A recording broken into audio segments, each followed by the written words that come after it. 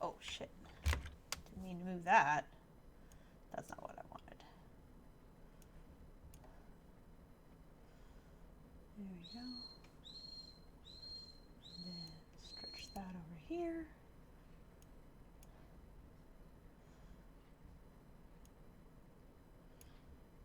Oh geez. Okay.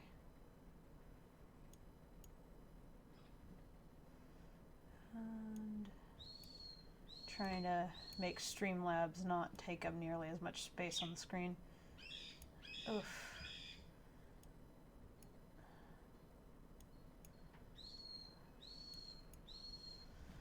Alright, well I got Restream, so I think that means pretty good. Oof.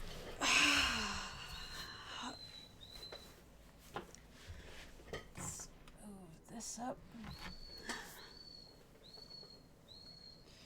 There's no point in moving it down. What's this? Anything? No, nothing. Somebody messaged me? Who?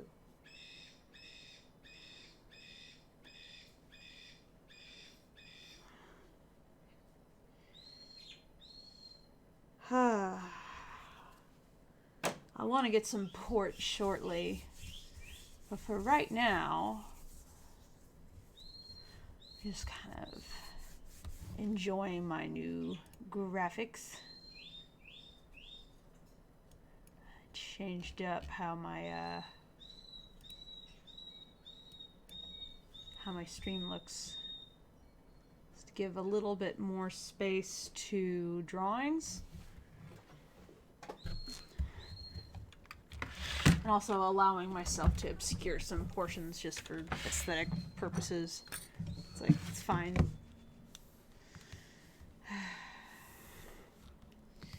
So you can't see if I draw over here in this way corner, but usually I draw over here. And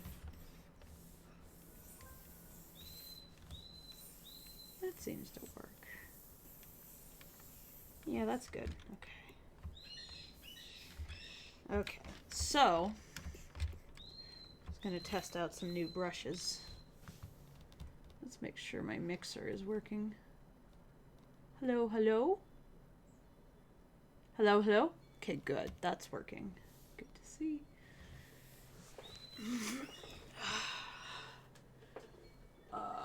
Seating pad feels good. I needed it.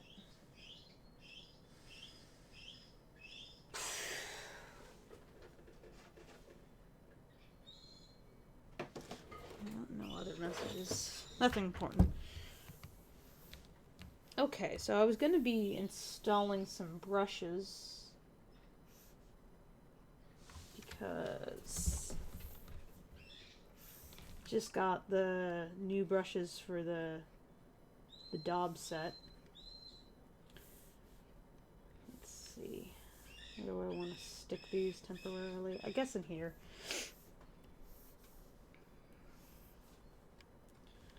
Okay, so it's the Enigma set.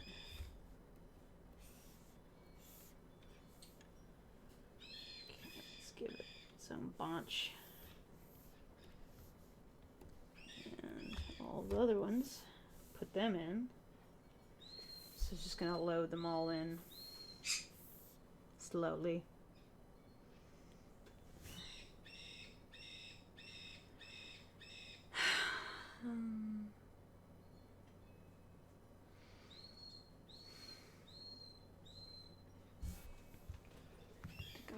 Webcam portion maybe a little bit smaller.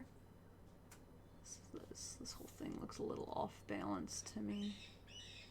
There we go. Okay. Then Kofi support can be moved up here.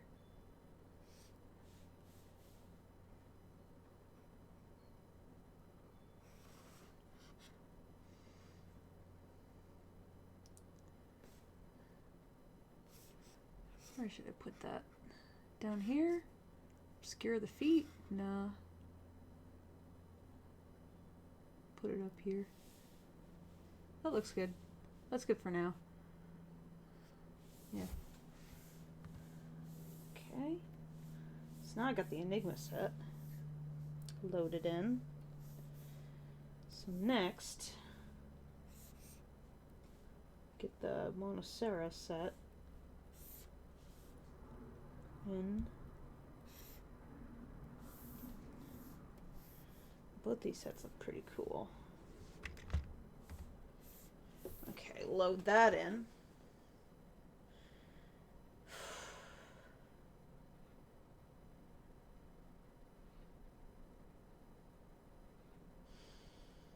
You can't see it, but brushes are loading in on a floating window.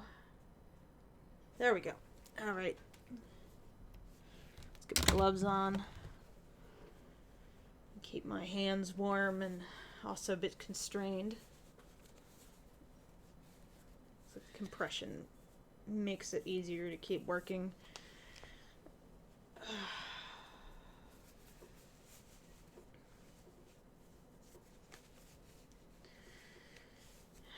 Keeps my hands from getting too stiff. Oh, boy.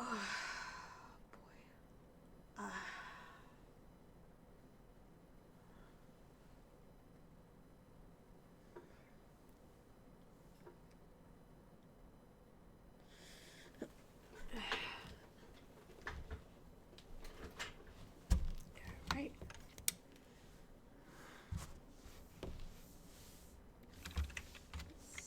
Let's clear that. Start playing around. Minimize you. Don't need you right now. You could be a lot smaller, frankly. Maybe even bunched with this? Can I do that? No? Okay, well, whatever then.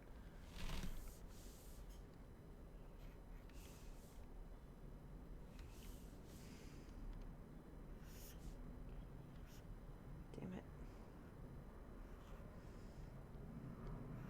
These icons are too damn small.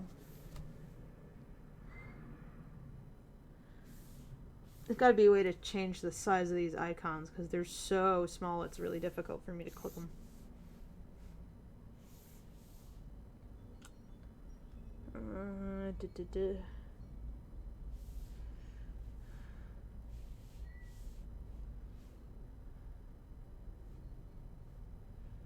Interface. Applied touch operations. No. I'll make this a little bit brighter so I can see things more easily. Color conversion. Fine.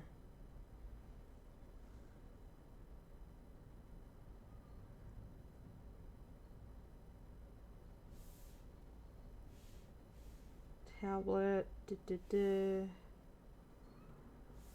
Touch gestures. Don't care. Interface. Already did that. Doesn't have anything on making buttons bigger. That'd be nice. If only you guys did that. If only you let the buttons be bigger. Just let them be bigger. Change order. Tool preferences. Tool settings. That's not.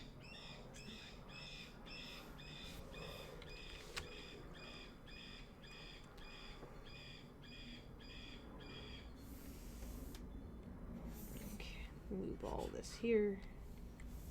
Alright.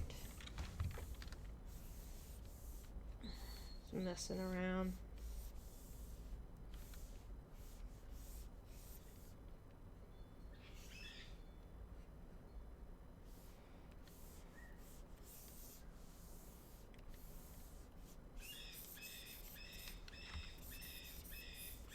Really cool.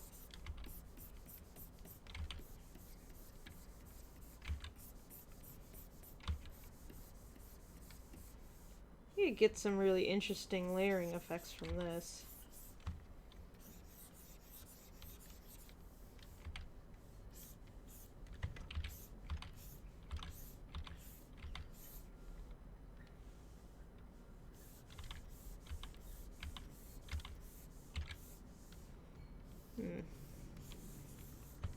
Ooh, I like this a lot. Yeah, oh my god, this would be very fun for lots of things. We kind of create a scrumbing effect even. In fact, I might be interested in... Let's see, can I apply a spraying effect? Ooh, yeah. Okay.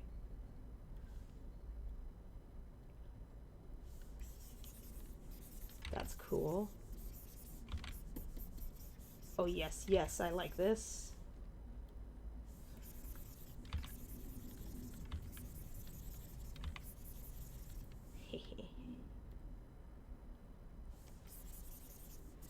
This is cool.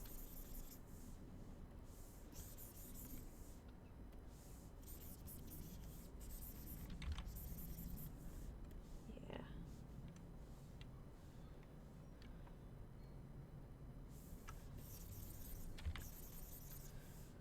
I am liking this. This is cool. So this just made like a spray thing.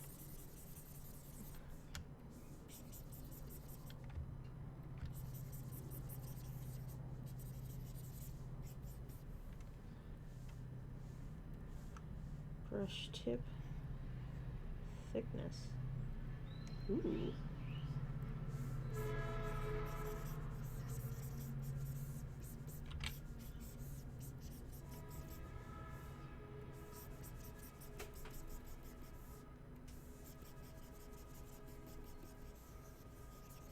It's kind of neat.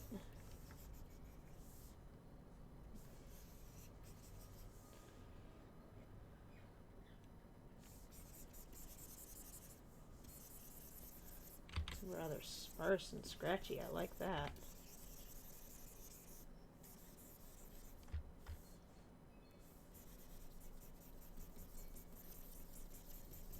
Yeah, this is pretty neat. I like that.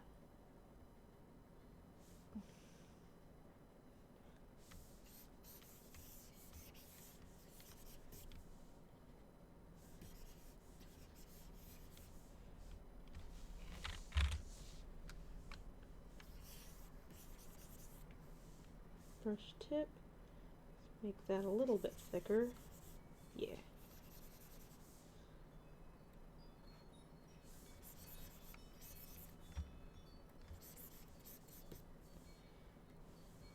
Can I do a watercolor edge?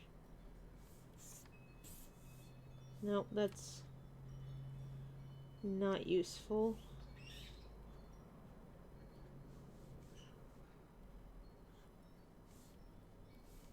Brush shape. Don't care. This doesn't...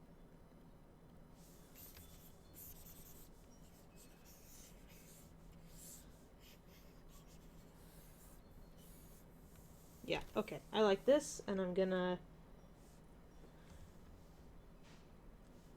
copy it. Duplicate.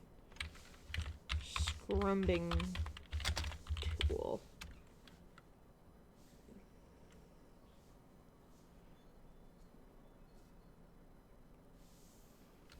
Okay. Save all settings as default. Okay. Go back to this. Reset that. Okay. Now this is back to where it was.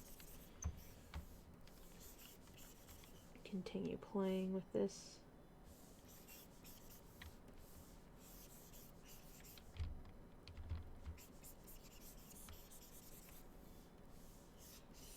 Ooh, single dot.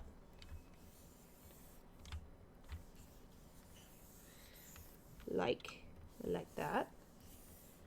Like this.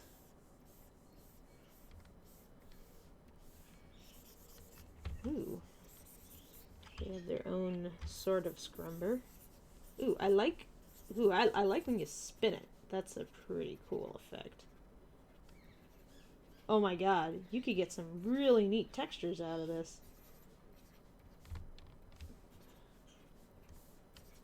You just do some really fun impressionist stuff. Very cool.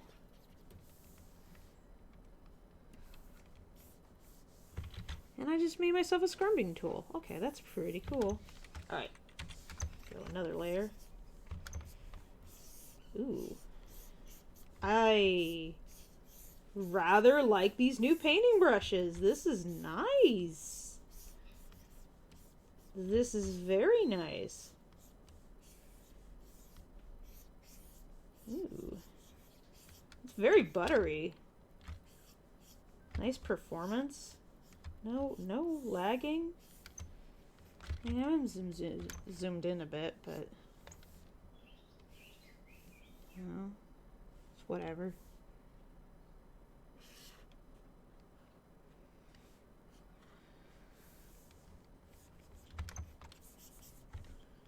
Let's see what happens when I make it big. It's a little bit of chug-a-lug, but not too bad, actually. What's this thing? Ooh. Oh, I like that. Ooh. That's like nice for just mixing things, even. Alright, this Enigma set. I mean, 2 brushes in and I'm already like, this is my favorite. I want to just sit here and paint all day now. If only I could. I can't, though. I have other things I gotta do.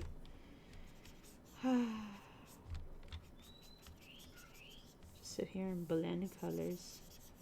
Ooh, this is nice.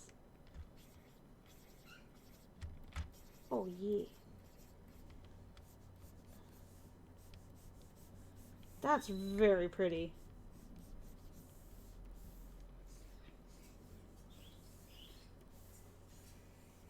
Ooh. Nice effect.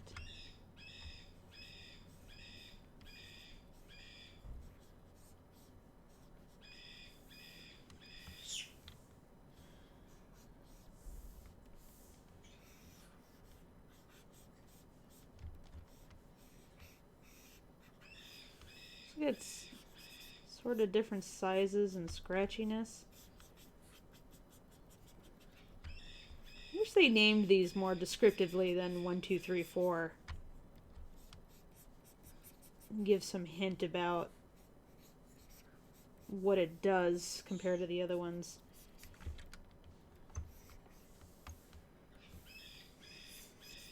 This one's much more scratchy.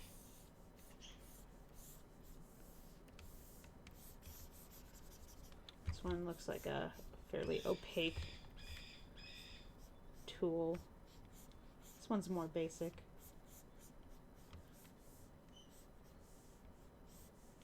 Okay.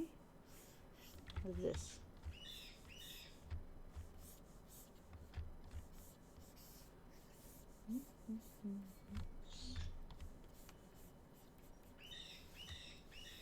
And this one? Ooh, this one's nice.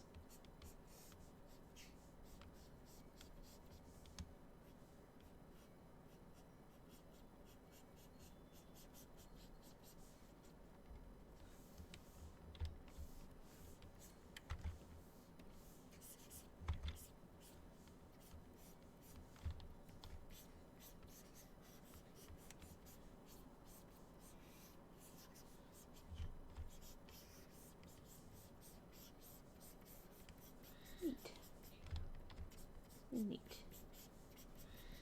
I think this would be very good for vegetation right here. Kind of a quick splotchy look to things. Ooh. I think it might mix ground color. Ooh.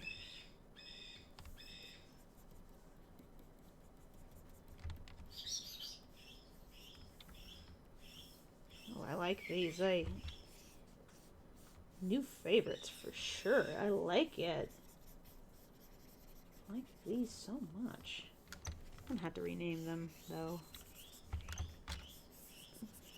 This is like one of the better sort of watercolory sets that I've picked up, including from Daub. Every new brush set they come up with has like another unique idea that they're trying to execute, and I like that.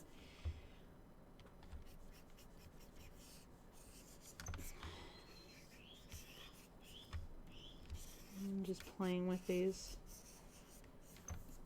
Brain warm up. Just getting into warming up my arm.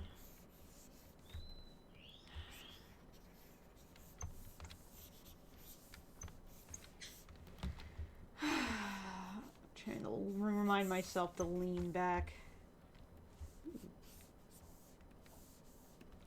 Let's call this one.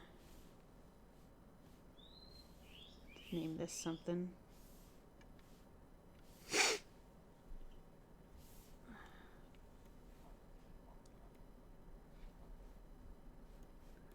Name this one.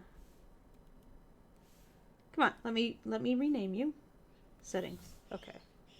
I'm gonna name you Animate watercolor.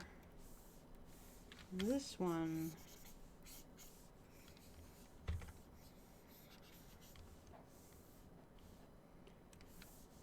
Animate watercolor spread. And this one, what will I name you? What name you get? Ooh.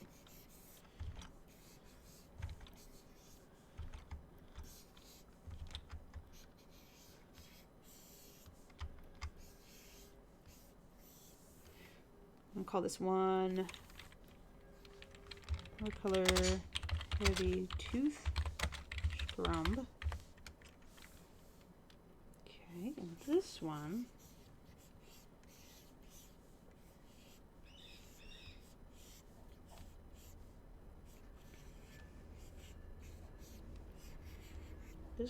I will call heavy gouache.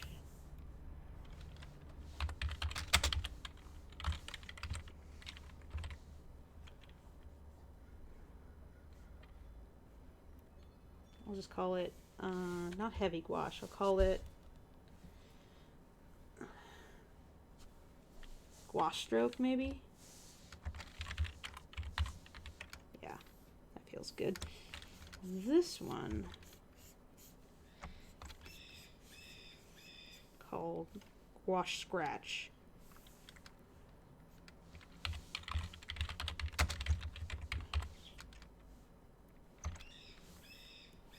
And you, ooh, what was you?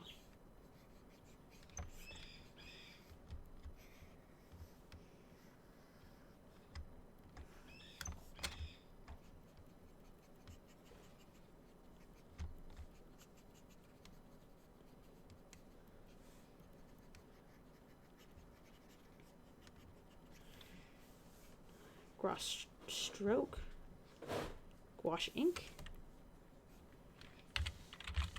wash beat. And this one,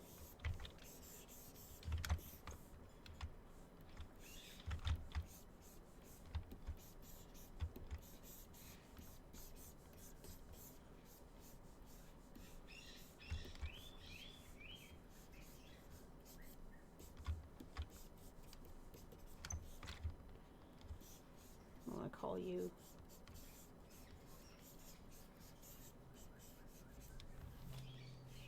call you Van Gogh or Monet. I think I call you Monet. This one,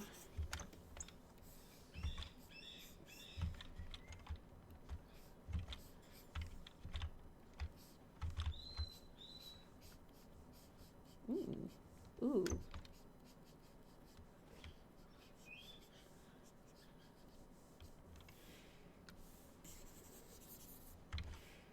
Monet chaotic.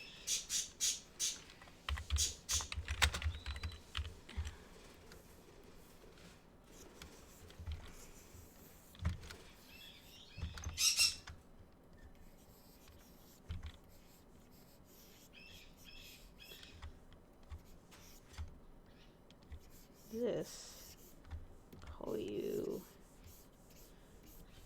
Monet scratch.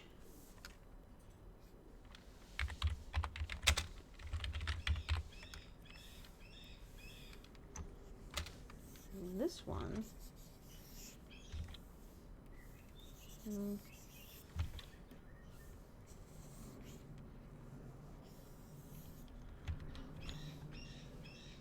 Calls this one Tired Ink. Oops. Settings.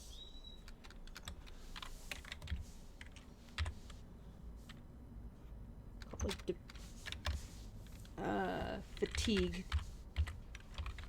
fatigued ink. I like that one better as a name. I'll call this one Bush Scratch. And this one,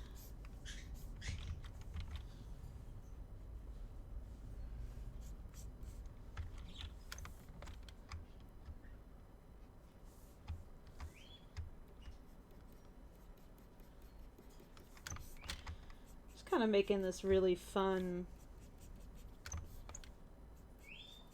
abstract world while I go through all these brushes and give them unique names and play with them a little bit and kind of get to understand them.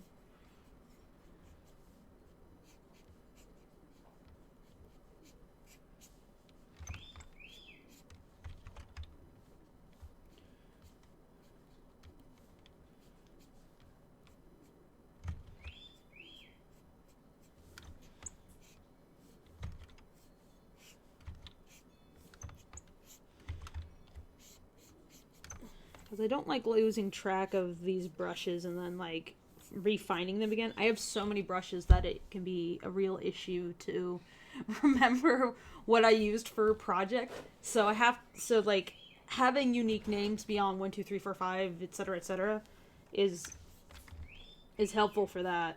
And I wish I had thought of it earlier with some of my brushes, which it would be very helpful to go back and rename.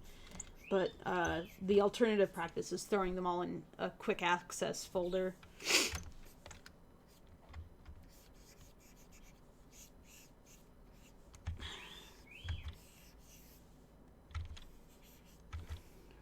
Flames. I'm going to call this one Flame Stroke.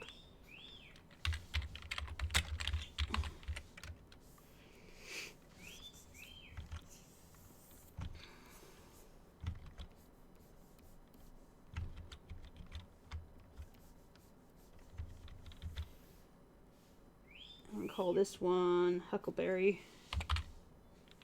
What was it? It was like whitewash? Yeah, I'll call this one Whitewash.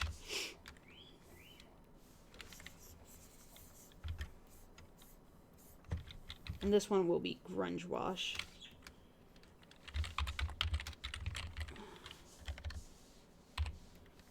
Okay, now, yeah. Now they all have names. Cool. So happy. This is like a nice, I like this scrumby brush I got now. I really love scrumbing. Way back when, my first year of college, I was a art student initially. I was part of their art program at USC. And one of my favorite techniques that I learned about, both from a book and from like painting class, was scrumbing. And part of the essence of scrumbing is that you allow the paint below to shine through. That there's like layers, there's a certain like layering to your painting, in that by allowing the painting to be rough and working with a dry brush that might be like, you know, have some medium in it so that it's like semi-transparent almost, just got a little bit of translucency, it allows multiple layers of paint to be seen through each other, which gives work a lot more depth. And I always really like that because it's something, especially because it's something that is very, very difficult to replicate in digital work, and is essentially impossible because everything gets flattened down in digital work. And frankly, I kind of hope that some 3D programs, like if Substance Painter ever becomes like more of an illustration program and less of a let's paint 3D models thing, that it might be able to replicate it by being good about interpreting how light goes through paint. Like having an actual simulation of paint inside of an art program would be really interesting, instead of kind of like this sort of tricksy way they do it in digital, where it's like there's a brush engine, but it's not like lighting doesn't exist in this in digital art software. It's not a component of this. Like you can at best, like you could bring something into Photoshop and apply some filters that kind of fake give something a look by making it look as if things have shadows and stuff, but it'd be really cool if it actually did like cast shadows and had a real lighting engine behind it. Then you could get some digital work that really looks like physical media and might even have the information in it to be able to print it out physically in a 3D program. And I just would love that. I would love that so much. But in the meantime, without that, all I can rely on is noise as a way of simulating how scrumbing feels. So if I can confuse your eye enough, pixel to pixel, I can almost create like these kind of false colors that your LCD screen doesn't really replicate very well, like a true cyan. It doesn't. I could imagine it would look glorious with good texture. It would. Oh god. Screens like this don't really exist commonly right now, but I really wish that with all the new screens coming out, that like eventually we'll get some true cyan and like true cyan LEDs, not just a blue LED, but a cyan LED, which is, I guess, kind of a little bit more difficult to, maybe it's difficult to manufacture, and that's why you don't see it so much. But I've seen them before. I've seen them in real life. Cyan LCD screens, which have basically 4 points of light instead of the usual RGB. They have RGB cyan. And it looks so beautiful. Like, there is more range of greens. And that's like one of the most irritating things for me working in digital, is that the range of green is extremely compressed in digital color space. Really, really tightly compressed compared to like what we can actually see. Our eyes are very, very sensitive to the color green. And you will notice how much more sensitive your eyes are to green than your, digital screen if you go outside, take a picture of some plants, which you can clearly see have different shades of green, and like not just like in brightness, but like in hue. Like there's like subtle differences between these greens and how that green interacts with the light. Take a picture, look on your phone at that picture, and all of them look basically the same green. So I take my parrots, which have a shade of green that like leans heavily into the cyan, and I put them on some grass. The grass is a much more yellower shade of green. I take a photo, they look the same color of green. My birds are greener than any photo that you've seen online of them. They're much, much prettier. It's like the difference between an image of an emerald and, well, the image of grass. And like you kind of know what maybe emerald looks like, and if you've looked at emerald on a screen, like it just doesn't have that same nice depth.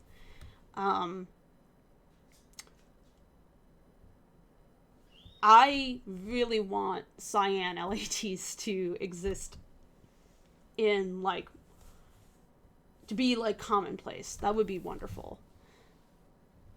We'd get some really, like, digital imagery would radically improve. At least from my perspective as someone who is familiar with both physical media and digital media. But yeah, I wish it was available. Bush scratch, fatigued ink. Yeah, I want some of that.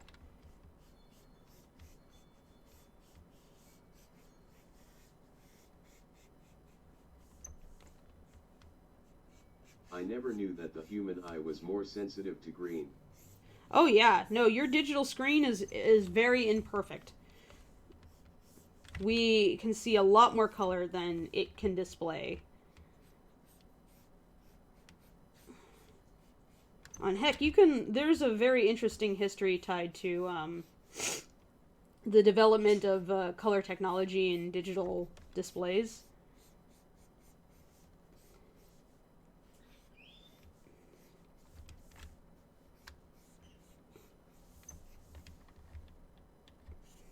This whole thing looks like a messed up resin pour.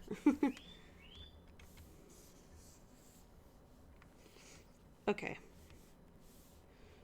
So this. I make this big. Look at that. I love dithering. Alright, now, but I'm committed to making this out of entirely these new brushes. So.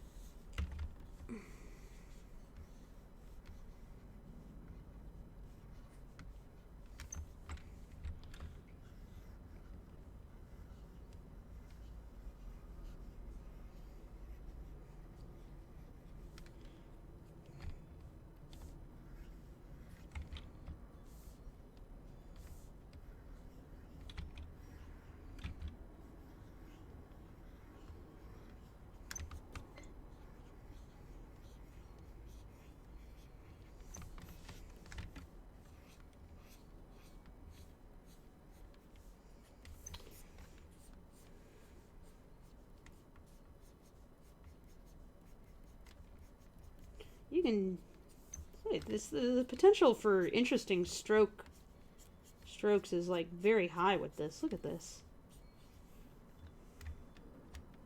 This is beautiful.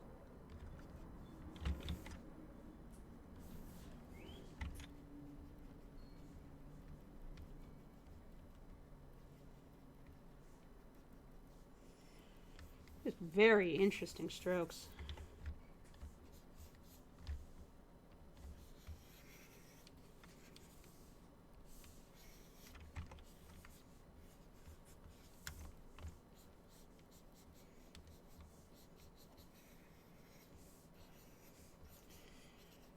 This picture,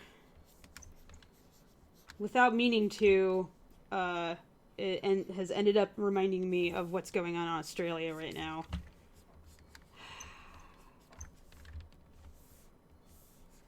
They're having some very serious environmental disaster happening right now, and best wishes to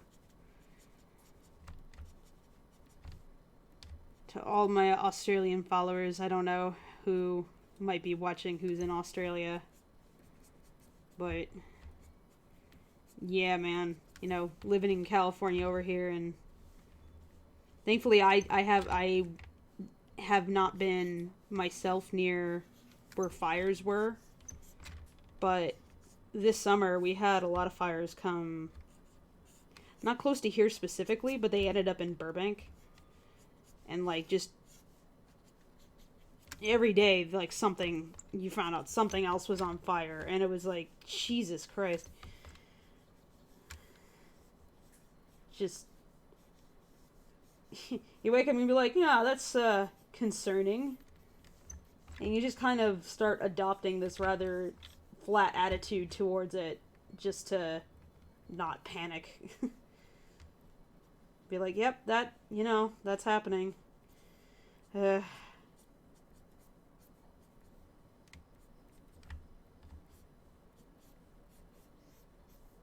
a dismissive attitude, mind you, nothing like that, but just kind of like, you know, at a certain point, while that's all occurring, it feels rather like getting hit by a storm, in which you just kind of have to shrug and mind where it's going and think about how you deal with it if it comes over to you. Have some sort of plan in mind. God, I love how this is looking. Oh, wow. This is fun. I wonder if this is going to give someone a headache to look at. A fun kind of headache. Yeah. That.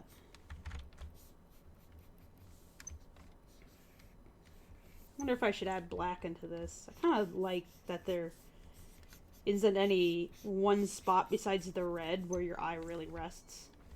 And like the red is kind of difficult. In fact, I'm gonna see if I can't. Let's like tame down this red just a little bit.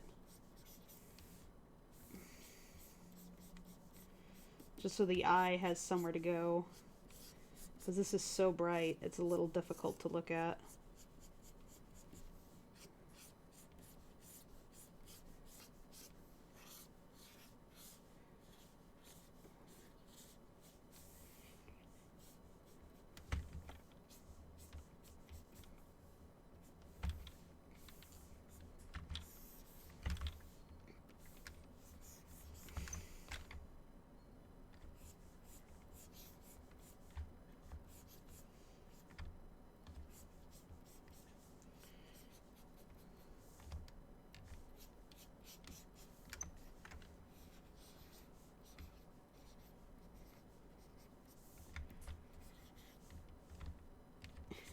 Maybe I'll call it Greetings from California.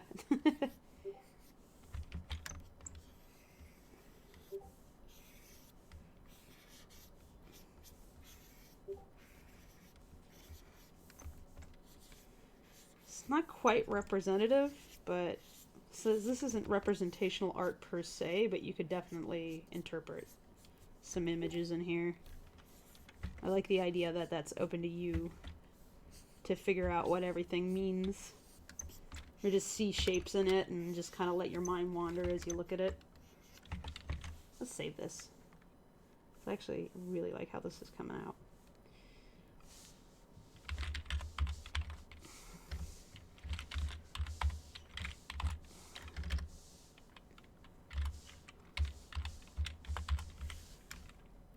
Alright. Saving that.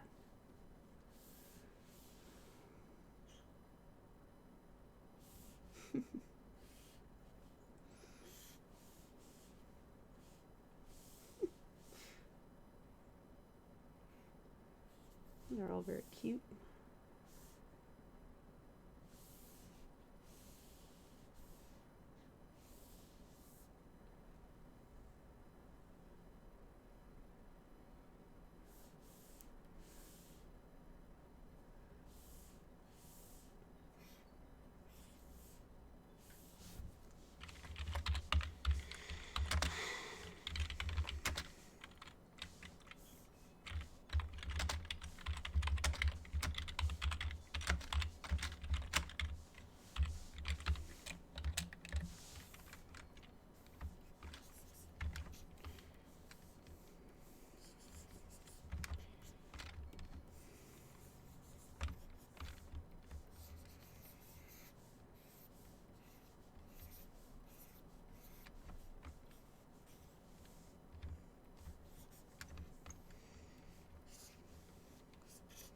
Ooh, I like this. Now I can like apply spots over here.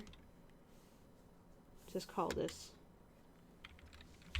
spot line.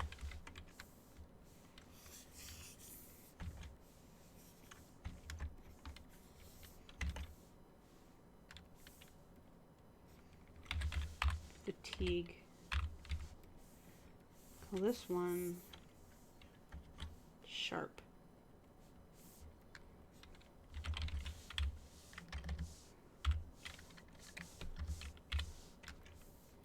This one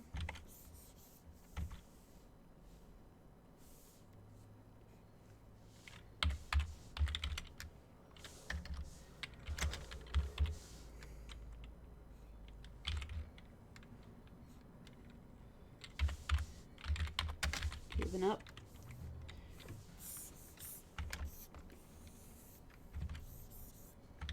Call this one. Like, I'm getting all, like, such mean names. Stress.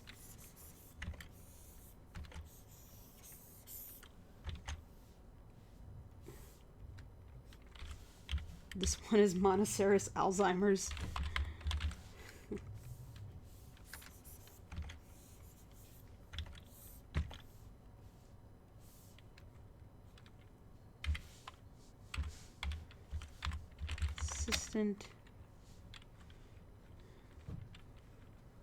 Consistent jumble.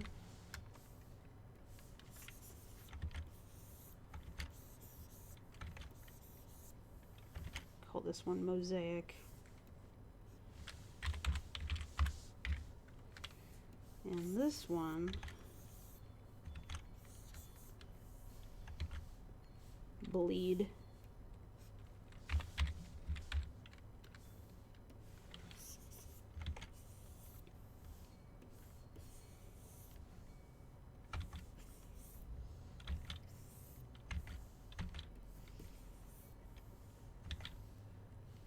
This one will be Spot Bleed.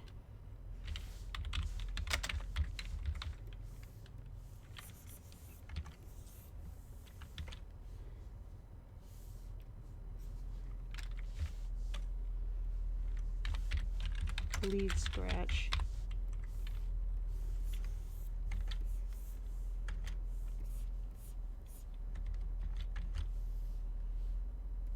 Tire Track.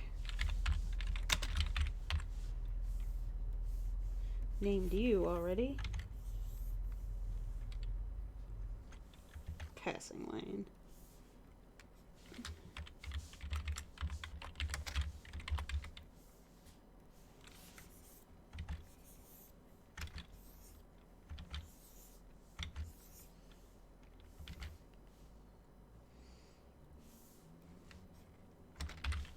Then go Wing.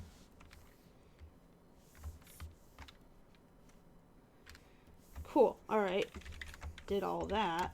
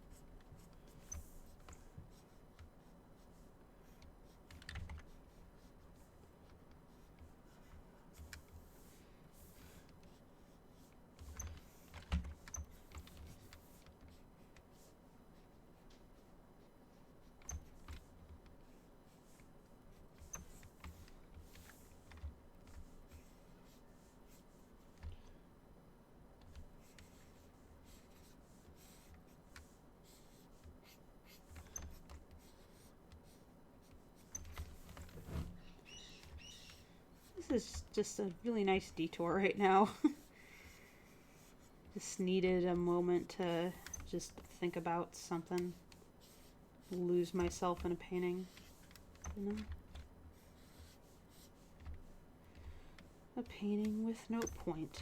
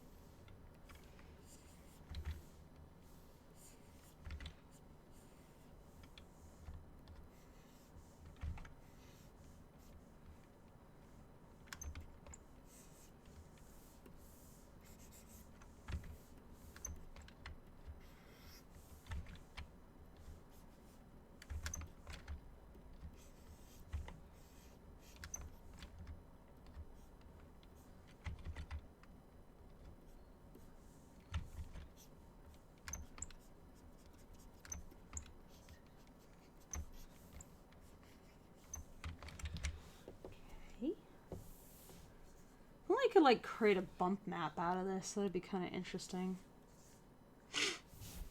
Let's see.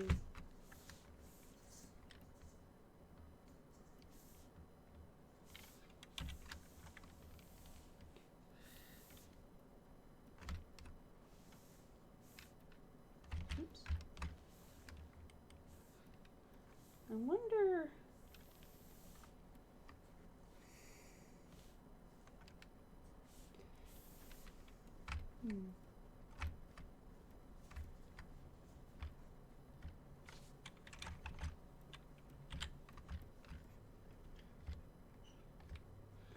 I'm gonna make a version of this.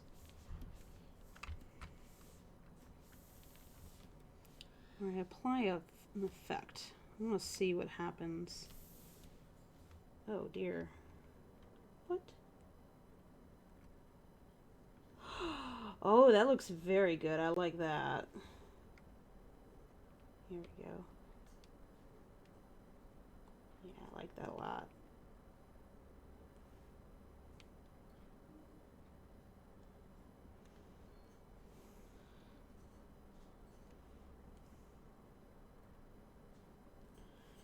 We should update it a little bit faster though.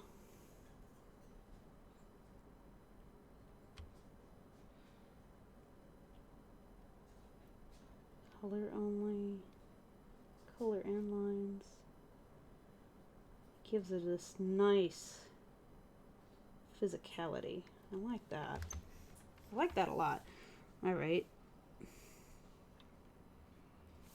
So if I go mosaic, that's interesting.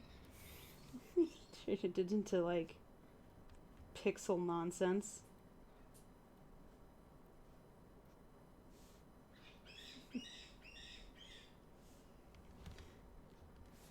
I like when it degrades, it kind of looks like a bizarre like Minecraft painting or something.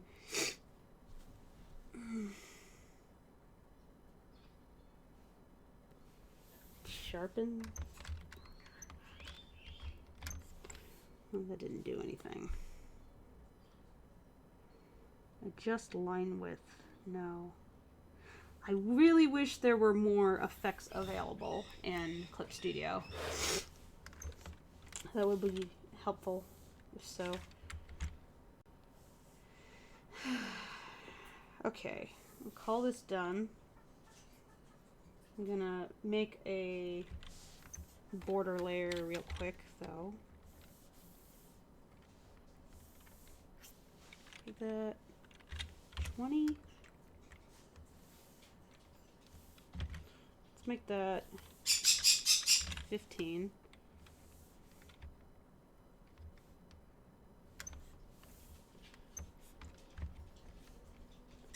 And whoop, inverse that, fill it.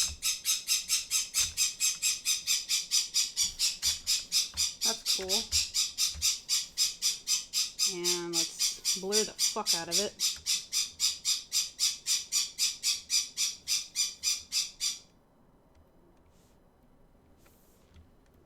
And and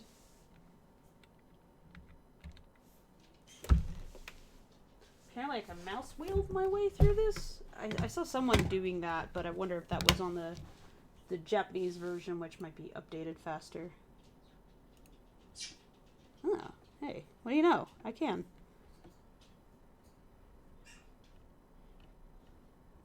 That's cool.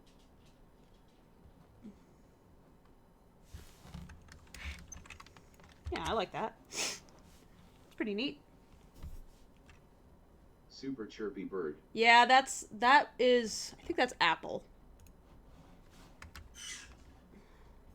It's my roommate's bird.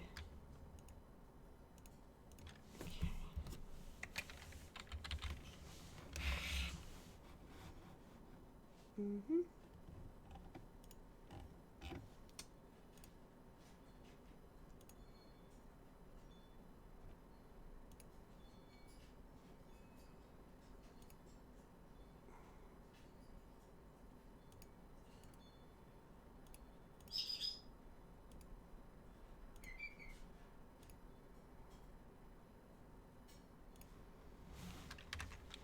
Okay, I'm gonna call that done.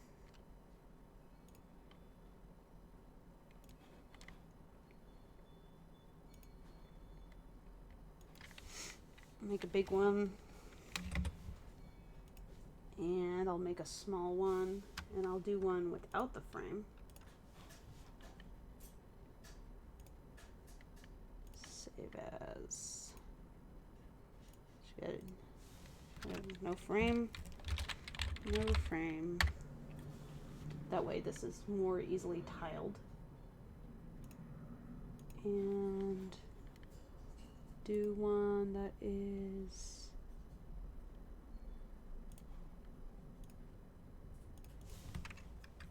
smaller.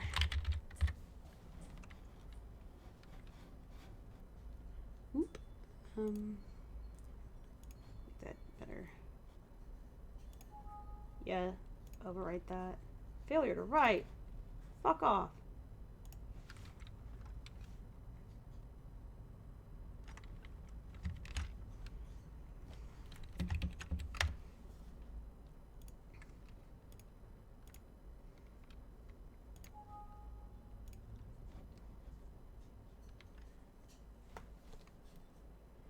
Okay, There it goes.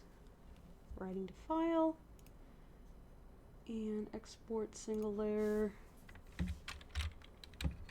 Small. Yes, I want to replace it. Yes, I want to make it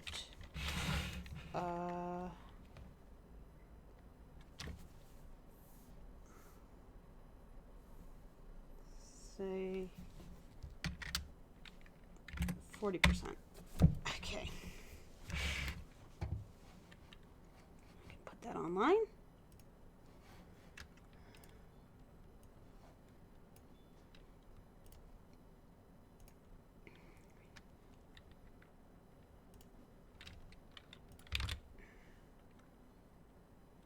Small.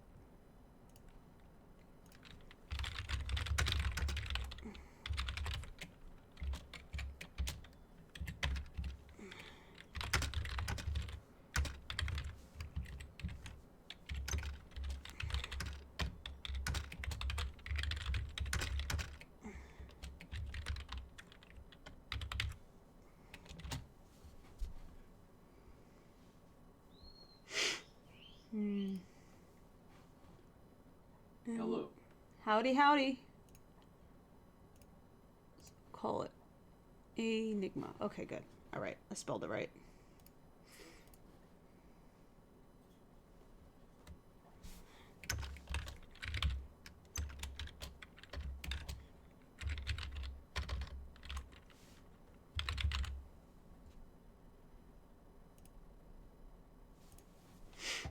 There we go. Posted that.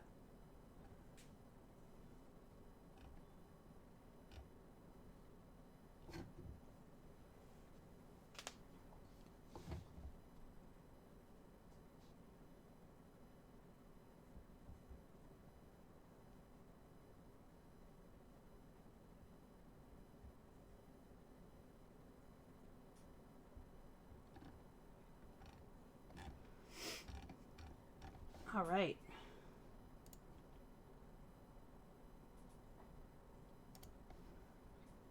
Okay. Now, gotten that out of my system.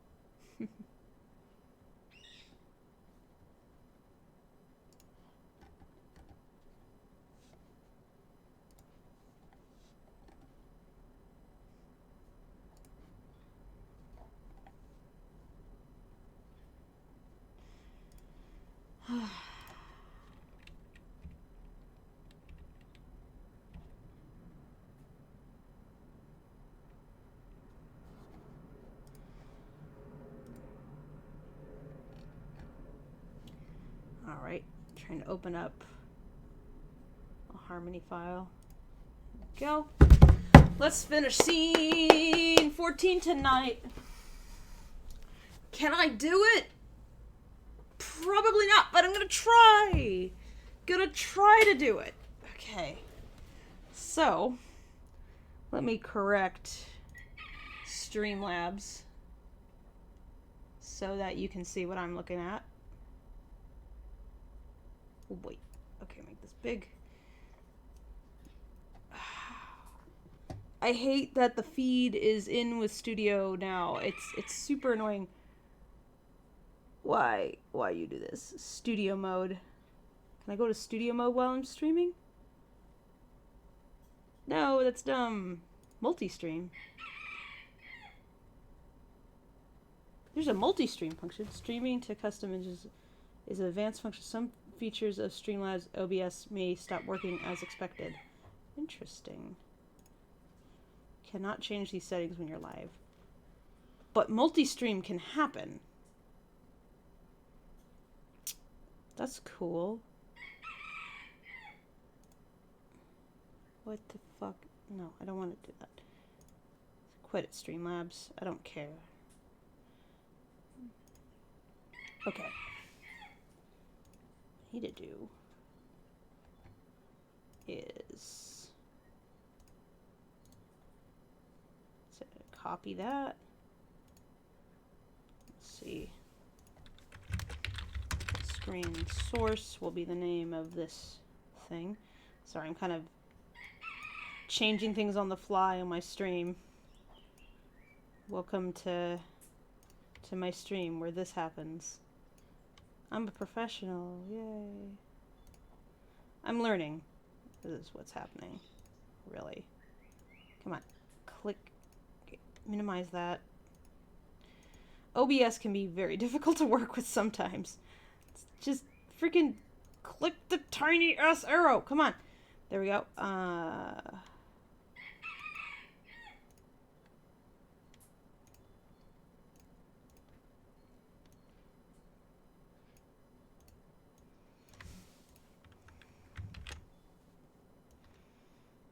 we go. Okay. So now I have Toon Boom up. Let's fit the screen. There we go. Beautiful. Now you can see the fullness of my animation. There you go.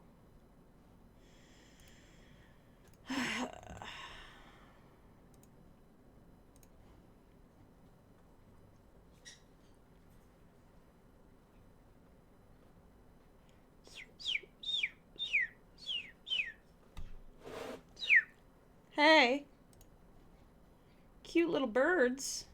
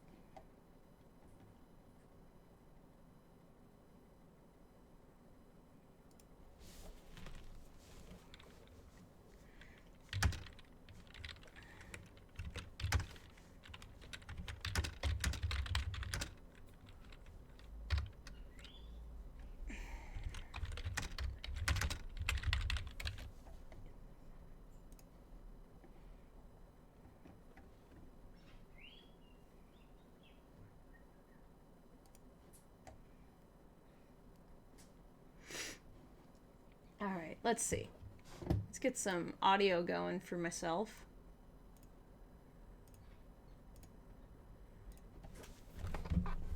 So while I work, I got something to listen to.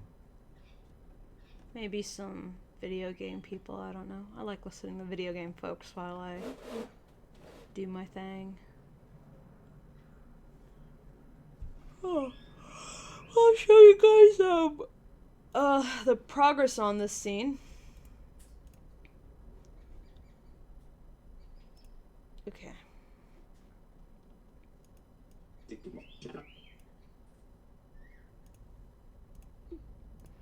Let's Attack. Oh, they chomp at you, and then they barf on you. Cool. So look at them, they're all like, "Ooh, what's that?" And Just it's like Barry. What? Nothing. I was like, what's their attack? Oh, they Now I like the timing on my boards here, and I even like the kind of crunchy, crowded staging. And I don't really have enough energy to do too much tweaking anyway, so a lot of it I'm just gonna be like, we'll just live with it. This is gonna be live with that way. It's what it is. It's what you're living with. You don't have time to make alternative decisions now. You gotta just suck it up. Okay. they chomp at you, and then they barf on you. Cool. So look at them, they're all like, "Ooh, what's that?" And Just it's like Barry. Yeah, so I'm gonna rely on the timing of the boards to inform how this is animated. Because this is good enough. It gets the point across. Even in really, really rough form, it absolutely gets the point across, so. I like this smoothly tweening in Barry so much. Is that he's not animated in, he's tweened in, and that's, like, funnier. So, that'll give me a chance to learn symbol functions or something. Although it would probably be fine to just like draw him and like attach him to a parent peg and then just like tween that up. That could work.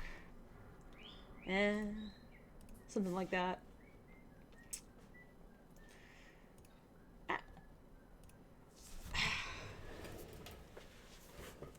I gotta go to the bathroom real quick, if you guys don't mind. So, I will be right back. Where's the...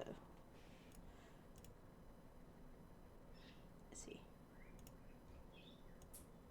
Oops. Don't want that. I want webcam text. Don't want that. Go away. No, I really don't want that. Stop.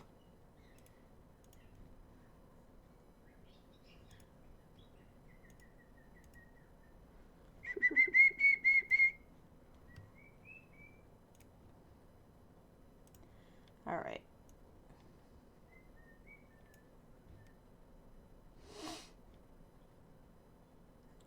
I think I will get tea, since it says so.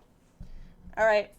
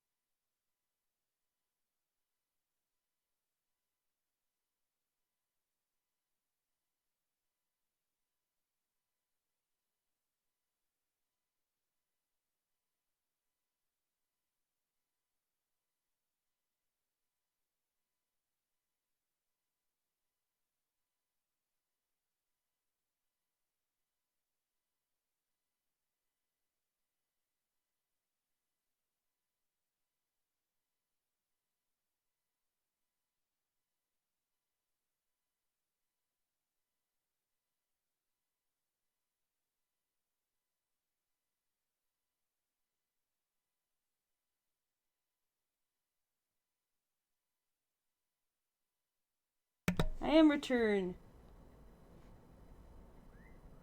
Oh god. Is PD in?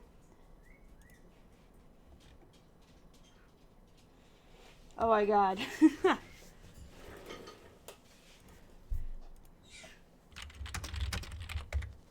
Ah. I have to go to my own chat. See if Peaky's still there. Whatever I was typing. Okay. Fable. I cannot type. There we go. There we go. Ah, damn it. I'm in the wrong account. Well, let's say participants. I'm the only person. Damn it. I missed him. How dare I take a shit? I take a shit and I miss out on people joining my stream. Can you believe this? Amazing. Of course.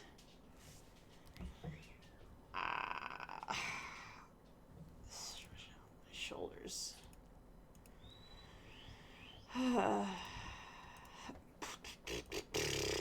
Okay.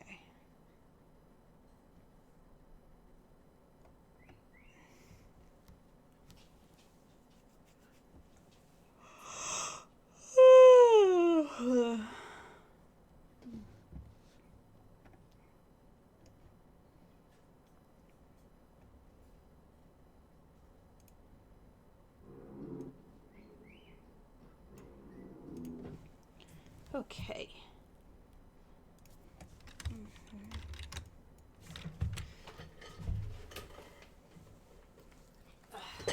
I'll close up the door.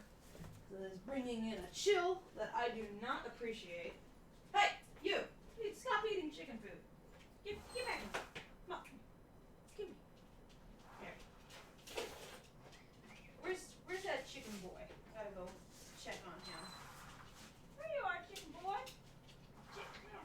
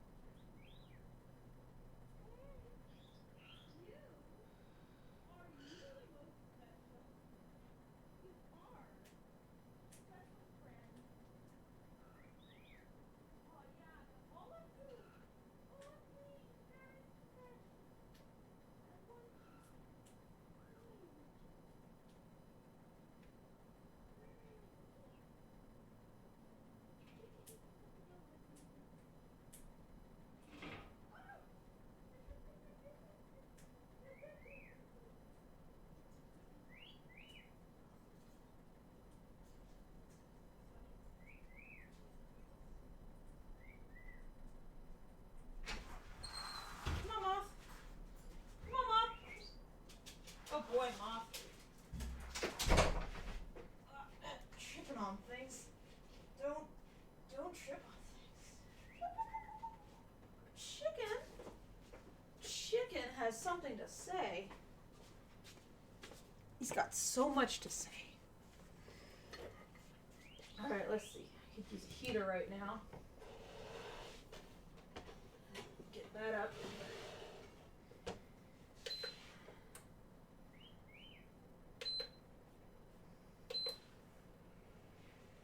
There we go.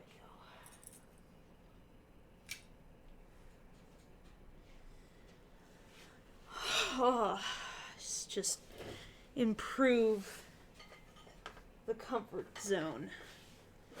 Make this comfortable space. A nice little comfortable space. And I want like a dumb movie. I wonder how many Illumination movies are online, because those are sufficiently dumb that I won't be very interested in watching them.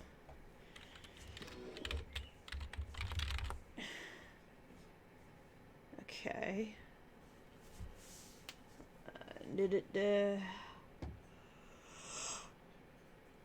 Why does B movie have a black and white thumbnail? That's so disturbing.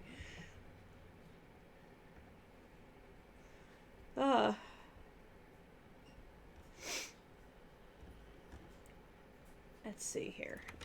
If I type in stuff, I type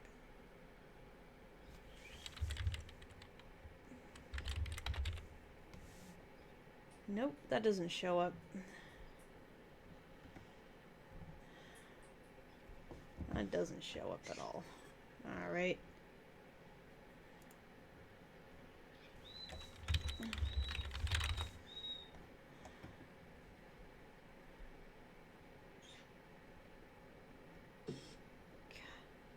There's so many not good movies on Netflix. Oh boy. Just looking through them. Going, yep, that's probably bad. That's The probably black and bad. white And that's really pretty... highlights the dark tone of B movie. Yes, if you think about it, it is a pretty dark movie. It's like... Turns out bees are intelligent and they are enslaved to make honey, and like there is a global lawsuit, and then the world nearly ends because all the plants start dying. It's like, wow. Okay.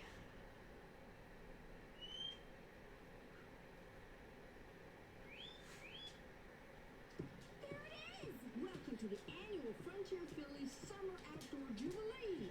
Ready for some friendship, fun, and freedom? Oh. Just scrolling through things going like, okay, what would be good to put on? And it's like I want something that won't absorb my attention, that can be in the background and just kind of be pleasant noise. And it's not so bad that it gives me a headache or makes me want to shut it off, but it's not so good that it really demands my attention. So, scrubbing through things.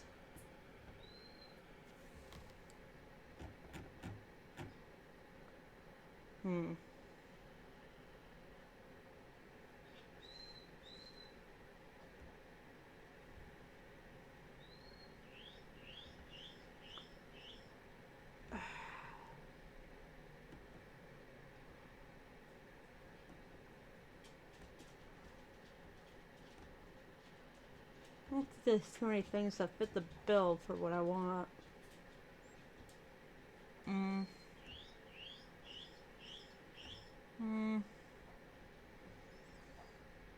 Guess I could put on a Christmas movie, maybe. Or I could put on The Croods. I haven't watched that in a while. I'll pause this and put in my headphones so that I can listen to it without getting dinged by YouTube.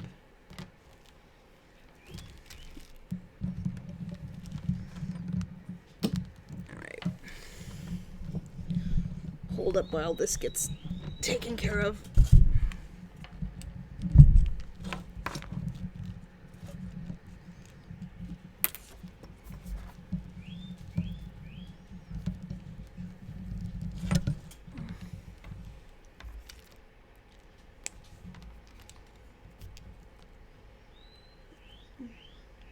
Ew.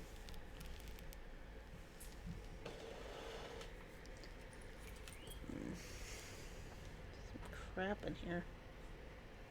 Ugh. Let me check the other one. Yeah, that's just that one. Okay. Put this in. Hey, Enzo! Hey, Enzo.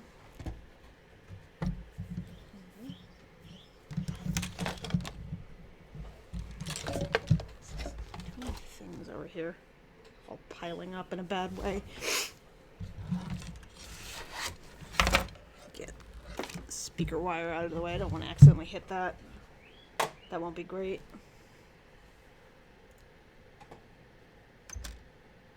Okay, make sure that this is not being projected. Yep, it's not. Okay, cool.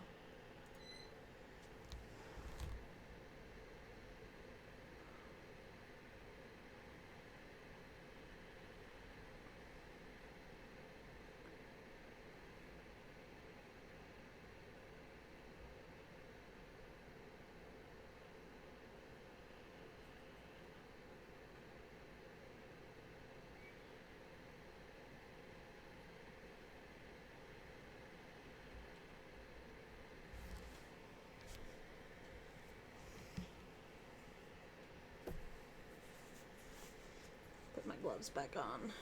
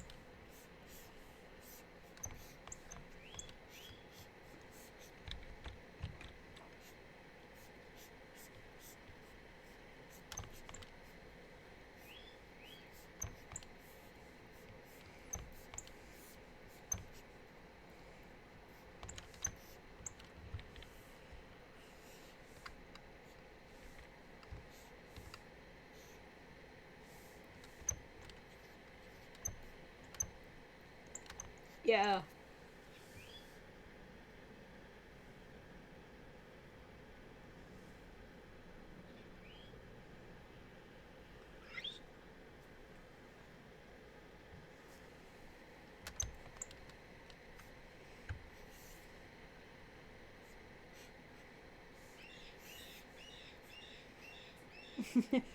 Yeah, it's because I'm working on a 4K screen.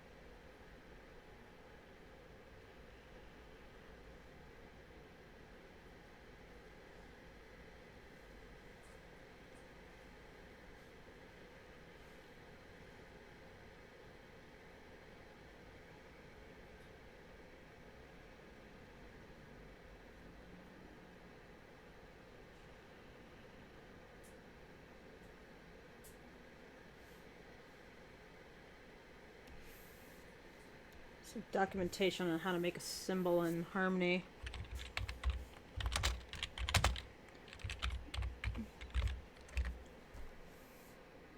Creating symbols. Let's see.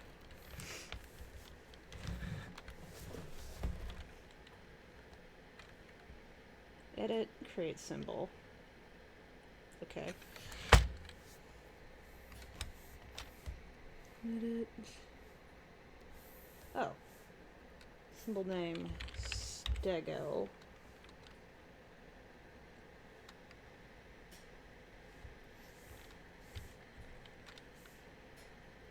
There we go.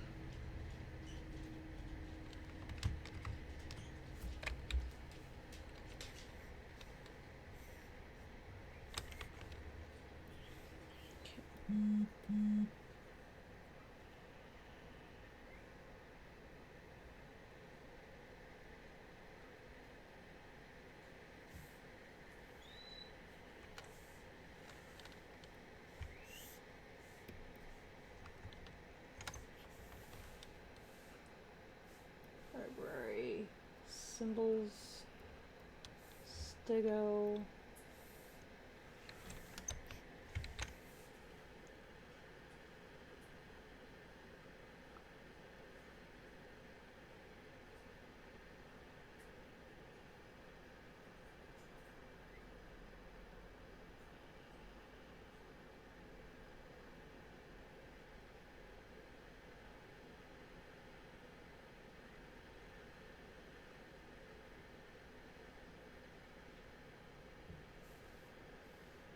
Let's see. Can you edit the symbol?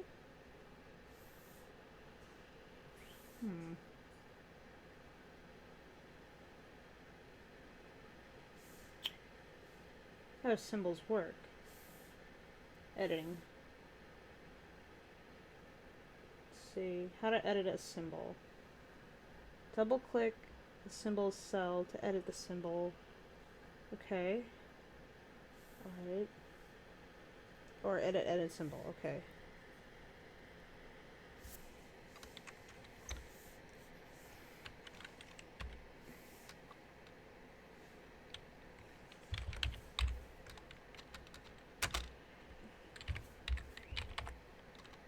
Okay, there we go.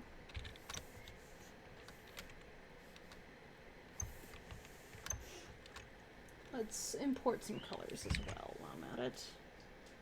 Import.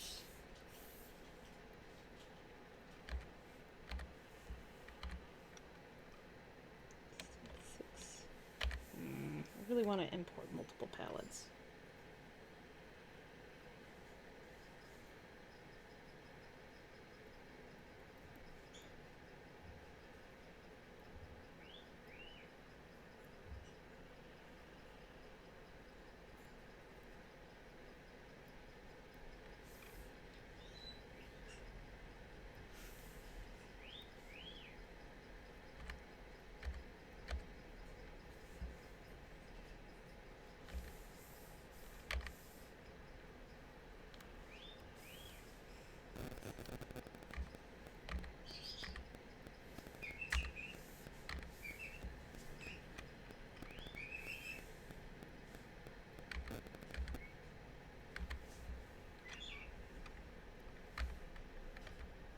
There we go.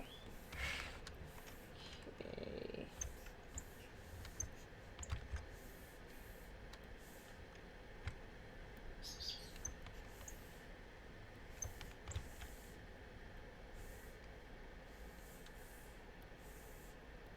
There we go.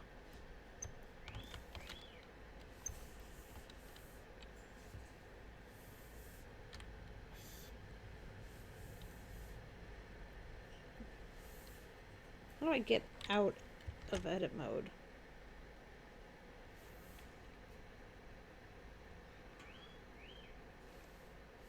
How do I get out of edit mode?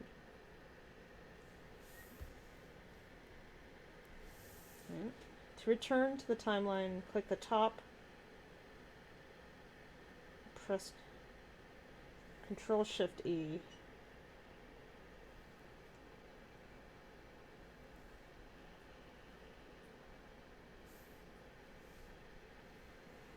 Timeline view, right side.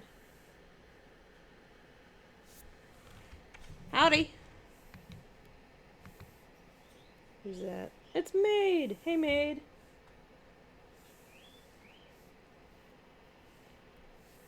Put the speakers on so people can hear you. There we go.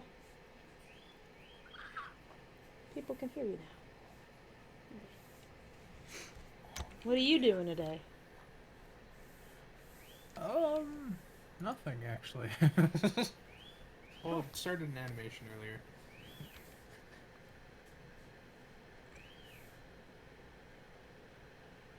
I am trying to finish the final scene of my short. I have more to animate, but it's like the last fully animated scene that's not just like the end credit sequence. Oh, yeah. Yeah. Edit is Just simple. doing a real simple thing.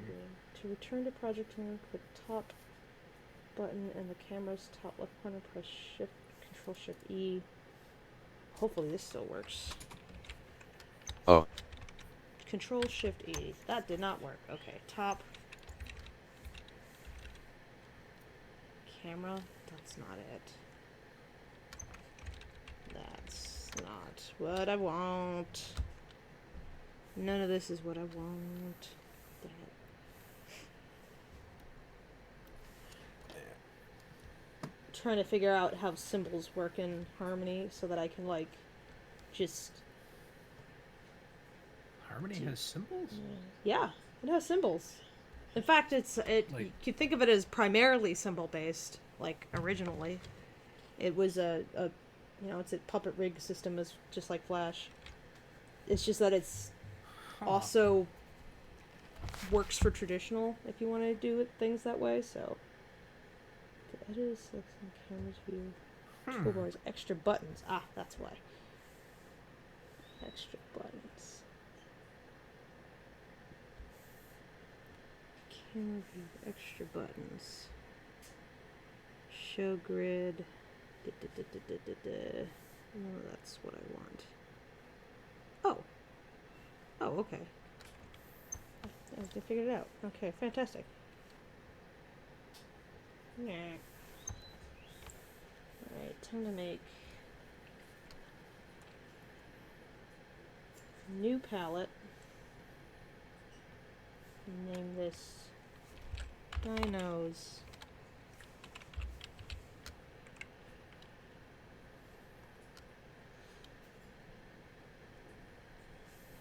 And that. And now I'll go a selection spree. Animation. I'm doing some iPad animation.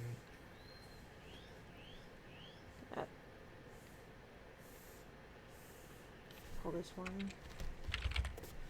Steg base.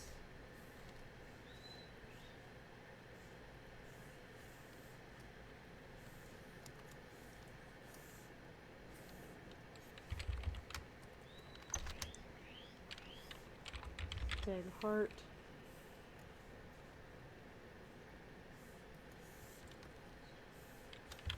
Steg hair.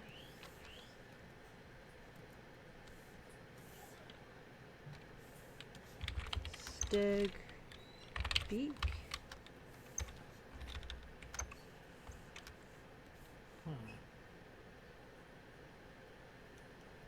It's weird. Harmony doesn't look too far away from Flash now. Well, I should say it the opposite way, actually. What? Animate doesn't look too far away from Flash now. Yeah, Animate's still basically Flash. Like, they just renamed it. That's the only difference. Like, it is the same program with all the same quirks and everything. If they had actually made a new program from scratch, but just had a similar UI, I could understand the rename. But no, it's still the same engine that just has everything like chunked on top of it. I kind of wish that that Adobe would just start from scratch. I mean, when they pivoted to animate, they kind of did. Sort They of. just I mean, they rewrote did change all their the code. focus at least. They like rewrote all the code and just like, well, the brush is way, way, way better. Some of the brushes, yeah. I know that it's a lot easier to draw on it than it used to be. Ever since Yeah. 2019, is actually the draw feels pretty good. This one's Steg Yeah. Belly. In Steg Belly. the 2020 pre-release, or the next pre-release, they actually did put like a what is that? The GPU accelerated brush. Fluid brush? So Yeah, that's Yeah, much that- better. They're still getting there. kinda They slow, but it's not like Yeah. yeah. The brush engine is still really primitive compared to any other vector-based system. Even Illustrator has a much better system. Although I don't particularly enjoy drawing in Illustrator either. But, I mean, there's, like, to my mind, there's not a super good reason to use Animate over Harmony at this point. I guess it's more or less like the reason I still use it is because like it helps with the production pipeline at like Oh yeah, I mean my that's job. why I have it. It's Yeah. the same thing. But it's still like if pipelines weren't stuck using it, do you think it would still be getting used as much as it is? You know? Okay. I think it might just be how easy it is to just start a file, go at it. It is pretty good for 'Cause, that. like- It's like the Yeah. entire file is just one file. It's not like folders and folders and folders, which can get kind of annoying to manage. I mean, I guess you can chunk down Harmony files into a single file, but it doesn't do it automatically. It does like the expanded version first. And I Oh. guess part of the reason for that is that you want to dig into the files and be able to grab elements from them, and it's trying to make those individual elements accessible. For instance, like palettes. I'm often importing palettes from other scenes instead of rebuilding them each thing. Oh yeah. Yeah. And in Flash, I think there's ways to do that in Flash now, but I mean, this is You just have to just more rename. obvious. You just have to rename the FLA to a RAR file. You're able to Yeah. go into the archive, Yeah. but it's still kind of. Yeah. It's think- not as smooth a transition. Yeah.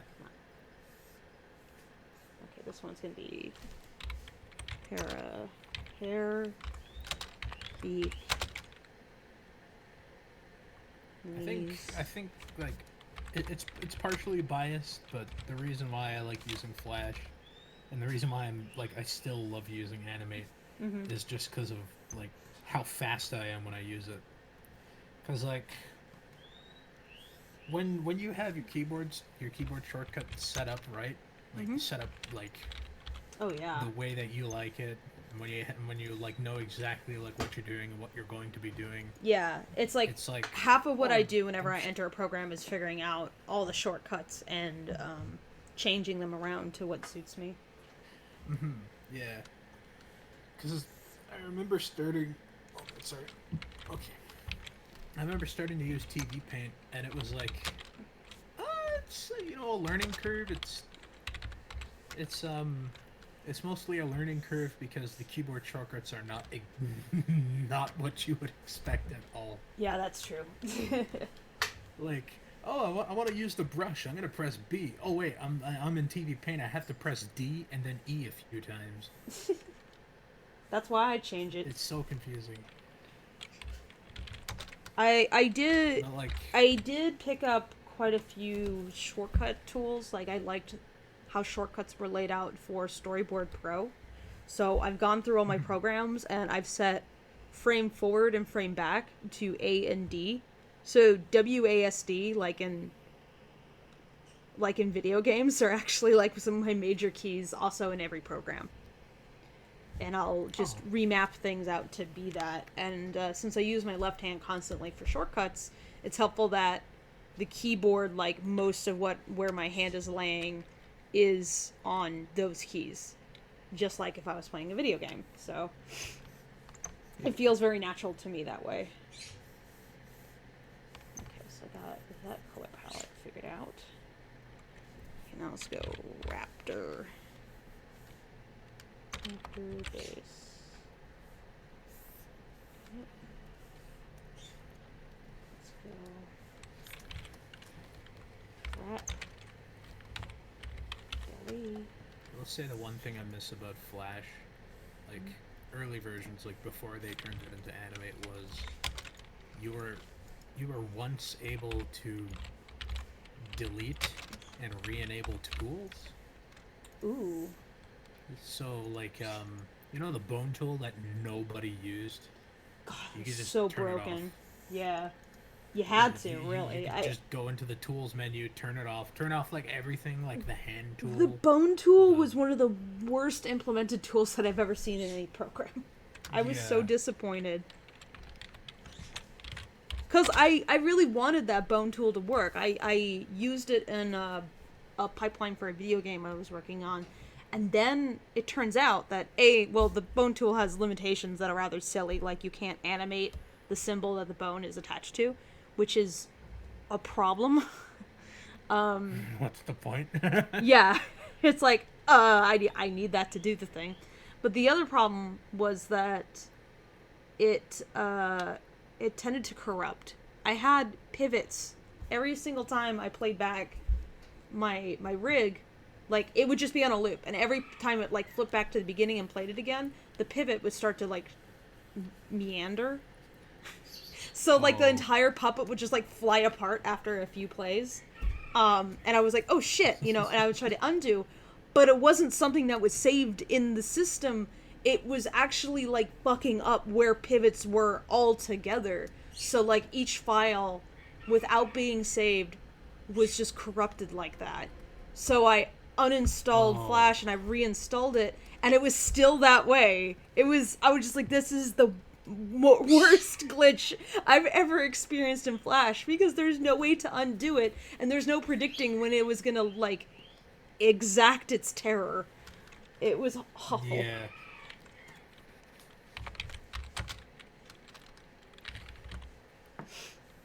I never used the bone tool.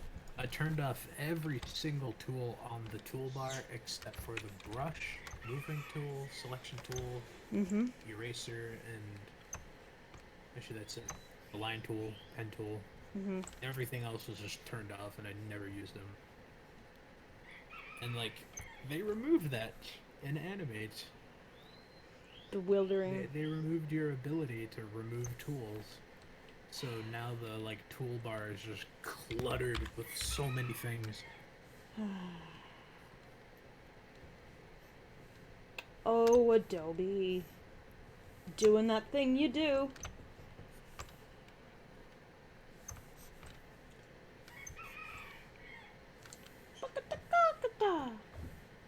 He's scram. It's my rooster. And let everybody know that he is the loudest boy. I am here. Everyone who is a chicken, I am letting you know, I am here. I would love, like, imagine like the tools for like Flash, right? So you have like really basic tools, brush, eraser, put the whole symbol architecture and everything. So throw stuff into symbol, looping numbers, single frame, looping, all that kind of stuff. But with the drawing feel of like TV Paint. That would be so nice. Because Flash does have like a certain simplicity. It's much easier to get into than any other program, while also being used in the field. So it's a lot easier to teach someone how to use Flash than it is to teach them to use Toon Boom. Yeah.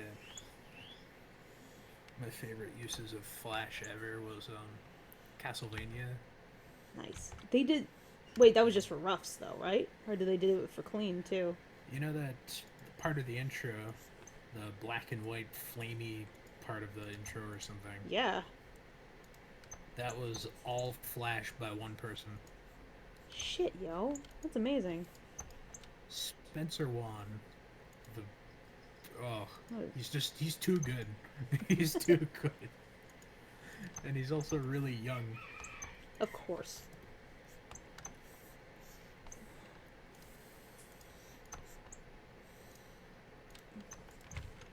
Can I put symbols inside of symbols? I hope I can. I'm just hoping to clean up how I do things a little bit. It's like, I like... Nesting symbols. Here's something I genuinely appreciate about Flash. You can... And you need to do it too, because Flash otherwise would be super unwieldy. But the fact that you can nest symbols inside of symbols is very helpful for composition's sake. I do have some issues with it, like the fact that you always have to set it, like if you're gonna have things animate within that, you can't... You have to go through like so many layers to do that. If you're like just changing the eyes, you have to like click in and click in and click in and then click into the eyes and then change that around. And it's like, oh, why? Or, like, if you have several layers and several drawings, and let's say you want to take all those layers and chunk that into one symbol, you could do that in After Effects easily, but not in Flash. And that frustrates me, because oftentimes I'll be working in Flash and realize, oh, hey, this should have been its own symbol. This got like a little bit more unwieldy than I thought it would. But now I have to go in and like go through this whole process of copy pasting things in that I really didn't want to. I actually have like, like that was one problem that I solved with Flash, because like the one thing I've learned over like, I think like 8 years, 8 years of using Flash, the one thing I've learned from like all of that is just like problem solving. Like, I didn't put this whole thing into a symbol to tween it and like pan it from the outside. Yeah. And I barely know anything about After Effects. I basically do all the comp in Flash. So what I do is just like select every single layer, copy them, not cut, press F8, just type in all or whatever, paste it in, go outside the symbol and out into the main timeline, new layer, place in, align, delete the rest. Oh yeah, where you just like create a null basically and then just go in. Yeah. But I just wish that you didn't have to do all that. Like it would already have like function in it. Because you could do that all within a button, if you think about it, but it doesn't do that. Yeah. And they haven't, as many years as this program has existed, they've never created like an action associated with that. I'm sure someone's written a plugin or whatever, but it just feels like something that should be in the vanilla system.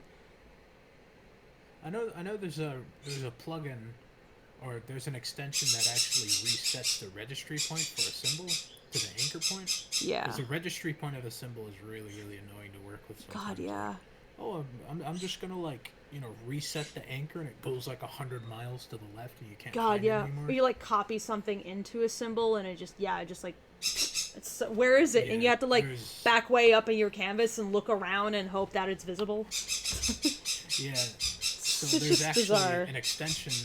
There's an extension that it does this weird thing where you select the symbol, put the anchor point somewhere, and it does this like black magic where it just like copies everything inside of the symbol, pastes it again inside the same symbol, deletes the old part of the symbol, and then just reorients it from the outside, and then resets the anchor on that same point. But it does it in such a way so it doesn't move on the outside. The registry point just kind of it just changes the registry point somehow, and I still don't understand how. Ugh. What? It's back when I used to do a lot of like puppet rig animation, it just saved my life. Let's see. Call this steg plate. Apparently heart is taken. Nowadays, I only do like hand drawn in Flash because I'm really fast at it. Oh. Oh, I see. It didn't like spaces. Steg heart. Fucking steg heart. There we go.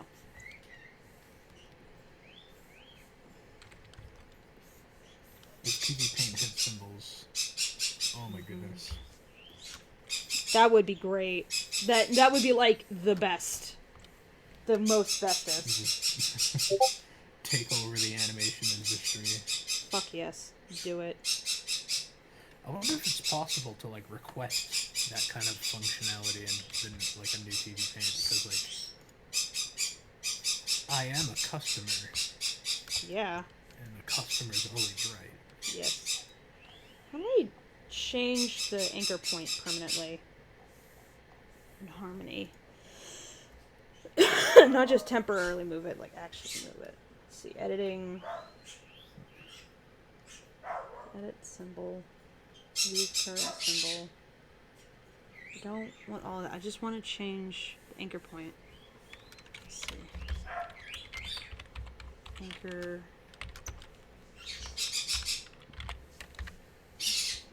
Point. Setting anchors. Let's set the anchor. Apply embedded pivot on drawing layer. Okay, is that it then?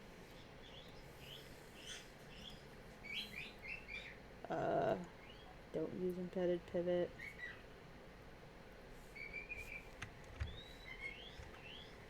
Okay. What the fuck?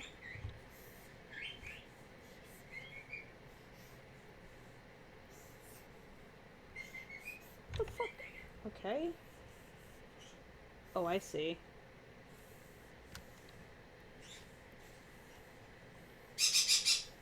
Motherfucker, just go there. Jesus. Why are you over there? Get back to where you belong. Oh my god. Okay. So angry and yelling at it. How to set anchor.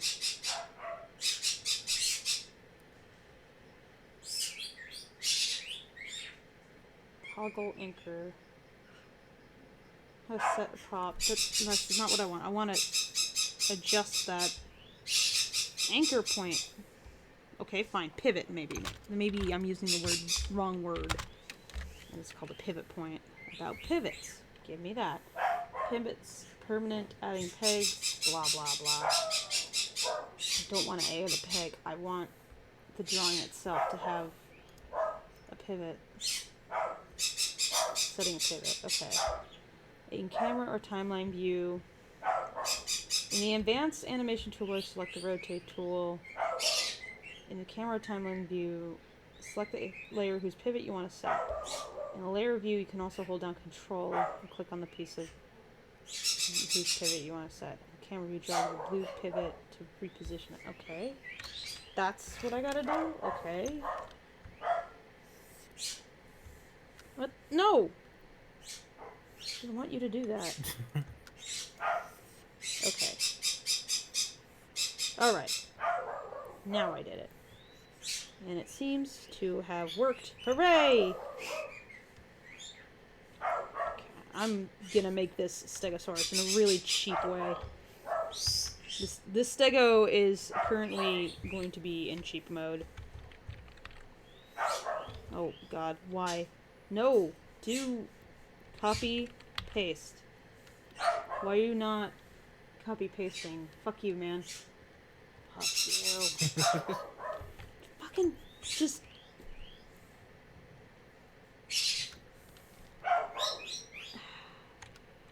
I did copy drawing object.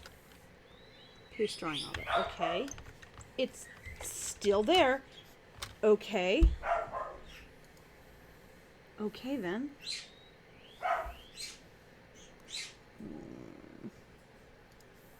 Setting multiple. That's not what I want. I know there's got to be a way to do this, but it's just like I know how to do it in Flash, but I'm trying to figure out how to do it in Harmony. Yeah. Without making like a new drawing layer for every single thing. Creating symbols. Did that.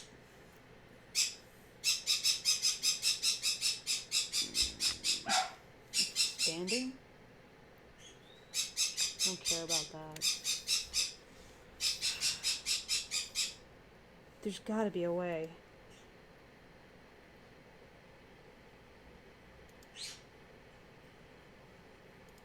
Losing symbols. No, that's not. I'm gonna take this symbol. All I want to do is duplicate it over. Let me do the thing. Let me do thing. Come on. Nope, that didn't work. Okay. Don't tell me I have to make a good jillion of these. That's gonna be upsetting. Fuck, I think I am. Okay, fine. Make a parent peg. I'm gonna duplicate the fuck out of this. Duplicate selected layer. That's how we're playing? That's how we're playing. Fine. This is how it's going to be.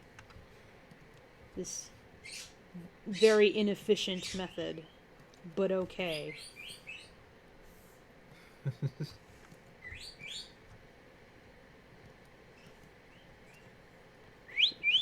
I know. Why won't you let me select across layers too? That's mean. There. Perma selection. Apply to apply to visible drawing layers. Okay. Alright. It was a feature in the tool that I needed to fix.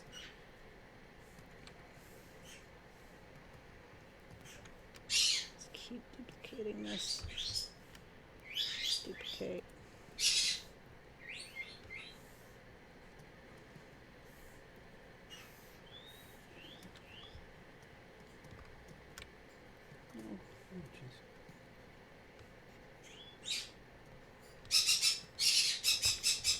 I have little enough time to work on this scene that I don't care that it's cheaper than everything else. Just like I'm out of fucks to give. It's a good headspace, actually. It's a good headspace. Yeah, it's not bad. Yeah. But I have a week to finish this entire project, so it's Oh boy. it is a headspace, that's for sure.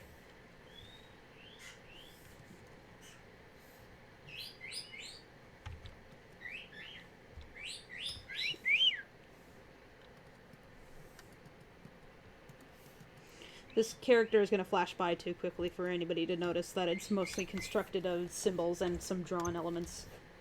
So I'm not overly concerned.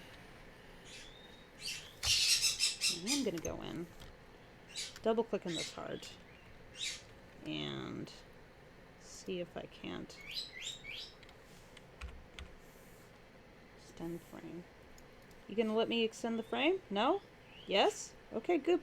Good. Alright, okay, I see. That's how it's gonna go. I'm gonna trace over this so that it doesn't automatically read as not hand-drawn, or just a symbol piece. Before I do that. When you take a symbol I actually have and you this draw back sheet. over it, it's fine. It works. So long as everything is on the same frame rate, like everything that you're animating is on 3s or on 2s, it doesn't look assy. Because you don't want to have like a flicker going on. That tends to reveal that it's made out of pieces. I have a cheat that I use for pencilmation, actually, where, so, you know, I use the circle tool, perfect circle, and just throw it down, make a new layer, and then follow that circle as well as I could.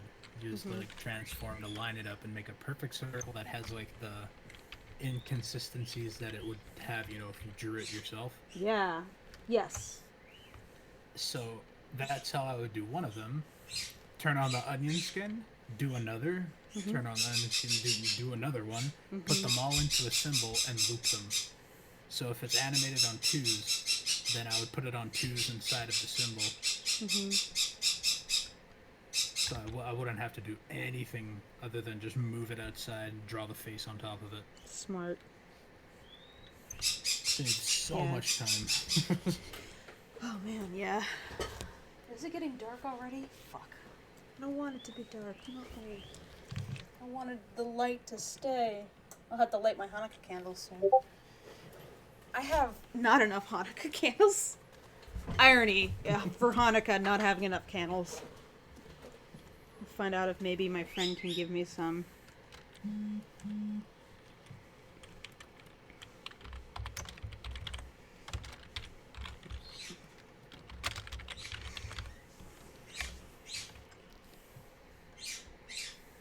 See if Petey wants to jump in.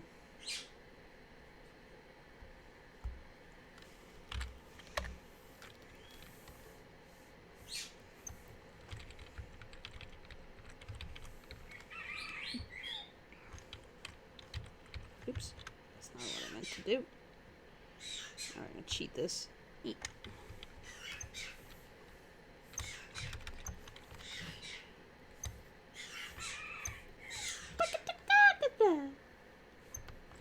Little boy. He have a shout. If I think there might be an automatic boil function in Harmony, but Oh, that's I don't know it, so if you know it, let me know. It might save me some time. You see, you have to follow the last frame perfectly. But you have to put 1% less of pressure on your drawing as Oh, you're putting the lines I mean, down. I know that. Duh. And you do that a couple hundred times. I hate that when I'm not even in betweening. I'm just drawing the same drawing.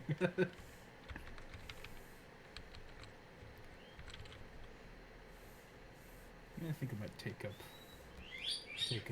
Oh, there it is. Harmony at some point, or just any kind of toon boom. Like Mm. I'm thinking like just basic enough to do like hand drawn stuff and learn a bit of it, then upgrade the license whenever I want to do more professional stuff in it. Okay, why isn't this stuff looping properly? Why? Why isn't it playing? Why isn't it playing my loop? Why did you do this? Why? Leaf symbol, no. Chase cycle, no. Come on. Come on. Jerk. Just... Why? Is that how? Nope, apparently not.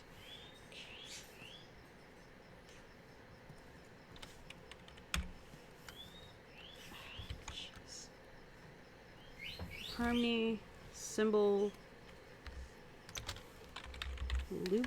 Let's see what happens if I... Looping symbols, internal timeline.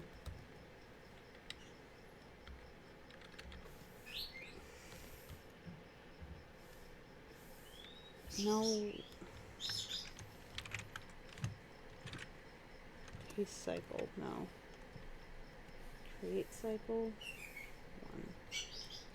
That didn't work.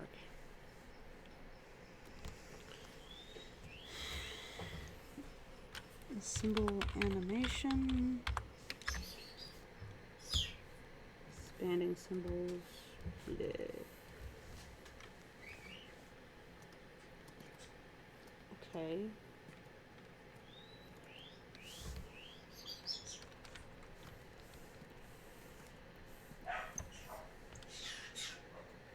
Alright, I feel like I'm definitely missing something here.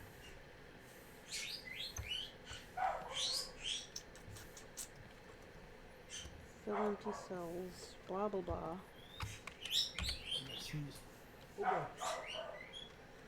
Wish I had a Harmony person in here. Maybe Petey knows. He works in Harmony. It's an old version, but That's it not might. mine. It sounds like the kind of thing that is. He might know. Settings. I should get my friend in this server. He basically spent like, so he bought Harmony, I think like a couple years ago. So he bought Harmony, and before he even opened it, he spent like 2 months just watching tutorials and writing stuff down. Yeah. That's been me with Blender, just months and months of study. But I haven't applied Yeah. it actively to a project yet, but I intend to, so. Editing symbols, okay. How do you have a symbol play the animation inside of it, though?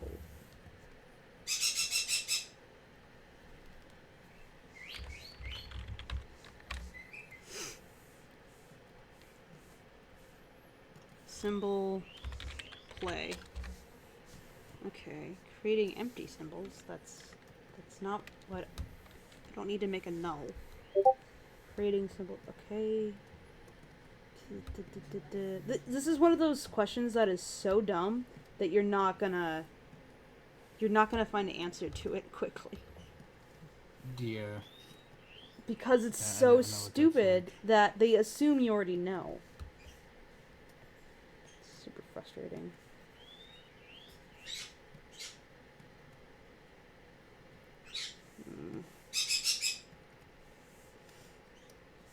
How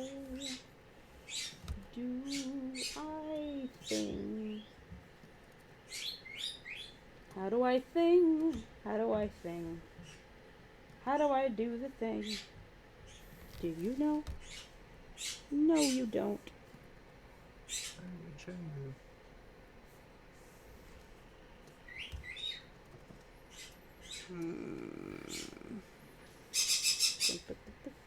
Symbols, edit select symbol. It's definitely animated.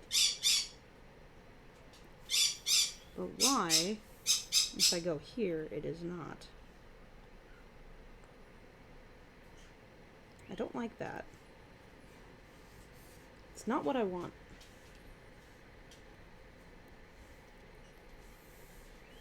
Oh, please let there be someone who knows how to do things.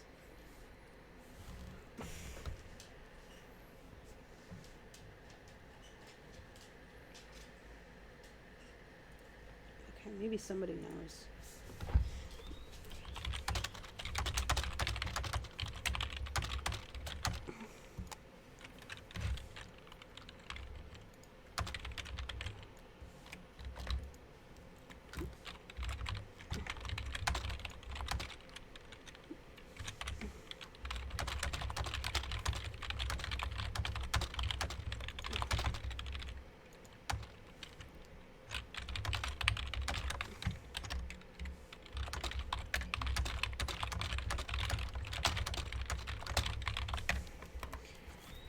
Alright, maybe it's a layer properties thing, and that's when I'm fucking up.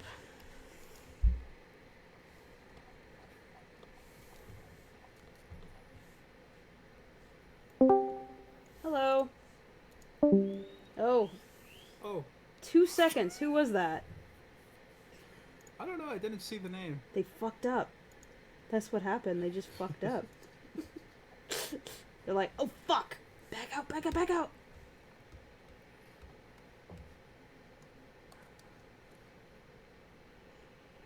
Yeah, I see shit about the scale, rotation, pivot, etc., etc. Nothing about the looping the animation inside of it.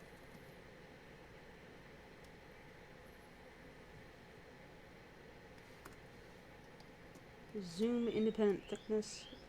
Huh.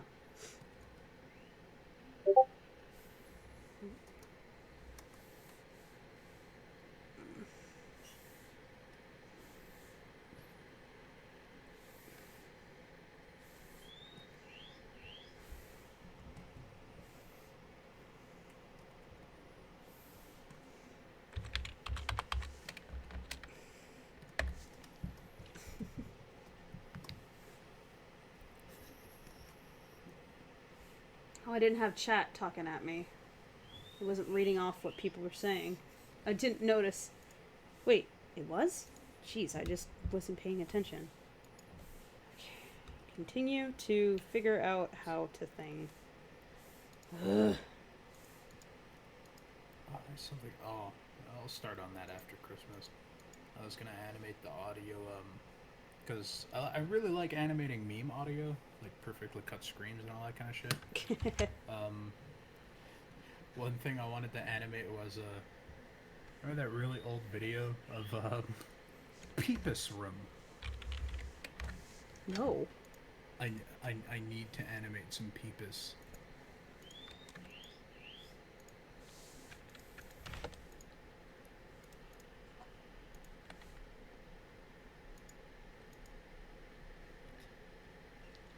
Okay. You can press loop button to loop it. You can set resizing the triangle indicator in the timeline. What? What? This is old.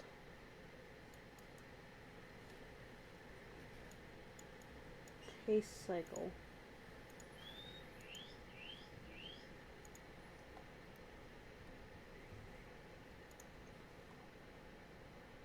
Sequence fill, start value 1, hold cycle 5. Use sequence fill. Okay, let's try that. Focus sequence fill. And where is it?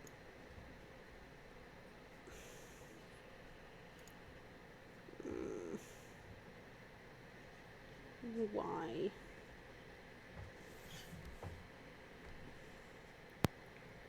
Oh, jeez. Play, loop, enable sound scrub. Nope, don't need any of that.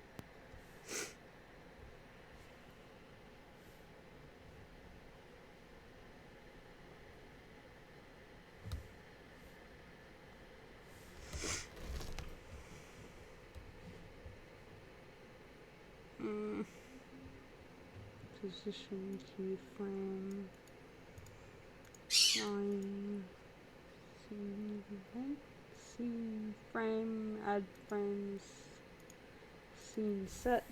Maybe I have to like open it up or something. Maybe that's it. Oh, nope, that's useless. Okay.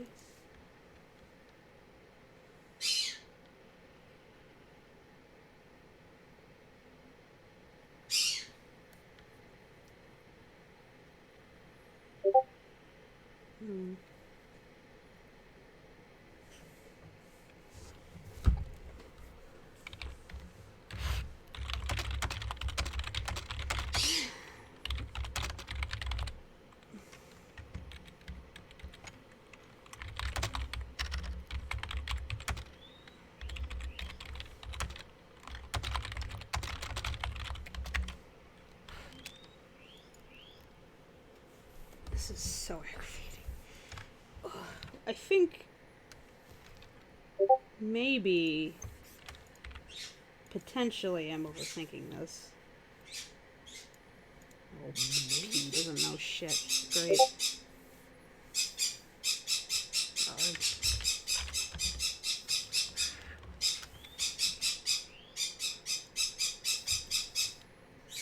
PD, how come you don't know shit?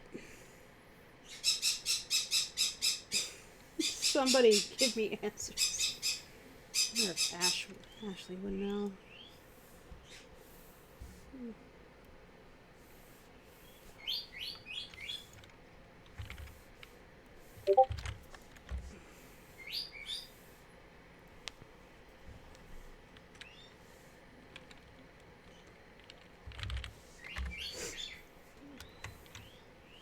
Okay, I think this is just gonna be a fuck me moment, and I'm gonna have to, like, give up and just copy cells from timeline, go back in. Just do a new drawing layer. Heart. Paste cells in timeline.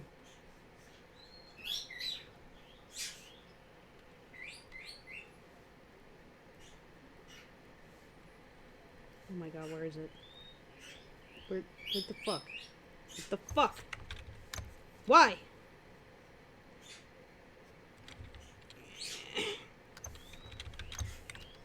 Okay.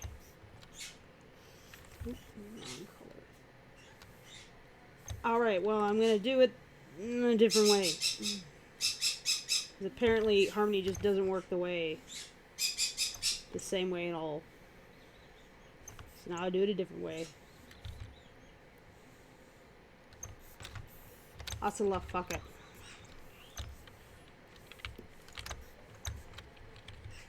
Fine.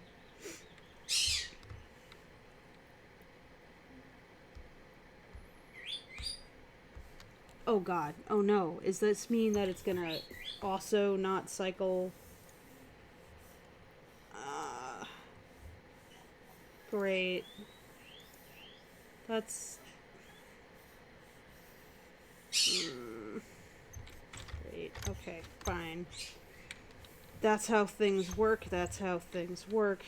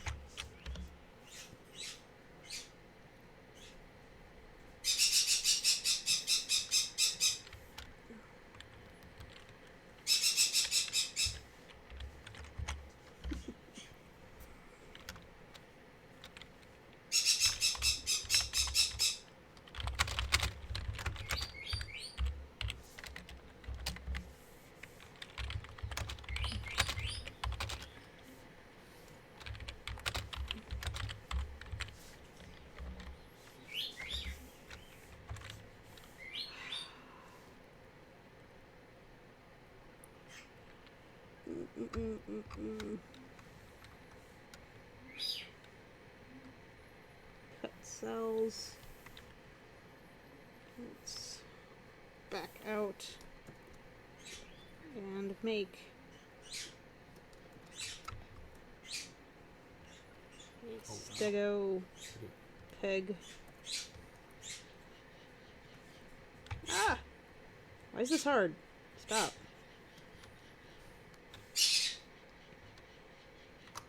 Paste special.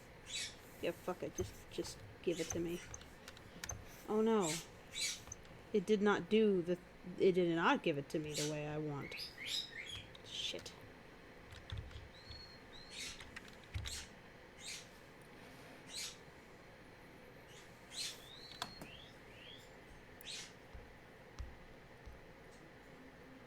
Create drawing files when they don't exist. Fill that...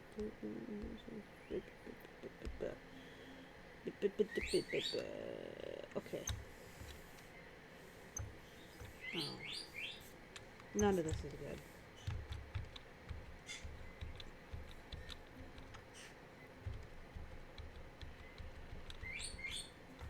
Oh boy.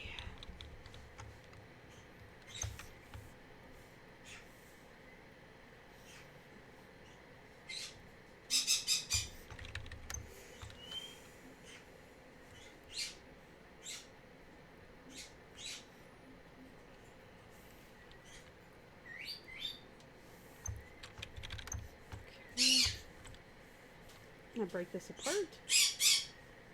No. Can I do this?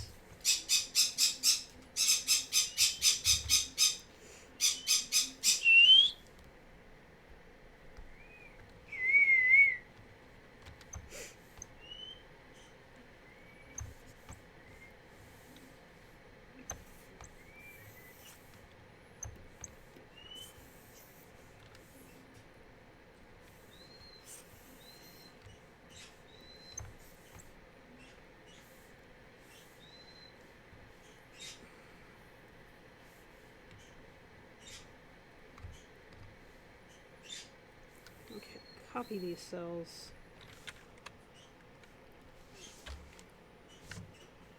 Delete this, copy it back in, put it over, paste cells, Sweet. Okay. Take off onion skin. Do not need this. It deleted shit. Great. Okay. Fine. Fine. Fine. Fuck it.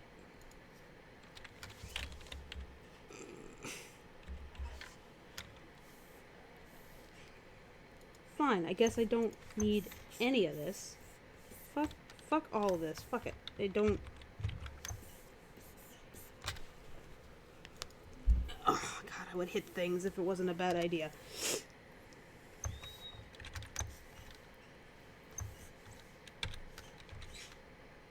Okay, dig.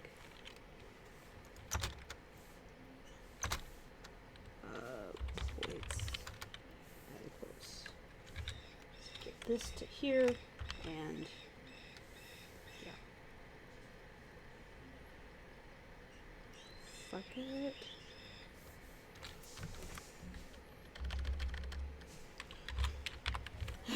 Probably could have had this done by now if I just did it the normal way, but I didn't.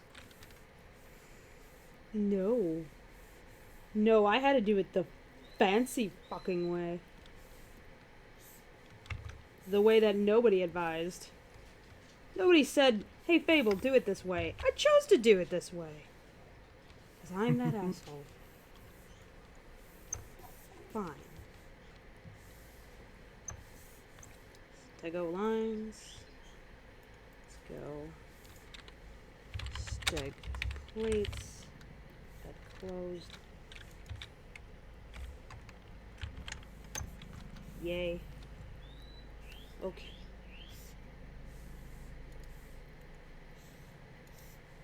Oh, fuck.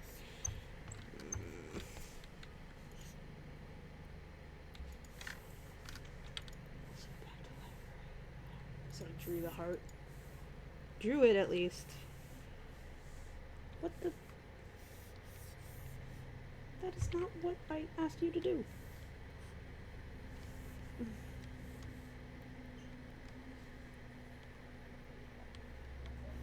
What the hell? That's how you get it to animate? Are you kidding? Oh.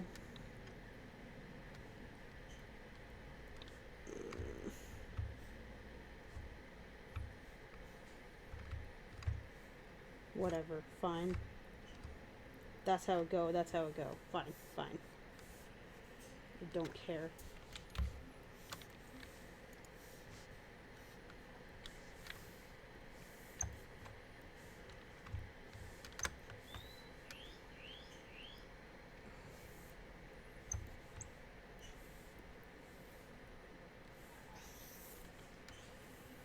No. I gotta head off. Okay. Do some animating. You do that. Yeah. Good luck with the Toon Boom thingy. Oh boy.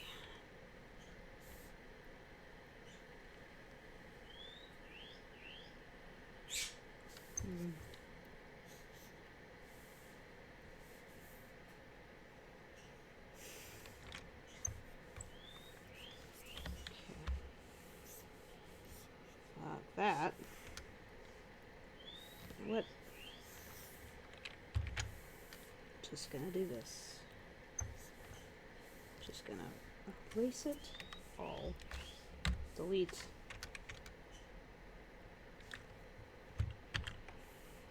There we go.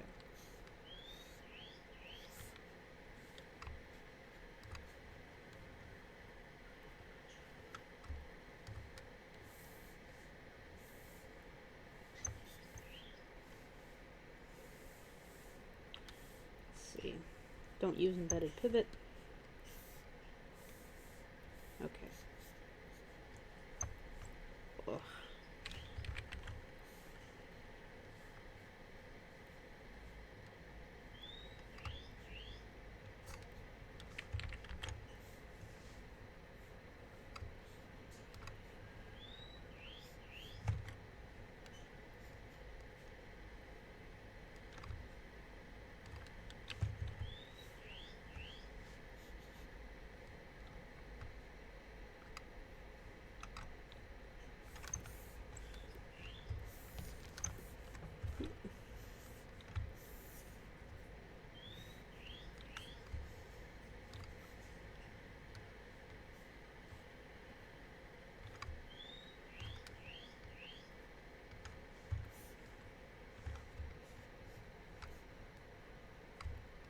I know of one person who probably might have the answers, but I don't have his contact info, so...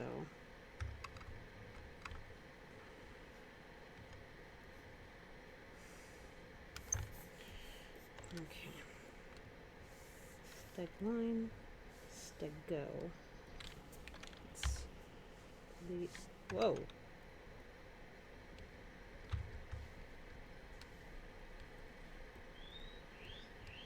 Okay, that's interesting.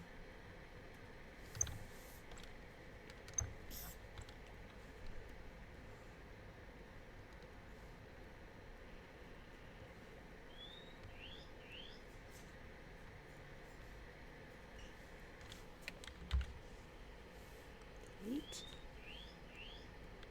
Steg lines, got that. Fine, good, fine. Okay.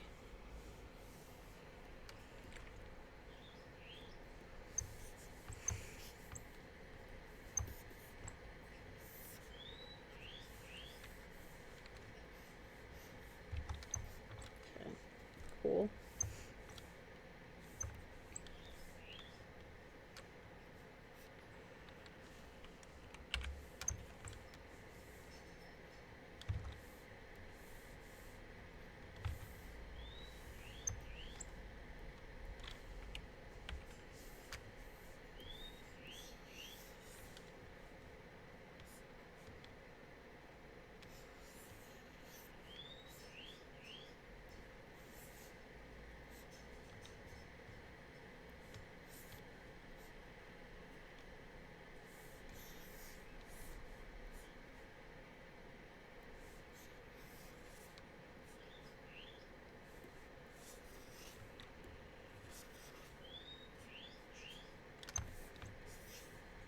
Oops.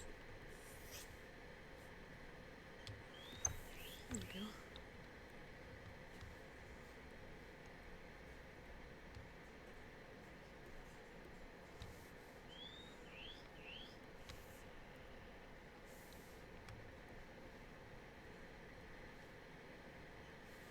Delete. Delete. Delete. Okay. Whoop. Okay,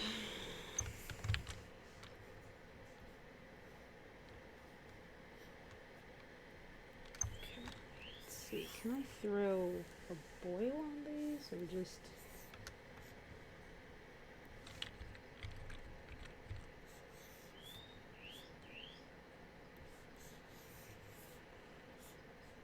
jiggle this?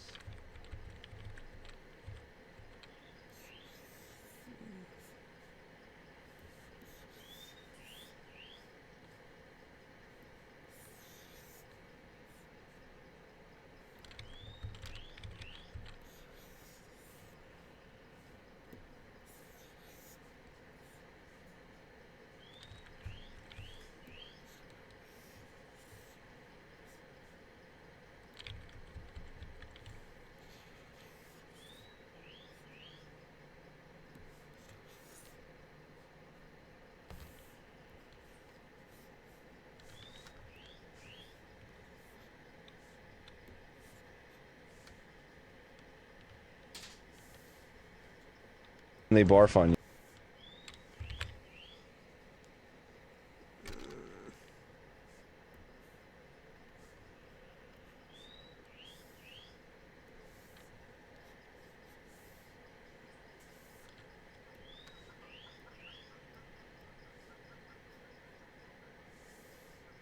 Why is onion skin on? Turn off. I don't want you on right now. Oh, I gotta get my burbs. 1 sec. Gotta bring in the burbs. Be right back.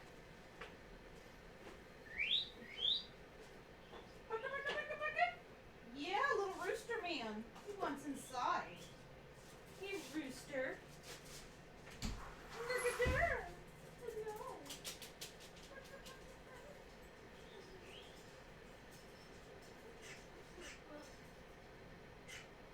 Go walk, walk.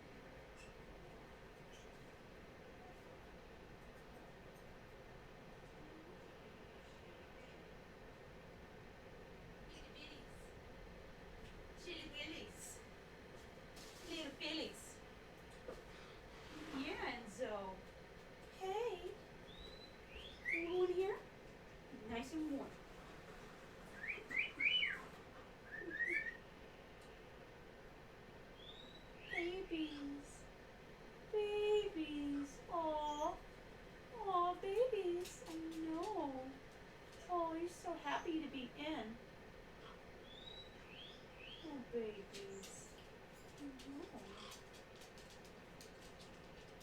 Hey, baby birds.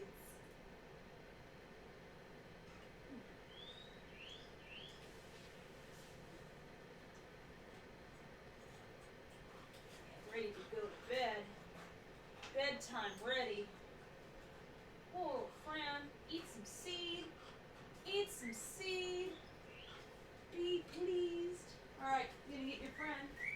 Gotta get your friend. Gotta get him. Gotta get the boy too. Here you go, boo.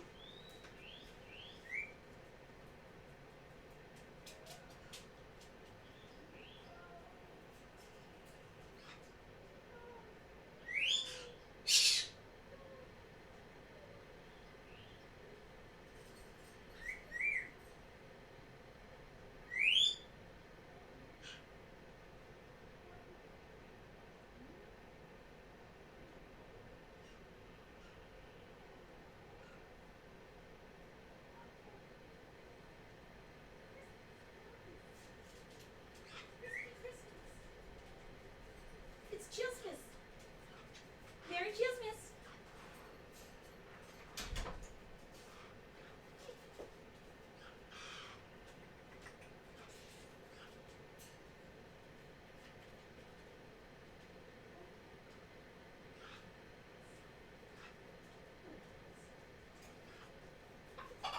Baka baka ba?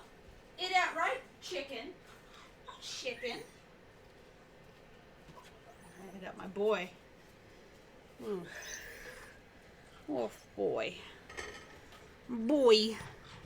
I'm gonna plug this into the speaker so I can hear things ambiently. And then I have to plug in my headset just to hear people. Whoa! Ow, ow, ow. Okay.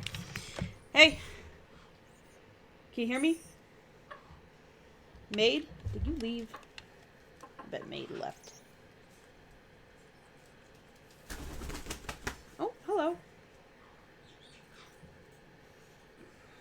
Yep, Maid left. Okay. Hey, chicken. Book, book, book, book, book. Book, book, book, book, book, book, book.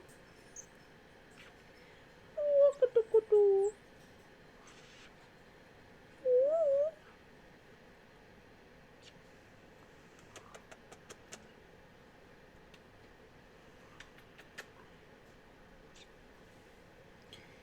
You know what? I can have this movie playing but just not have sound.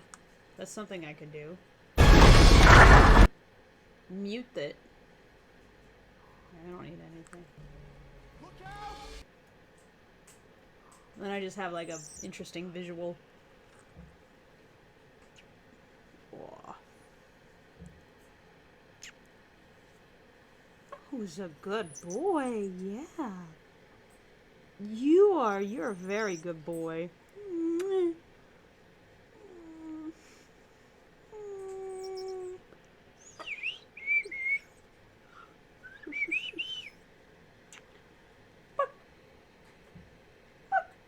Hey, buck, buck. Buck.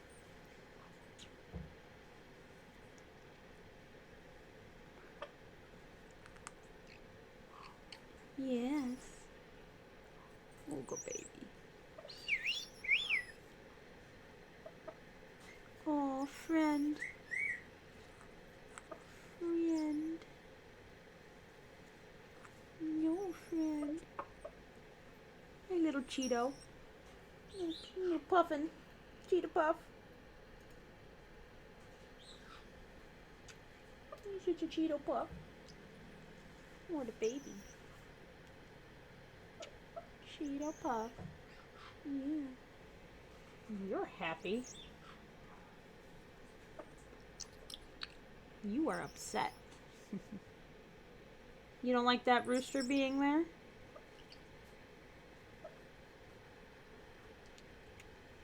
No. Oh, you jealous of Rooster? Don't be jealous of Rooster. There's no reason to be jealous of Rooster. It's fine. You are super pleased with yourself, little Rooster.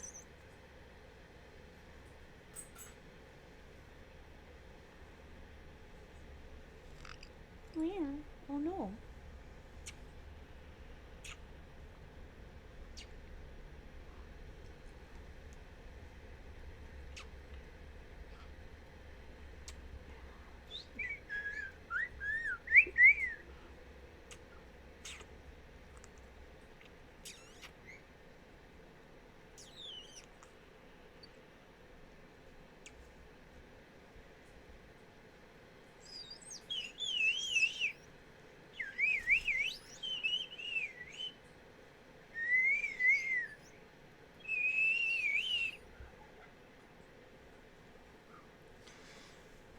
You're gonna peck me and I know it. Chicken. Yeah, he's pecking me.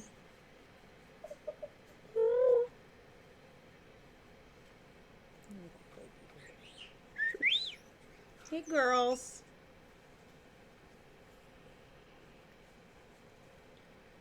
Chicken's so happy. He's like, his beak keeps clacking. Like, oh. Yeah.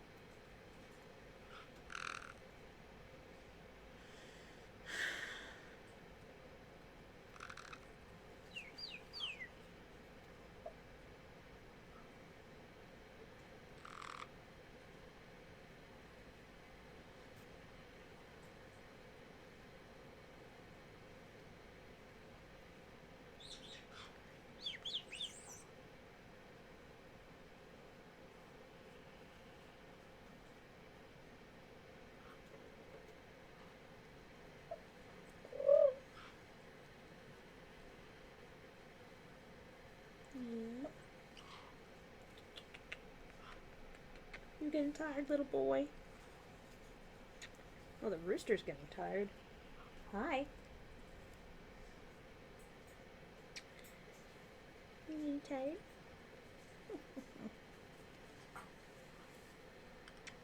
Gotta light the candles, honey.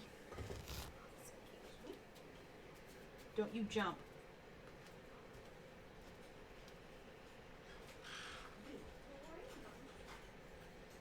Time for bed, honey. Go to bed. Oh, you can't do that. Nope.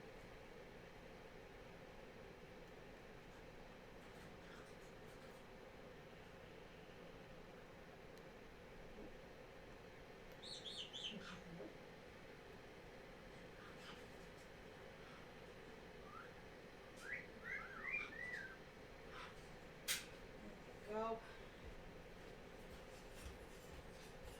Hey, chicken. Hey, chicken. Chicken warm toes. Chicken warm toes.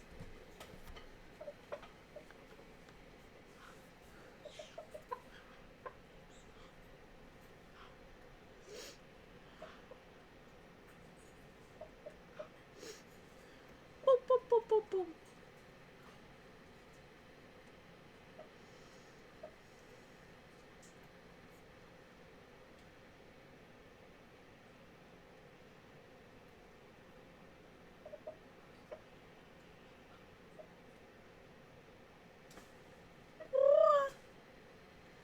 Wicked dicky.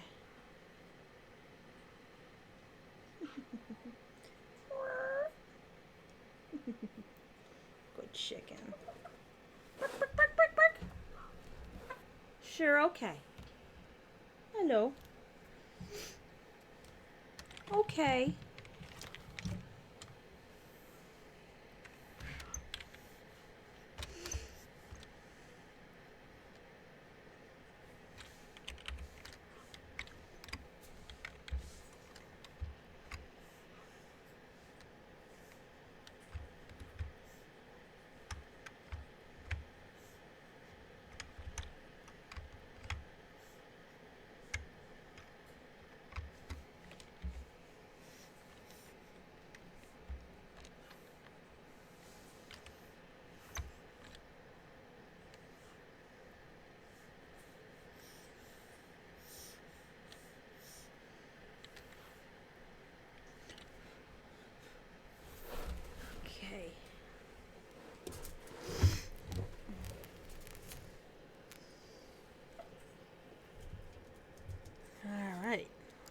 candles going. Barukata Adonai.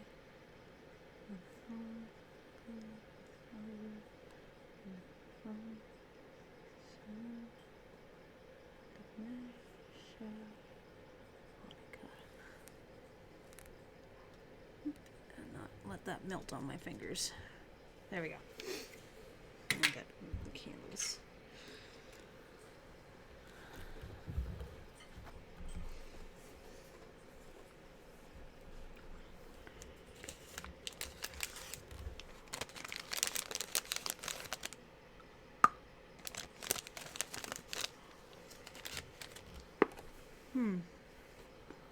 Where are my gloves?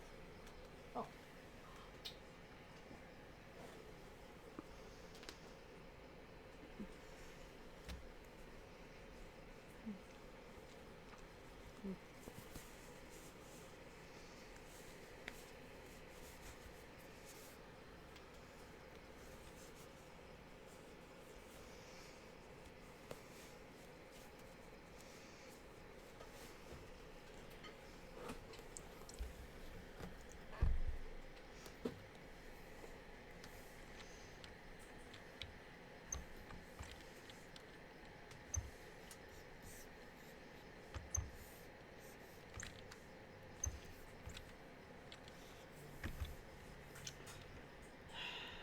Okay.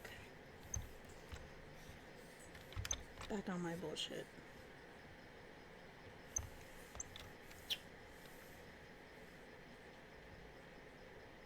No.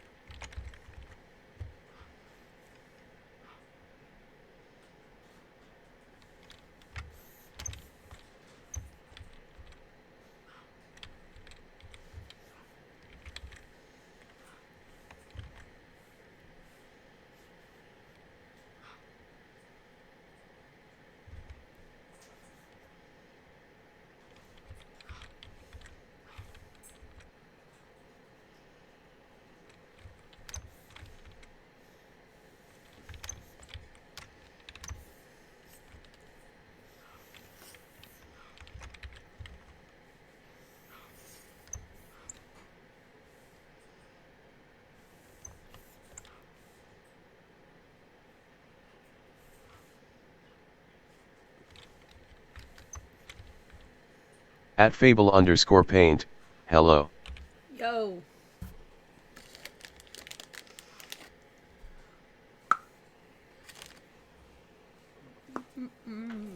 Getting tea? Looks like you're sitting at your desk. Oh shit, I forgot to take that off. I was getting tea before. Probably gonna have to get some tea later too, but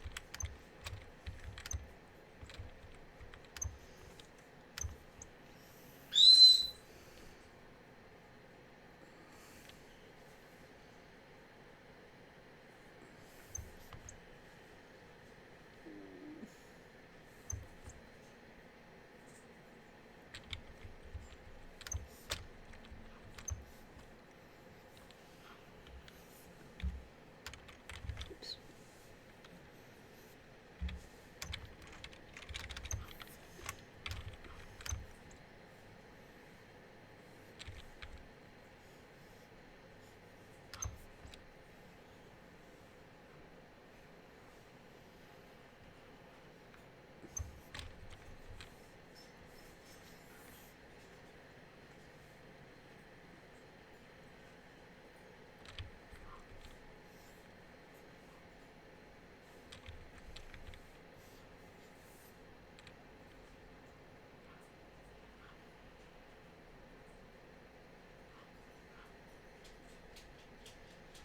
This is awkward, not used to have text-to-speech read everything I type.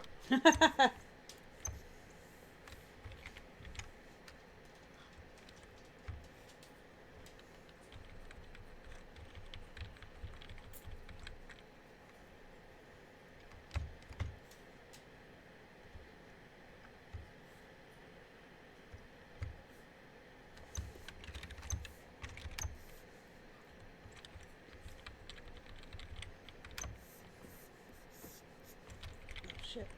Got to draw an essential element.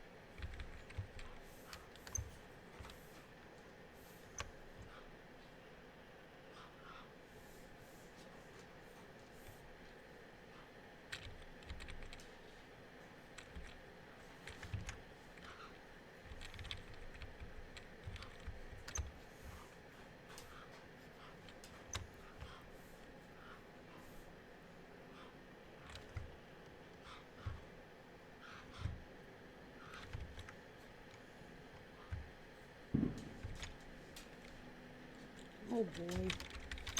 Oh, Moth. You're gonna have a moment tonight, aren't you? You poor thing. Moth. Oh, honey, please don't climb into my... Please don't climb on me. Moth. Oh, oh Moth. Oh, jeez. This poor dog. This poor dog. He's just trying to crawl in my lap. He's trying to crawl in my lap. He's so scared. The neighbors are launching fireworks and he can't handle it, and Mama's not here right Is that? now. It's a dog. He's a little mini Aussie, and he's very upset A right chicken? now. What do you what can we? Yeah, there's a chicken. That is a chicken, yeah. Come here. Gotta get this other chicken. Look at this scared boy. He can't handle the fireworks. He can't. Oh. Baby. Baby. Baby. Poor pupper.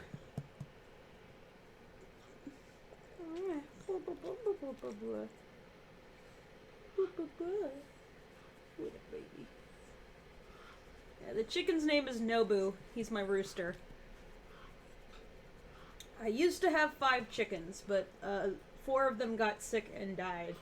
So he's all alone, and now he spends his time in the house so that he doesn't feel too lonely. He spends time outside also, but, you know, he hangs out a lot more with people than he ever used to when he was with other chickens. So until we can get him more friends, he's just our house bird. Oh, poor baby boy. Oh, poor moth can't handle fireworks. I know. Makes sense. They launched fireworks and it makes you have a spoop. They make you have spoop. It's spooping you. Oh, poor baby. Oh, poor baby. Oh, yeah.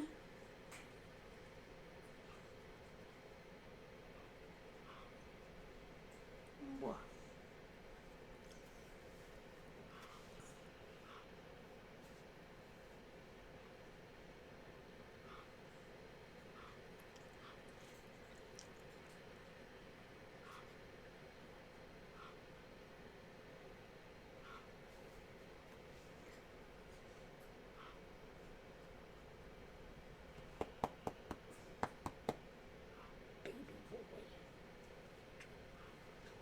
Baby boy, baby boy, baby. Oh, I know you're so upset. Where's Mama? Oh no. What? Did he give you a squeeze? That make you feel better? If I give you a squeeze. This dog, well, he begs for hugs. Especially when he has a spook, he wants hugs. You poor baby. He will just like crawl up into your arms. He can't handle it. Poor thing. Where's the buddy? You're such a little dumb. You're such a little dumb. The trouble is, it's not just the firework itself, it's that he stays anxious for a while. He doesn't calm down very quickly. So I might have to give him some anxiety meds just so that he doesn't, like, flip his shit for too long. I know, you're having a bad time. Hey, Mr. Chicken, you're gonna come with me because I don't want you to be unsupervised around fire. Come here. Alright, I'll be right back. I have to give this dog some medication. You just stay right here in my arms. Good chick.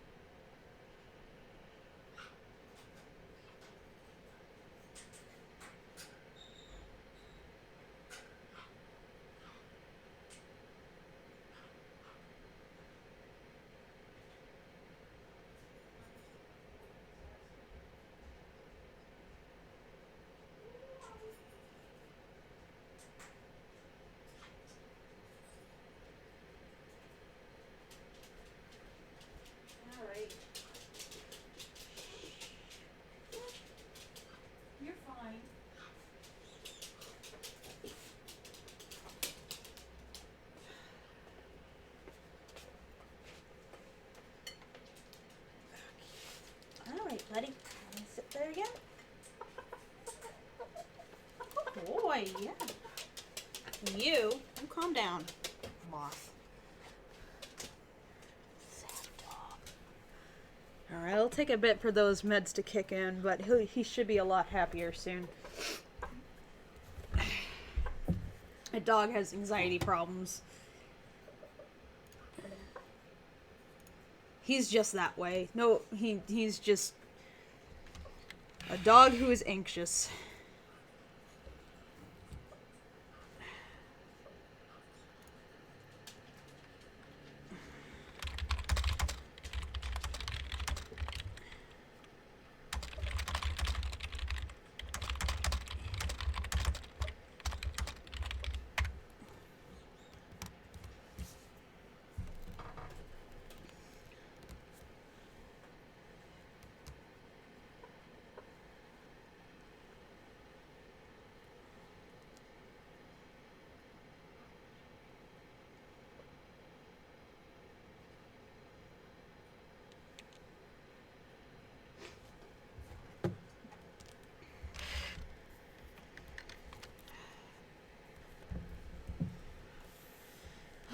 Boy. Okay. Oh, what? No. Don't do that.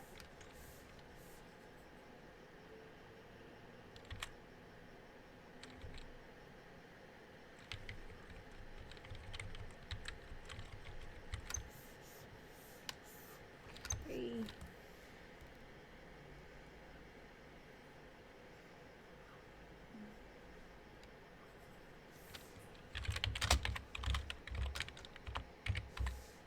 And close. Ooh, no.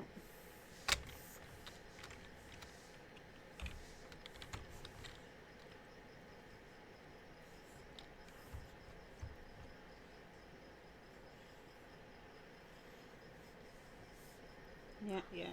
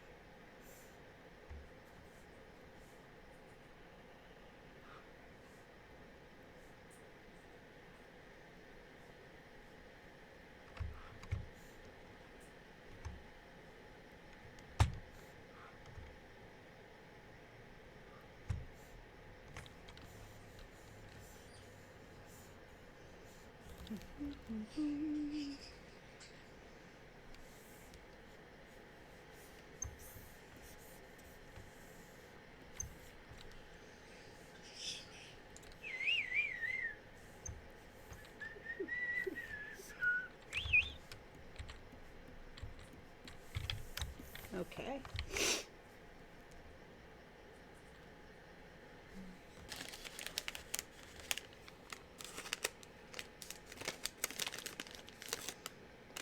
Let me get some popcorn real quick. If I leave you alone for 2 seconds, will you die? I hope not. Don't do anything stupid, chicken. Don't do anything stupid, chicken.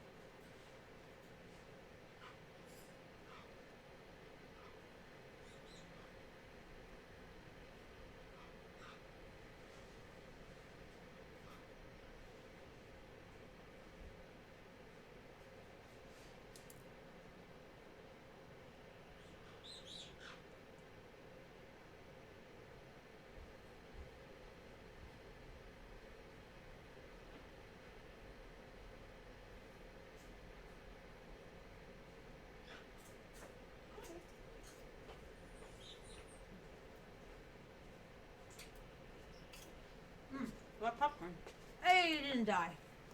Good job.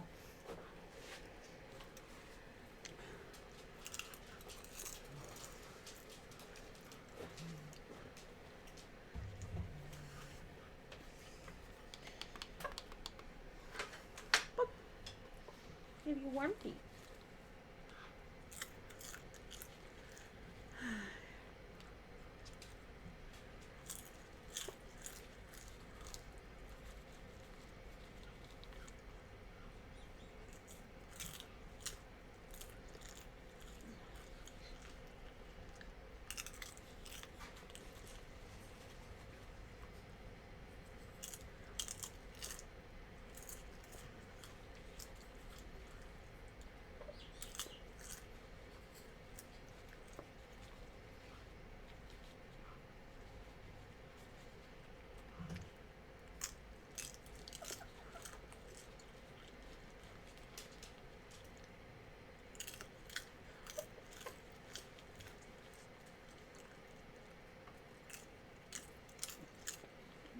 Popcorn is so good.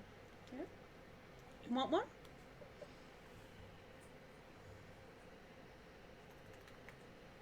Oh, you dropped it.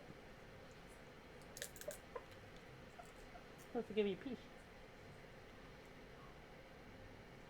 There you go. Good? Hold on.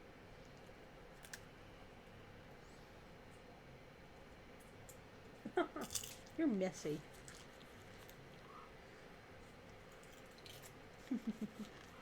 No, you're messy.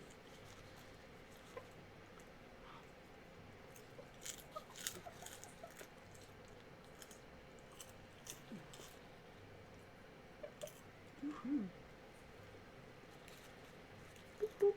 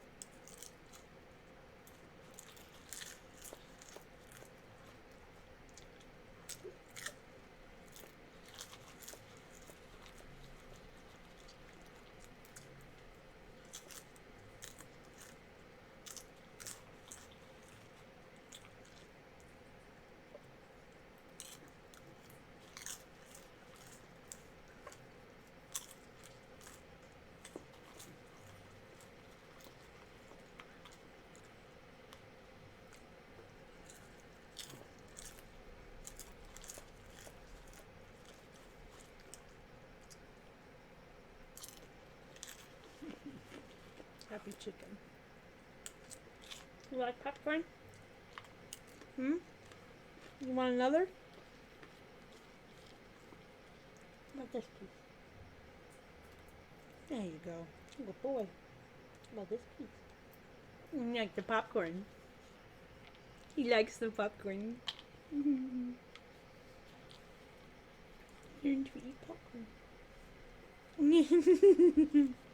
You're so cute.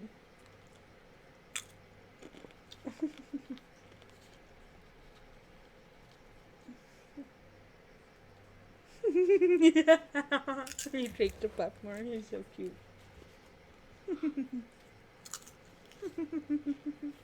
Little chicken.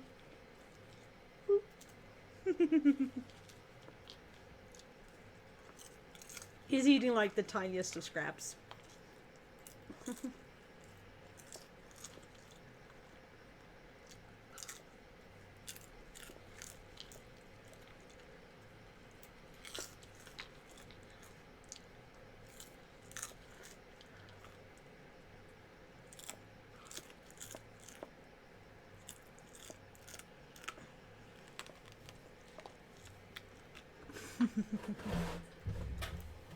Thank you.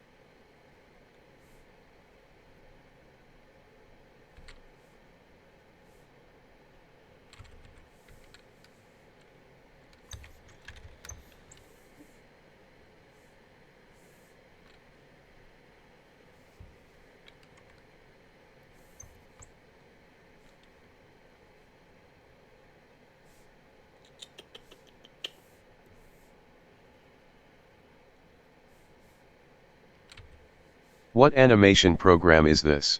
This is Harmony 17. Hello. Hello, chicken. Oh, what up, chicken? What a friend. What a friend.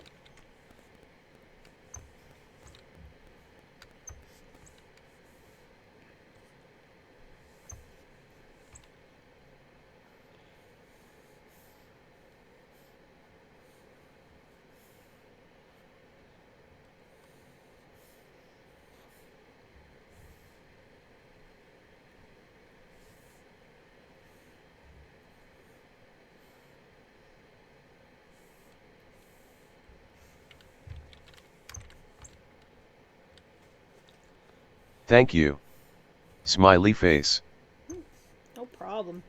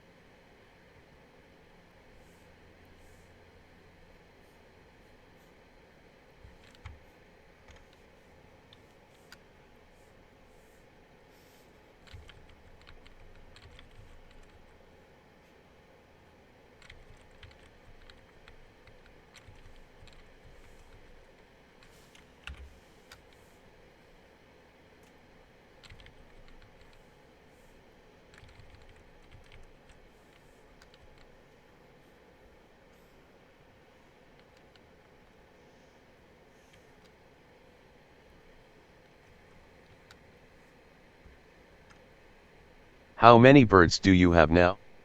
Last I saw, you had the 2 kaiks. I have not hardly been on DeviantArt in a while, I used to watch you there.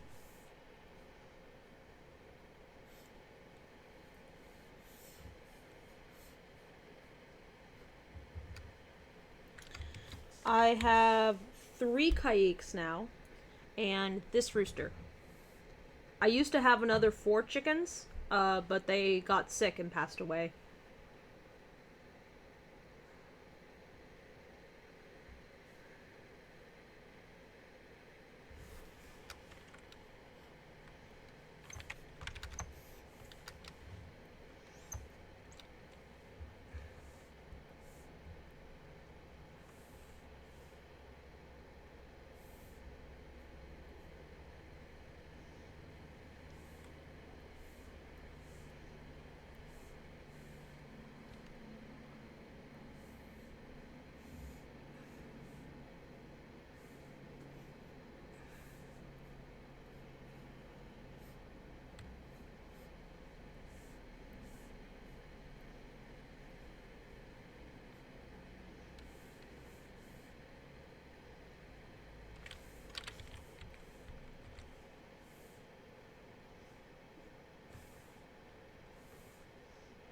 I'm sorry to hear that. The rooster is cute though. Yeah, he's a good boy.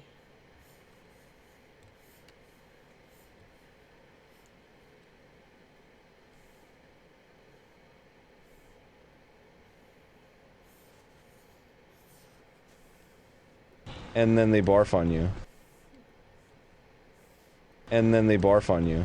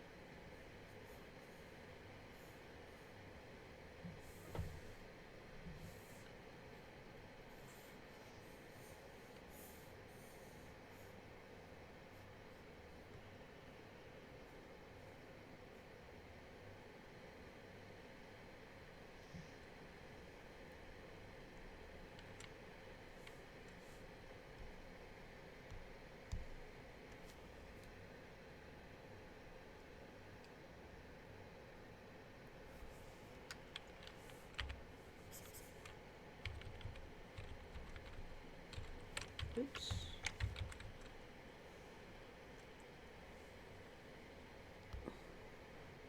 Exposure. Remove duplicate. Insert blank. Clear exposure and pull. Oh, no. Drawing. I love walking into a stream to see a dinosaur unicorn walk vomiting, smiley face. Yep. Empty drawing, merge, vectorize, substitute. No. Okay. Remove duplicate. No. Clear exposure and pull.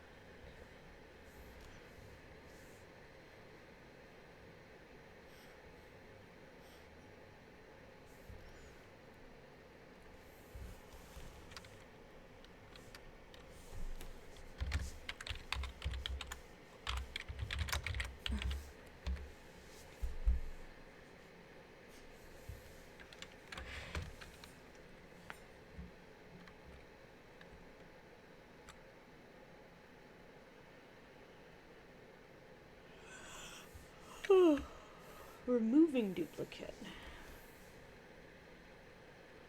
No. No. How do I unsync it? Duplicating a drawing.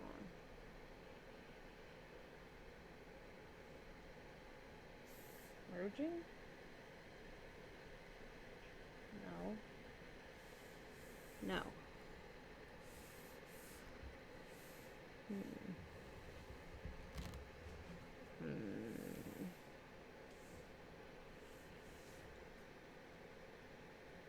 Even better.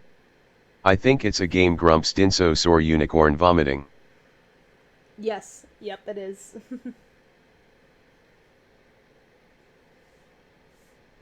Key, substitute drawing previous. No. Create empty. No. Fill empty cell. No. Okay, I got an idea.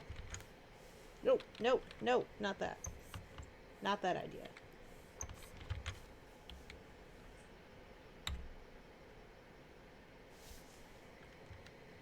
Oh, shit.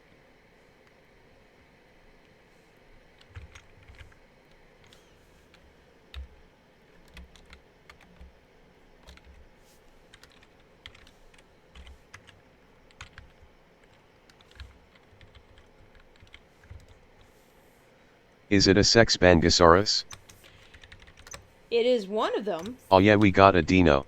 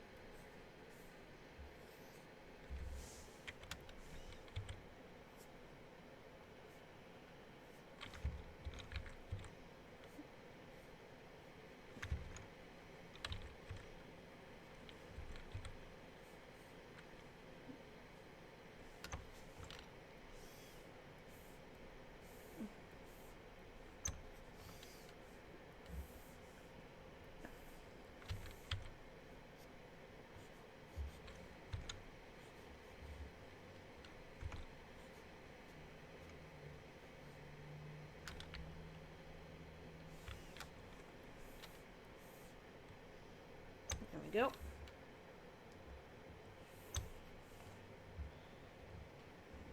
Mouth bag.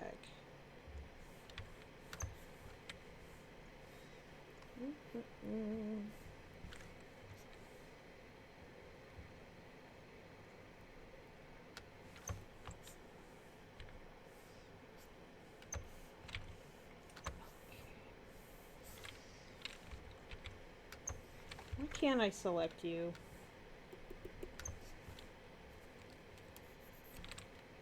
Oh, wow. Okay.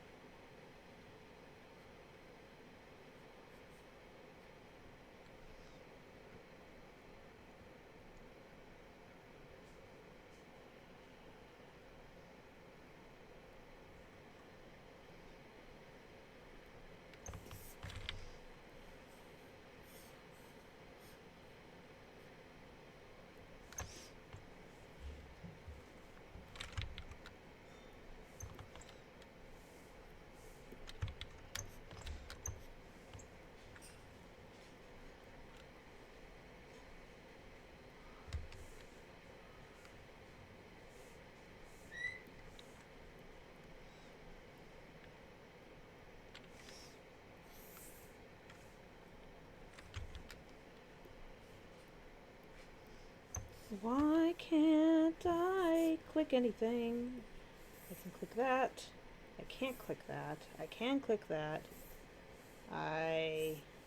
Oh, what? Okay. The fuck? Visible drawing layers. No. Oh, no, I don't want to do that. No.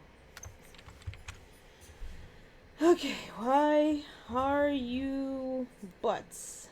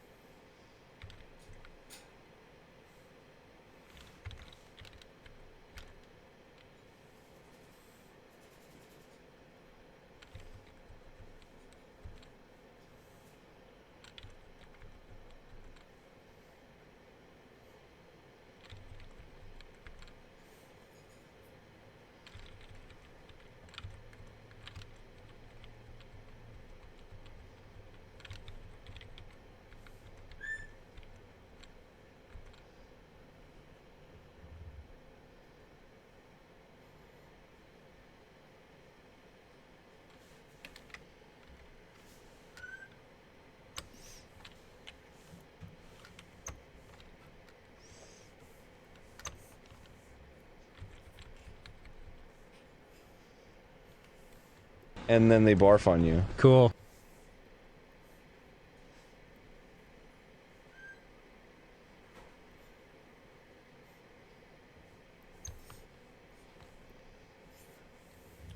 Why? Nope.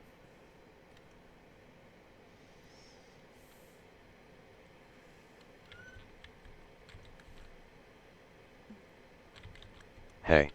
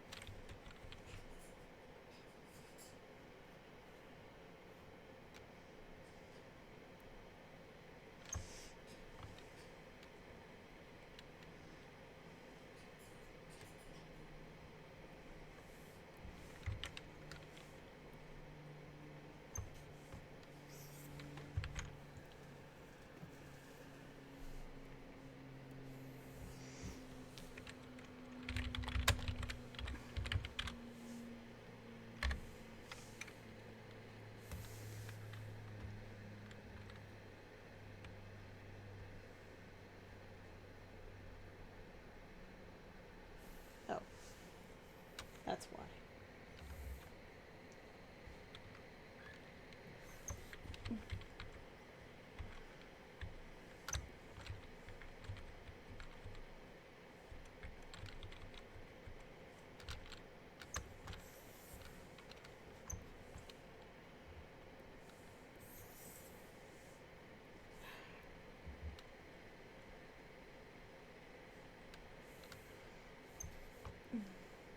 There we go.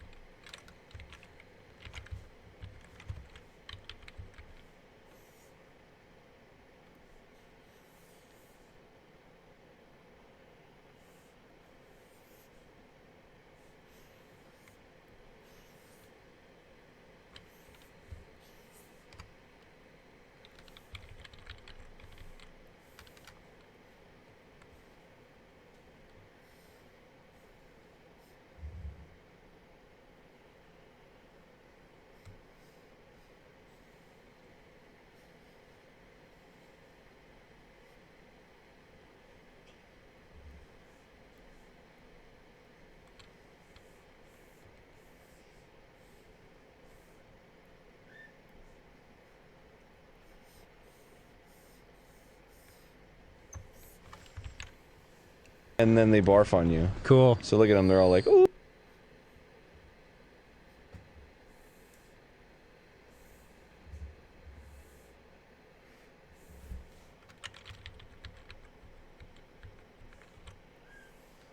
And then they barf on you. Cool. So look at them.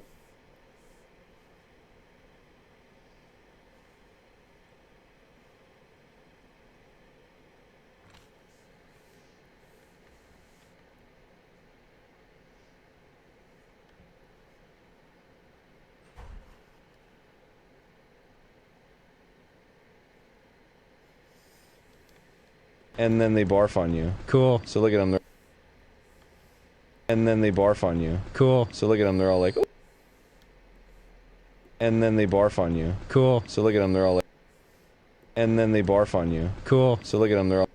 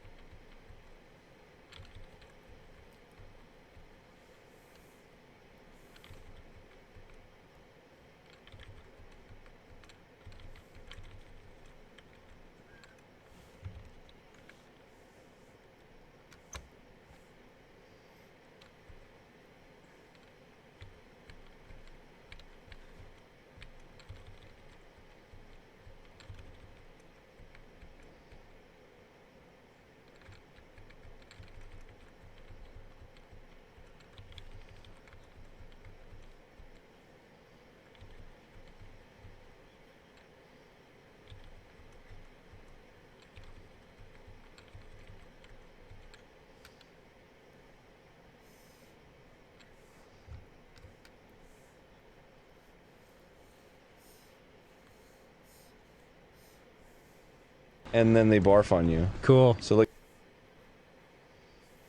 And then they barf on you. Cool. So look at them, they're all like, ooh.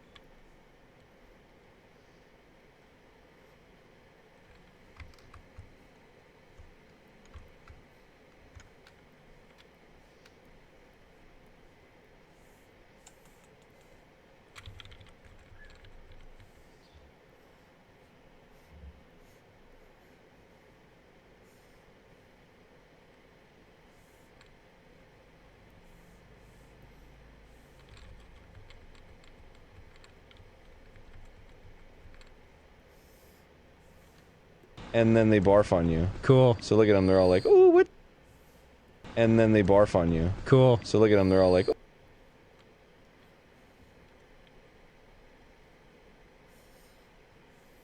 And then they barf on you. Cool. So look at them, they're all like.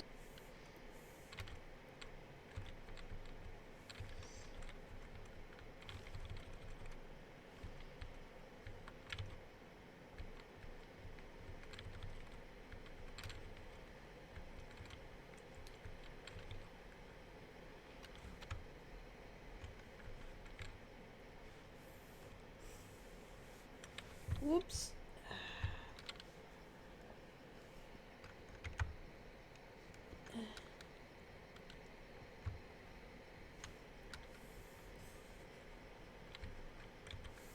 Oops, and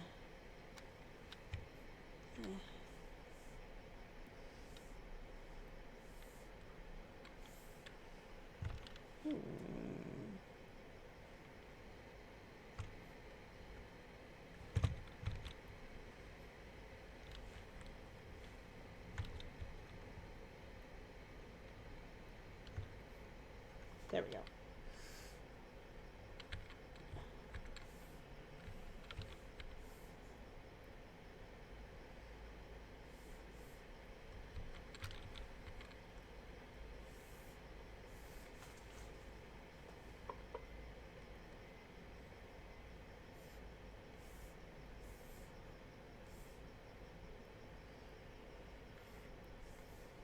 And then they barf on you. Cool. So look at them, they're all... And then they barf on you. Cool.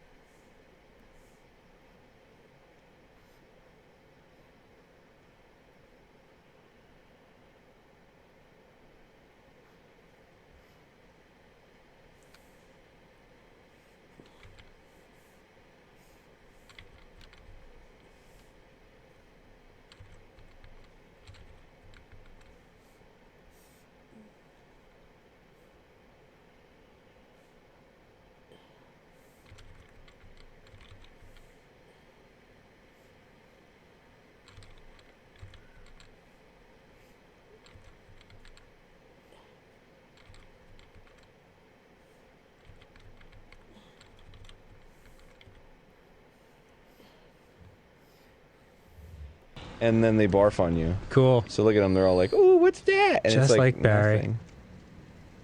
What? Nothing. I was like, what's their attack? Oh, And they it's chomp at you, barfing. and then they barf on you. Cool. So look at them, they're all like, "Ooh, what's that?" And Just it's like Barry. nothing. What? Nothing. I was like, what's their attack? Oh, And they it's chomp at you, barfing. and then they barf on you. Cool.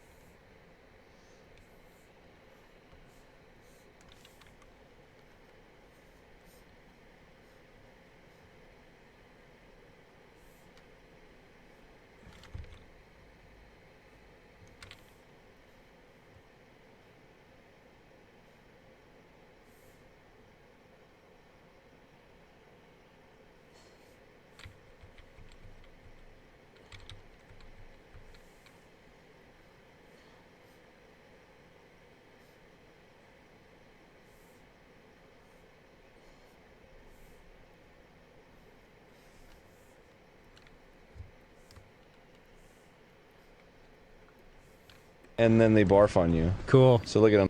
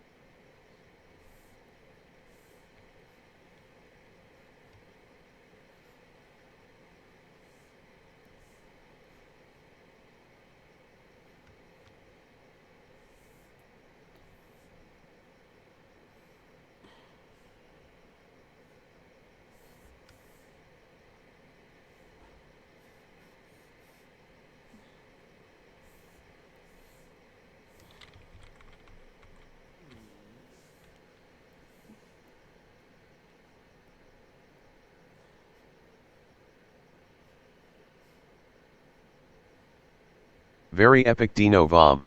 Thank you.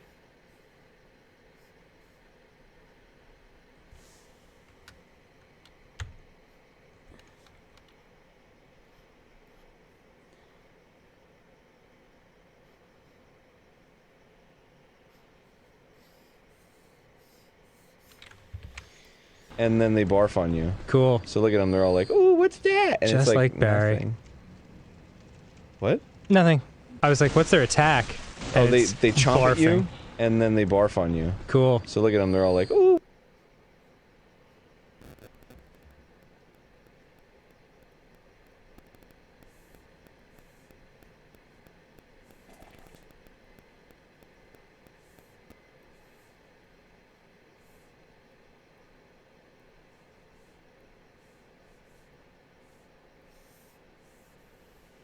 And then they barf on you. Cool. So look at them, they're all like, "Oh, what's that?" And Just it's like Barry. nothing. What? Nothing. I was like, what's their attack? Oh, And they it's chomp at you, barfing. and then they barf on you. Cool. So look at them, they're all like, "Oh, what's that?" And Just it's like Barry. nothing. What? Nothing. I was like, what's their attack? Oh, And they it's chomp at you, barfing. and then they barf on you. Cool. So look at them, they're all like, "Oh, what's that?" And Just it's like Barry. nothing. What? Nothing. I was like, what's their attack? Oh, And they it's chomp at you, barfing. and then they barf on you. Cool. So look at them, they're all like, "Oh, what's that?" And Just it's like Barry. nothing. What? Nothing. I was like, what's their attack? Oh, And they it's chomp at you, barfing. and then they barf on you. Cool. So look at them, they're Okay, I think that might be good enough. Yeah, we'll just kind of call that one good enough. Okay, deer.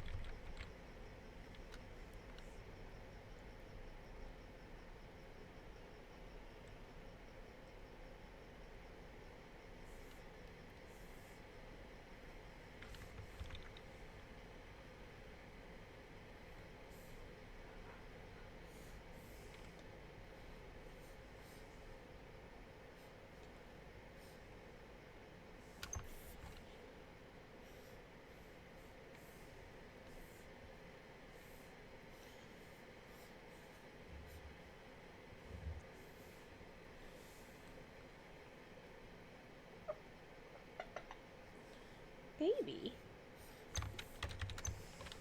Baby.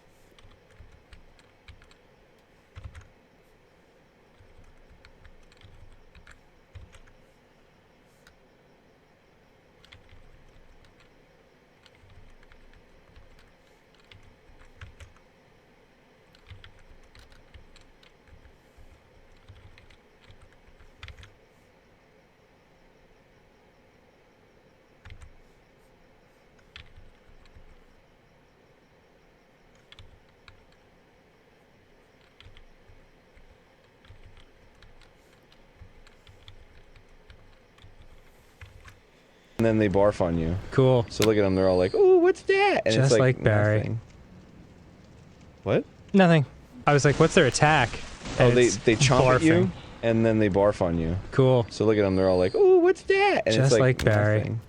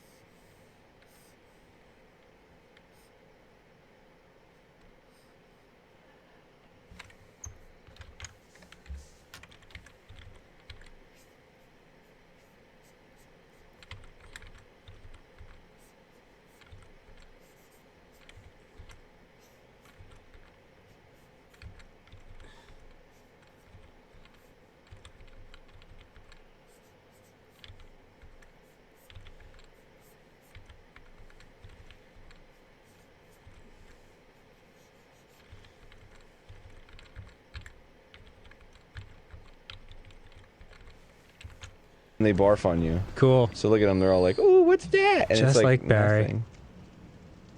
What? Nothing. I was like, what's their attack? Oh, And they it's chomp at barfing. you, and then they barf on you. Cool. So look at them, they're all like, "Ooh."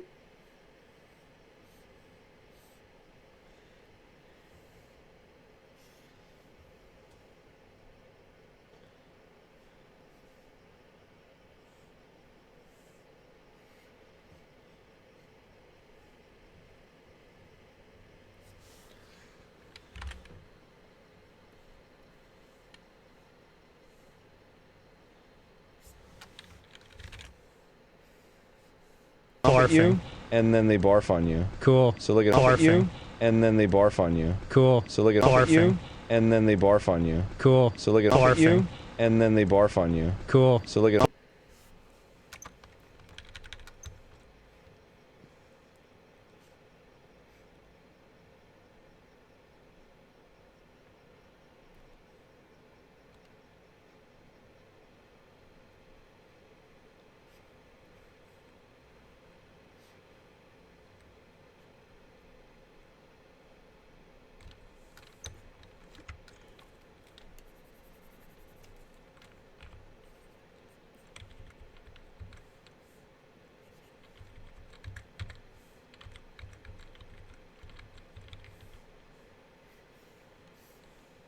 you, and then they barf on you. Cool. So look at them at you, and then they barf on you. Cool. So look at them at you, and then they barf on you. Cool. So look at them at you, and then they barf on you. Cool. So look at them at you, and then they barf on you. Cool. So look at them at you, and then they barf on you. Cool. So look at them at you, and then they barf on you. Cool. So look at them at you, and then they barf on you. Cool. So look at them at you, and then they barf on you. Cool. So look at them at you, and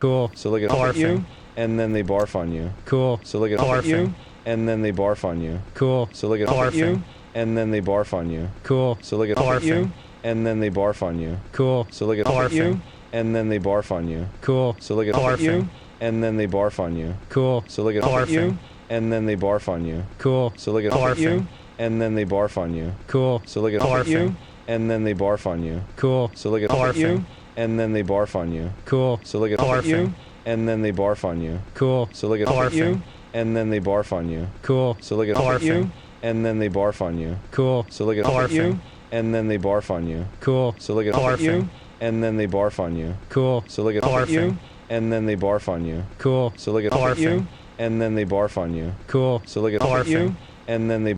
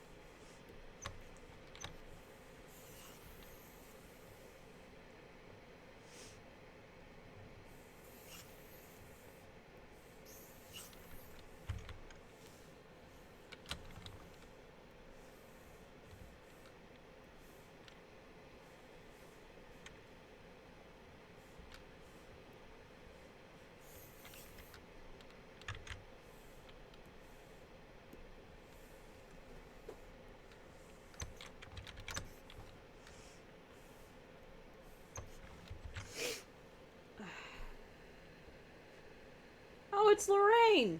Hey, Lorraine.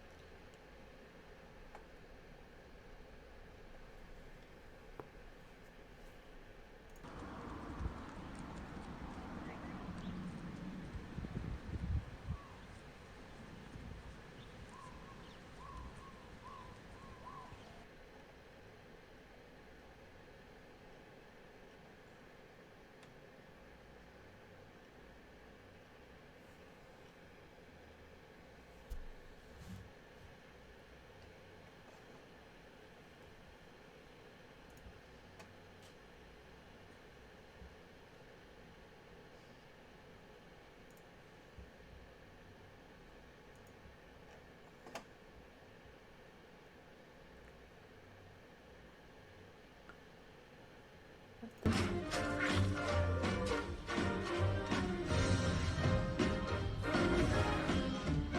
for the icing on the cake. Why did you want another? Faces.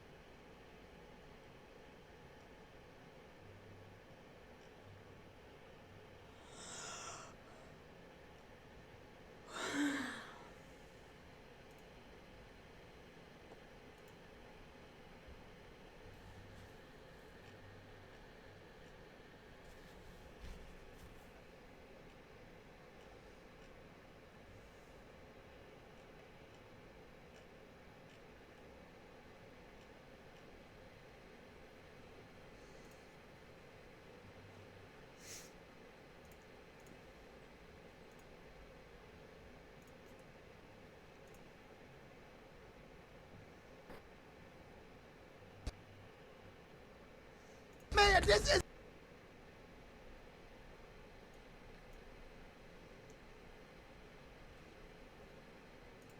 Chicken. Chicken. And then they barf on you. Cool. So look at barfing. You, and then they barf on you. cool. So look at Barfing. you, and then they barf on you. Cool. So look at Barfing. you, and then they barf on you. Cool. So look at Barfing. you, and then they barf on you. Cool. So look at Barfing. you, and then they barf on you. Cool. So look at Barfing. you, and then they barf on you. Cool. So look at Barfing. you, and then they barf on you. Cool. So look at Barfing. you, and then they barf on you. Cool. So look at Barfing. you, and then they barf on you. Cool. So look at Barfing. you, and then they barf on you. Cool. So look at Barfing. you, and then they barf on you. Cool. So look at Barfing. you, and then they barf on you. Cool. So look at Barfing. you, and then they barf on you. Cool. So look at Barfing. you, and then they barf on you. Cool. So look at Barfing. you, and then they barf on you. Cool. So look at Barfing. you, and then they barf on you. Cool. So look at Barfing. you, and then they barf on you. Cool. So look at Barfing. you, and then they barf on you. Cool.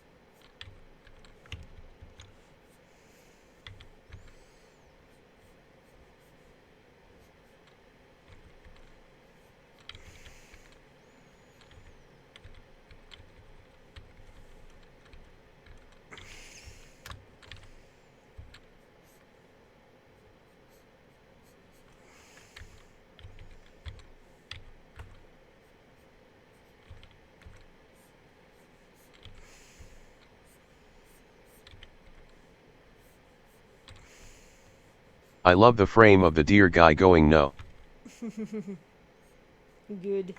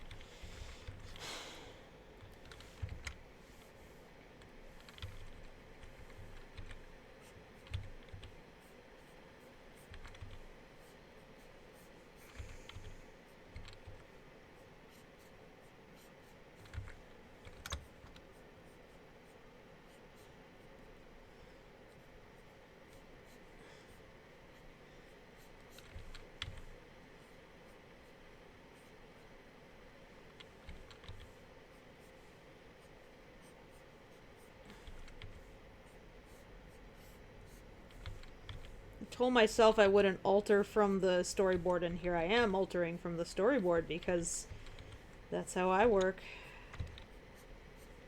Can't make a decision, stick to it, always gotta keep picking at it.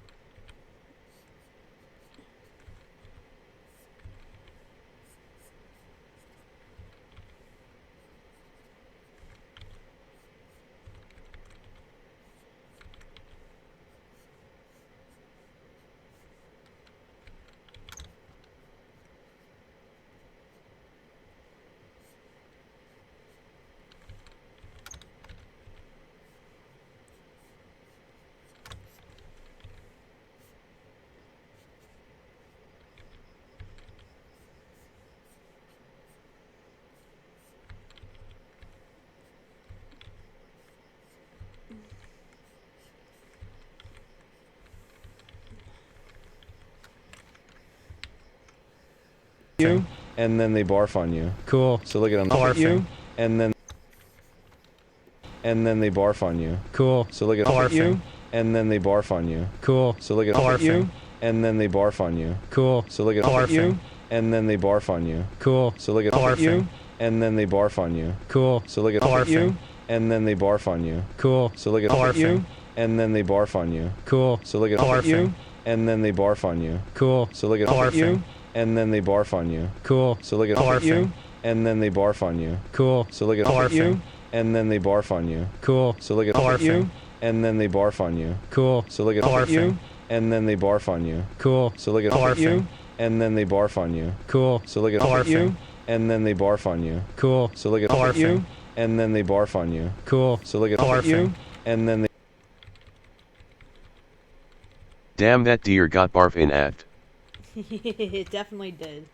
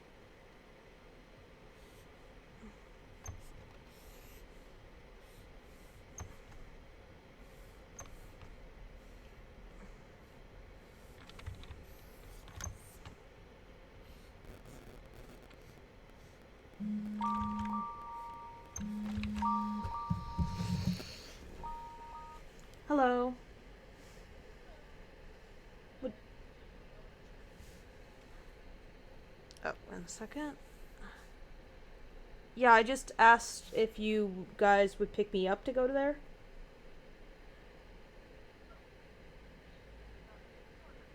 Yes. Yeah. I figure if you guys like go to to a theater that's like near here, then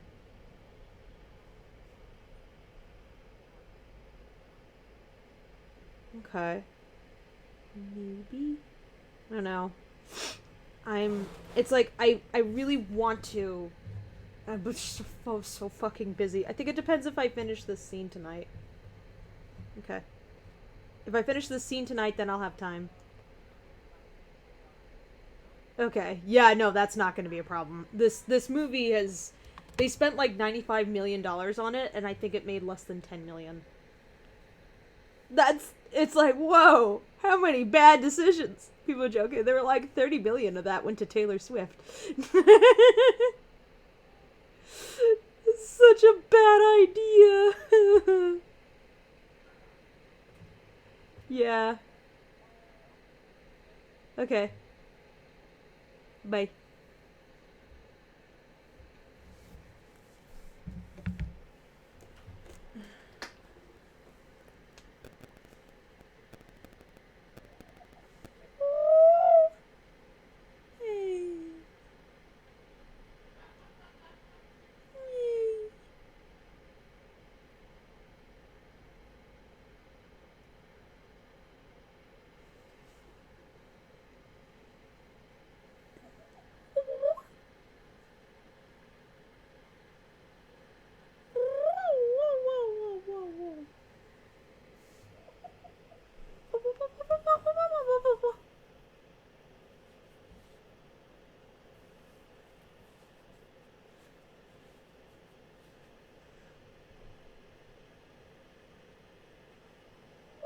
Today I did my first experiment in narrating my own stories. Oh yeah? How'd it go?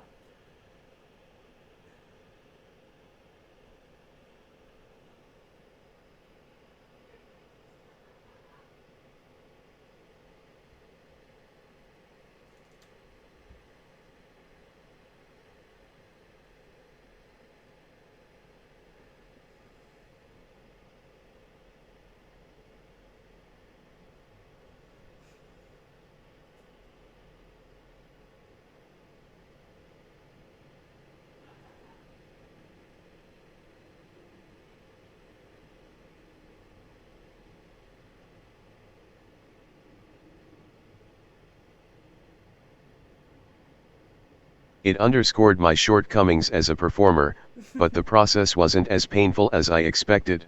There you go. So nowhere to go but up. You'll get better. It goes out to the patrons tomorrow. We'll see what they think of it. Yes. Is it a Christmas story?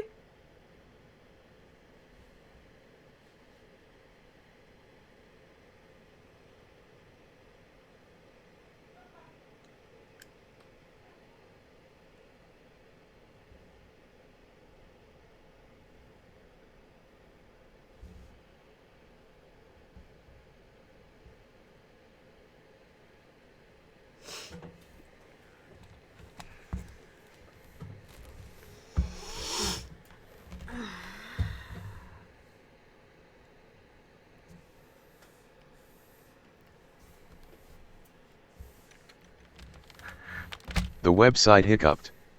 What did you ask? Oh, just... Is it a Christmas story?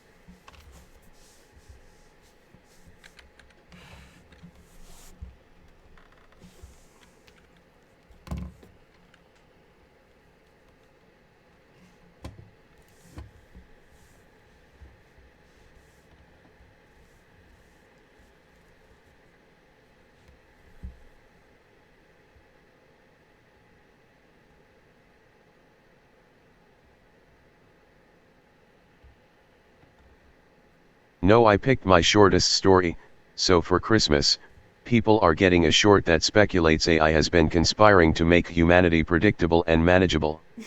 Merry Christmas. I think that AI is failing horribly nowadays. Something clearly went wrong.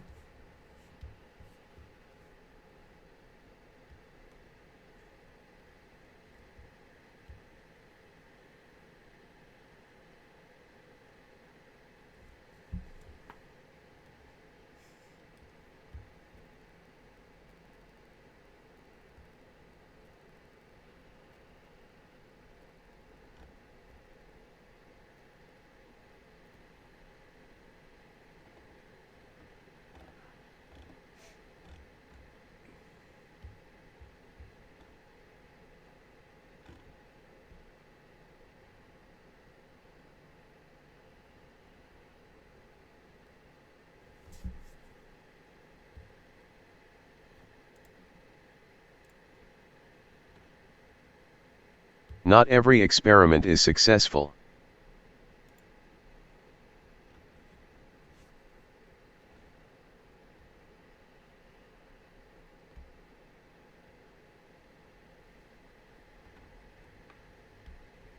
Though one of the points in the story is that AI has been striving to make us more reliant on it, and that's been working pretty well.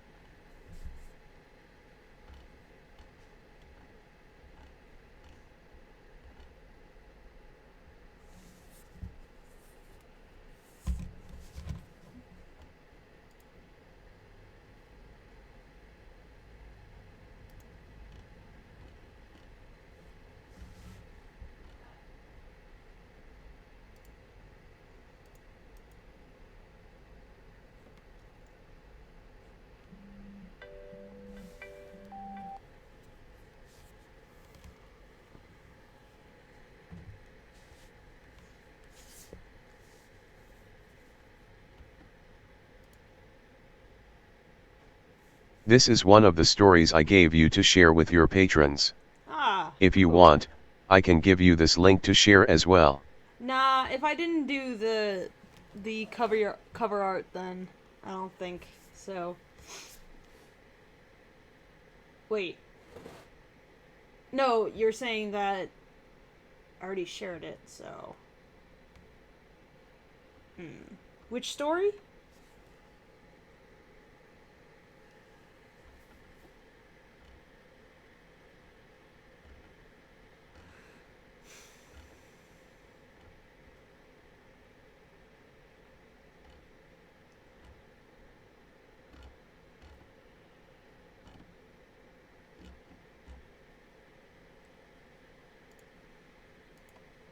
It's called It Does Not Follow. Oh, that one! Yeah, I'd love to share that.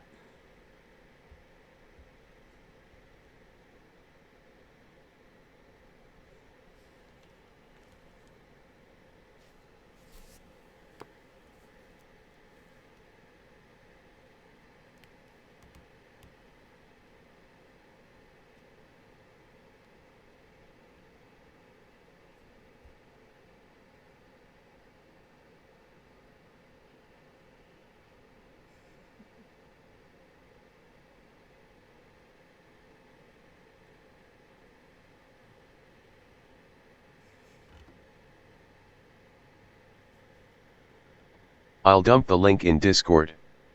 I'll warn you, it's my first attempt at narration and it shows, I feel.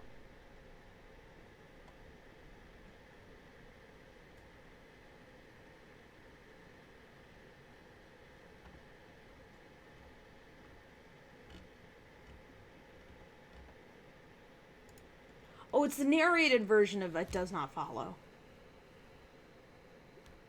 Ah. No, that's fine.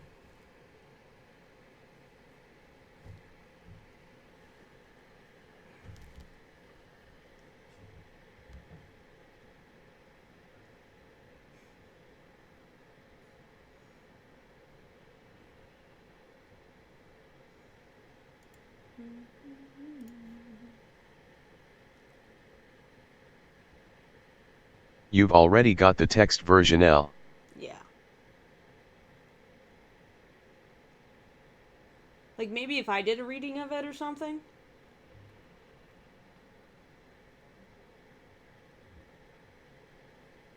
Then I would maybe share it, but I'm not, I don't think I would do that. I don't know.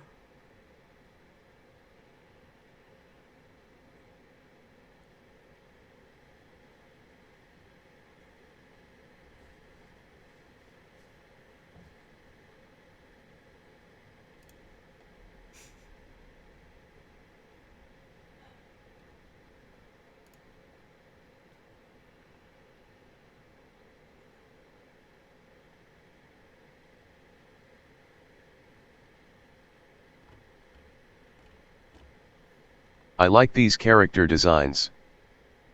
Thanks. Yeah, they're fun to draw.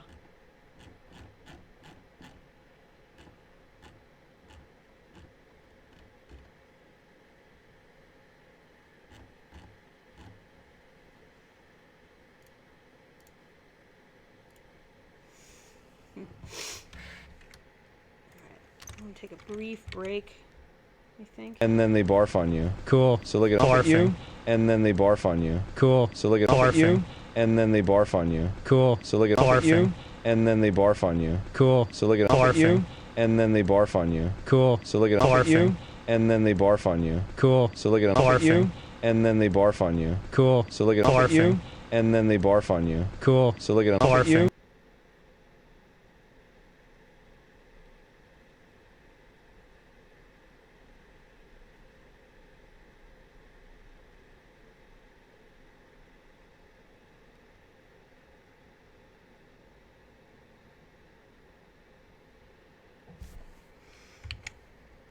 Okay, I'm gonna go get a quick snack.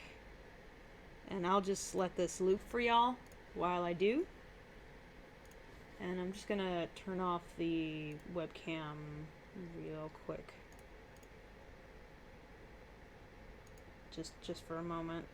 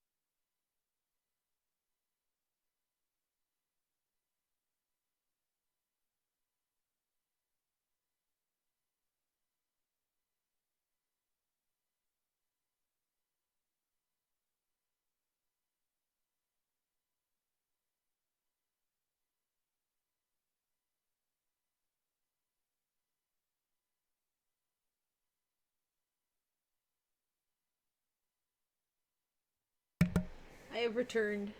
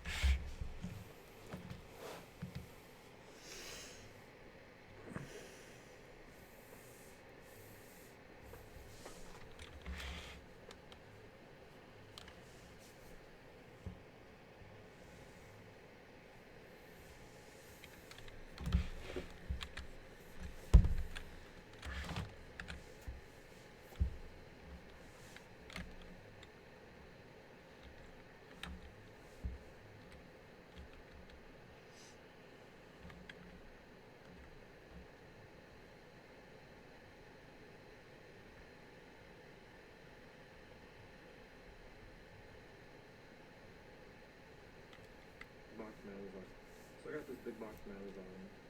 Cat's over here. Let's see how long before it takes them to make this new house.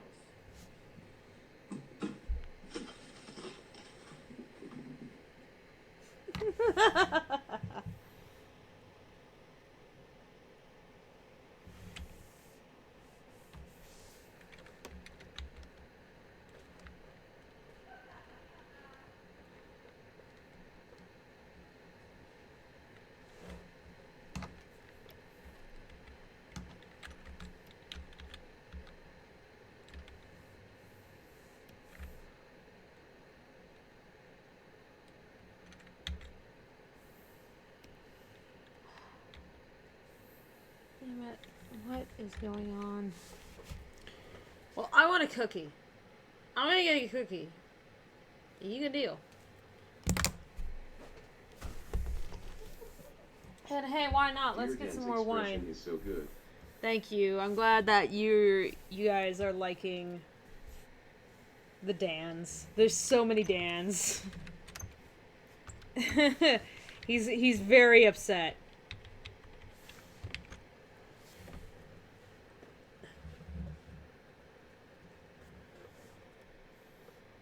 I'm gonna bloop and bloop and see how that looks.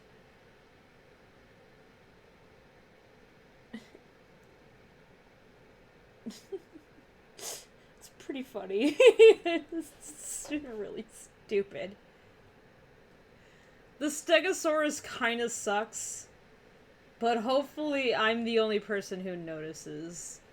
Not the design of the Stegosaurus, just the way it moves is not really to my liking. Maybe I'll go back and tweak it, I don't know, but...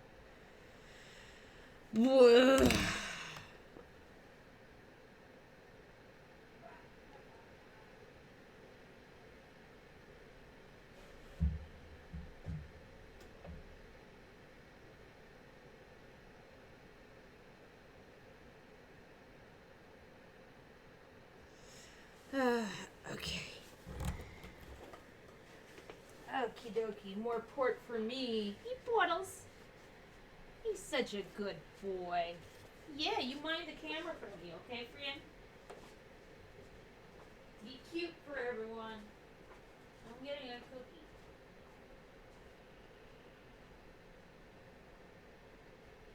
Limited expression can be funny a lot of the time.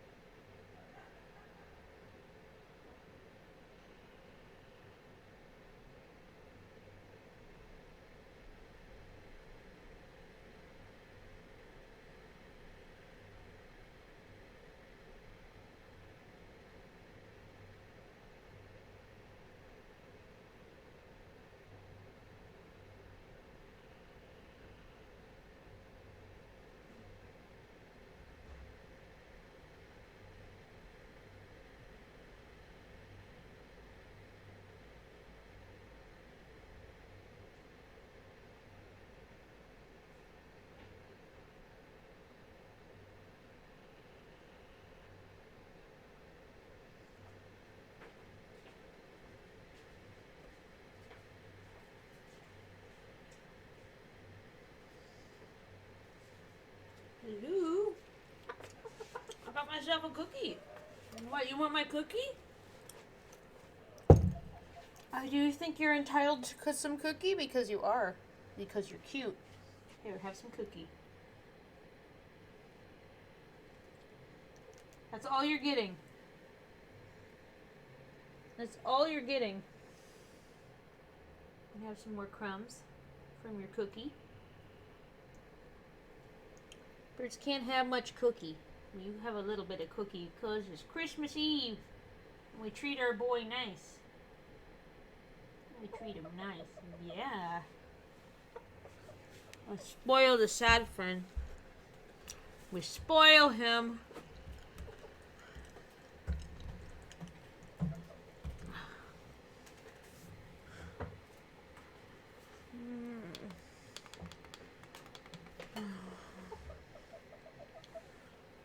baby boy.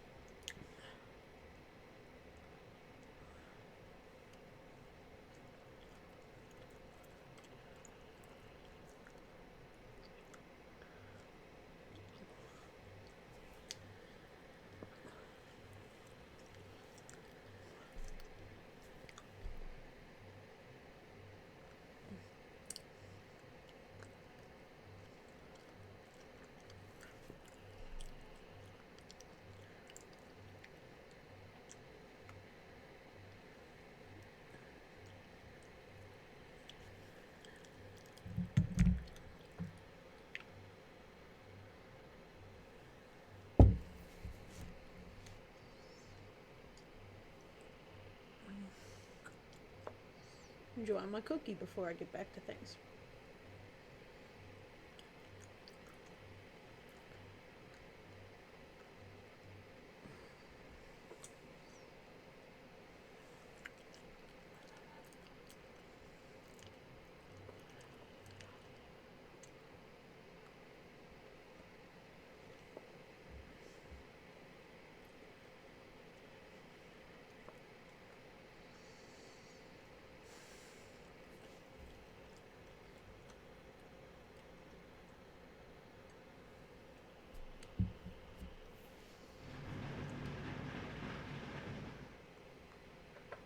There's a lot of firework right there. Yeah, book, book.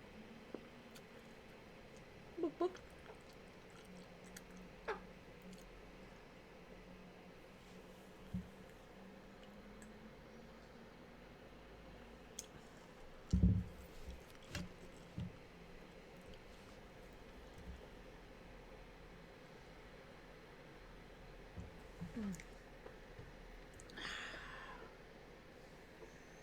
Some actual water though.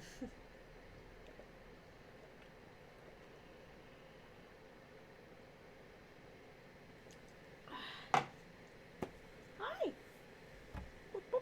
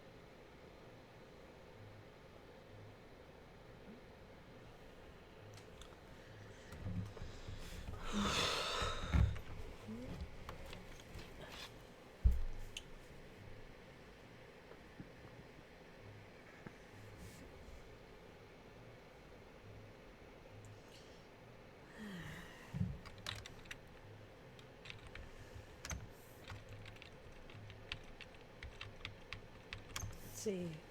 1, 2, 3. This right now, this is not that many strokes.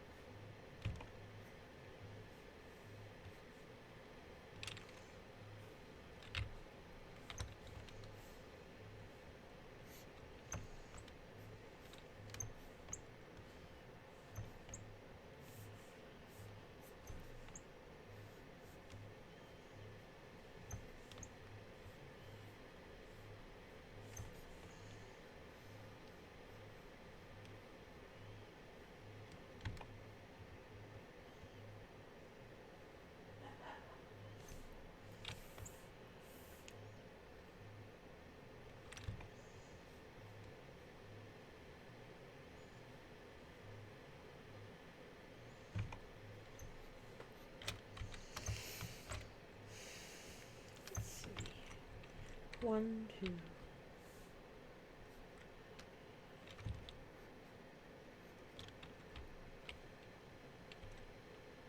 1, 2, 3. 1, 2. Oh, there's only 2. Okay, cool.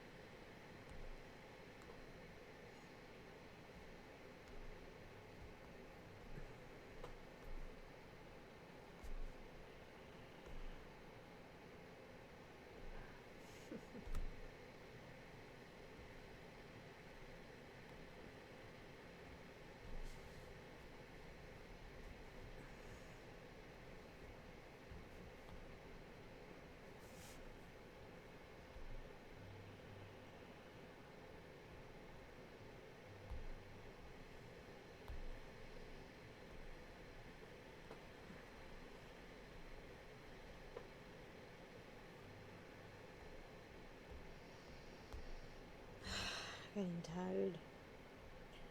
Learning how much I want to do before I call quits tonight.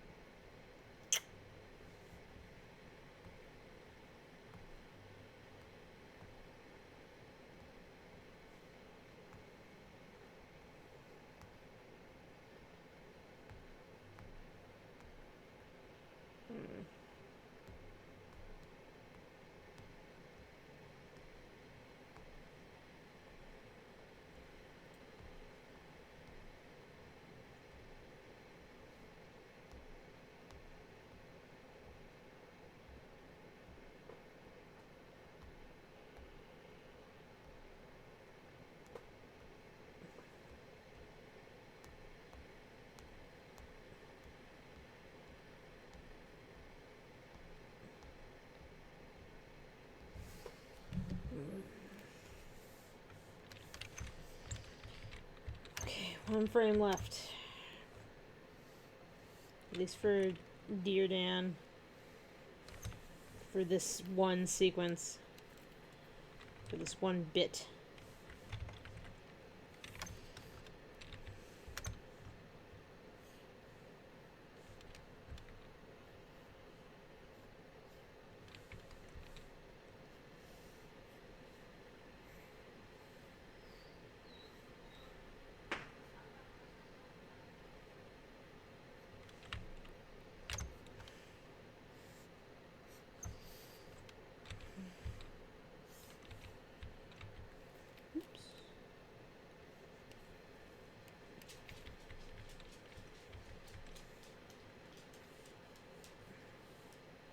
Hey, Moth. You doing okay, Moth? Oh, okay. You're not as bad as you could be. Did that medication work for you? You're not crawling in my lap. That's good.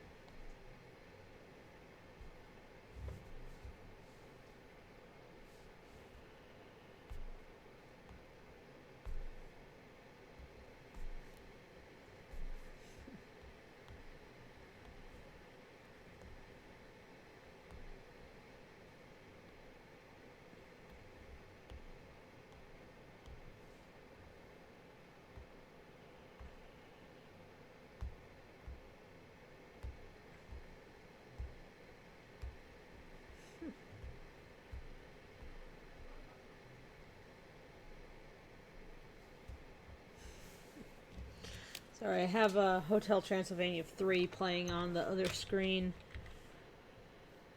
So when you see me occasionally space out, I'm watching that. It's just so well done. I love the animation in it. It's very, very well done.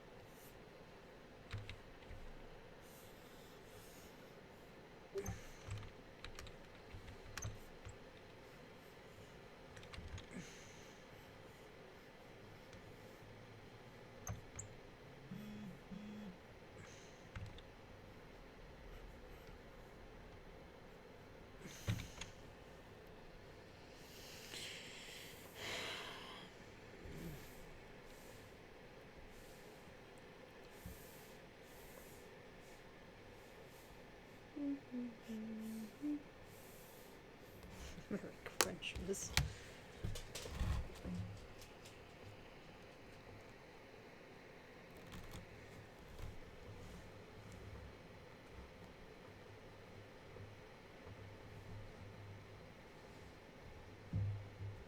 Chicken. Hello. Chicken.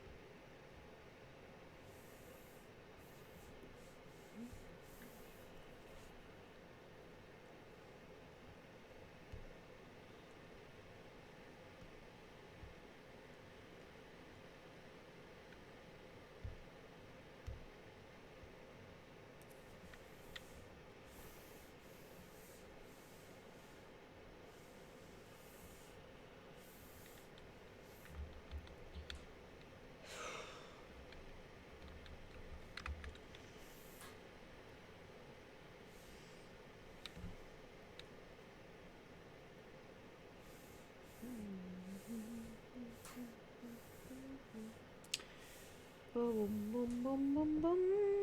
Ba-da-dum, bum, bum, bum, bum, bum, bum, bum.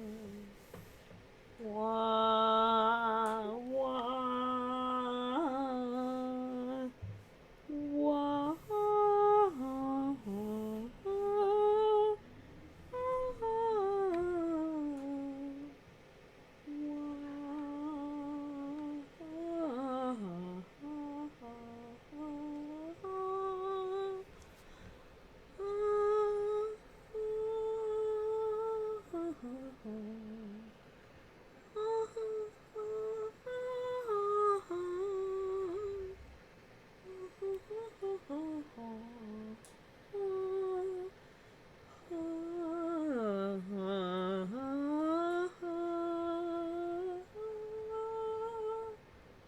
Chicken.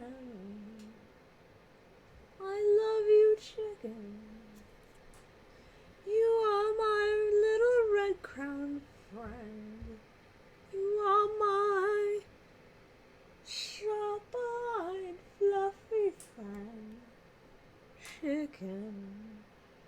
You are my chicken. And I love when your beautiful tail flick back and forth again. Chicken. Your voice, chicken. Every morning at crack of dawn you sing. Mary chicken. My lovely chicken.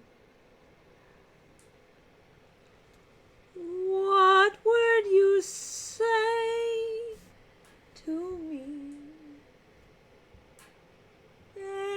Baby chicken, baby chicken. Your chest is etched in beauty. Your visage never misses. Your gorgeous face belongs on flags by 3. Chicken, happy chicken. I hope that you are never lonely.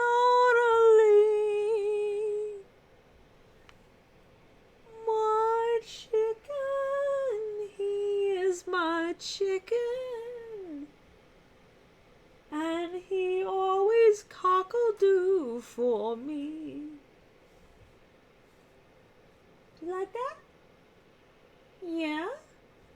You like that? Good boy. He like a song. Whoop, whoop, whoop, whoop, whoop. Little bubble sounds. Little bubble friend. Baby bubble friend.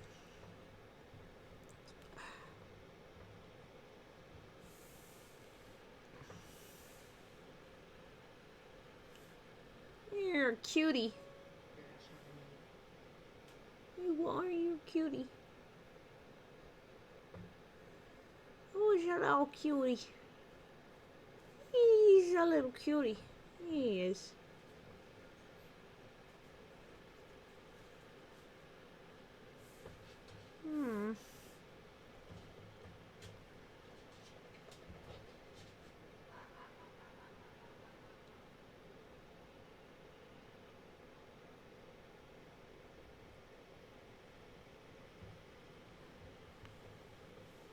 Chicken. This like hitting that note. It's fun. My body. My body's a little upset with me. Oh boy.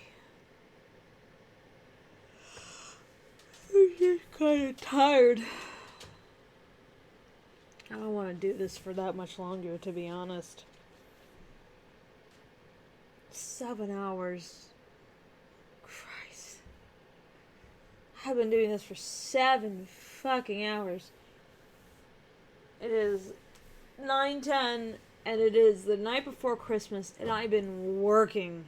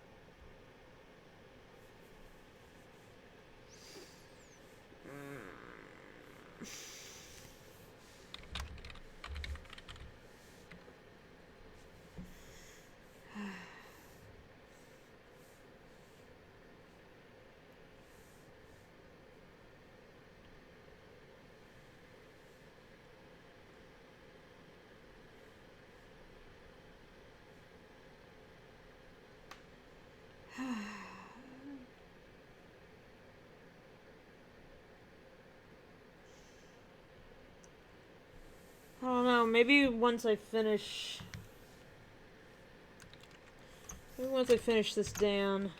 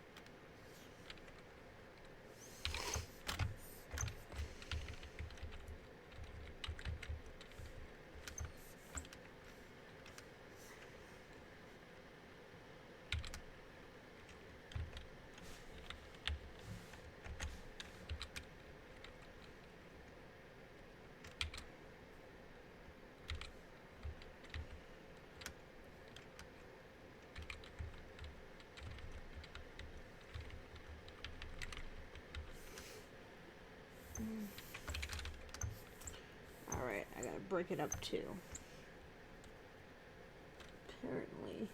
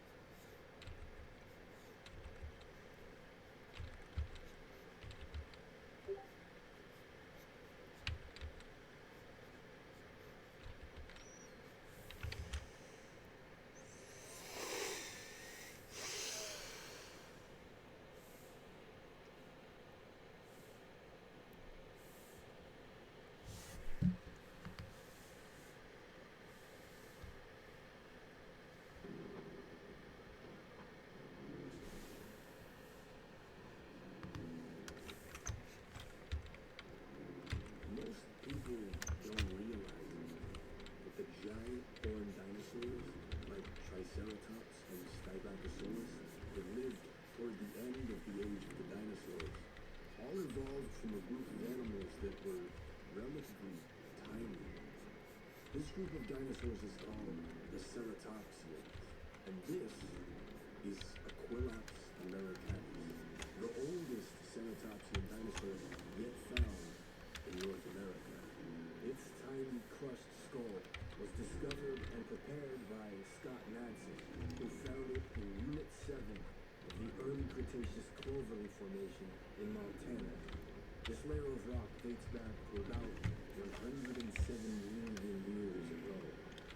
Now, all of its other small, close relatives living at around this time are found in Asia and Europe, and the presence of a number of different animals with close Asian relatives suddenly appearing in the North American fossil record at this time seems to indicate there must have been a land bridge temporarily opened between Asia and North America that would have allowed even small animals like Aquilops to migrate into North America.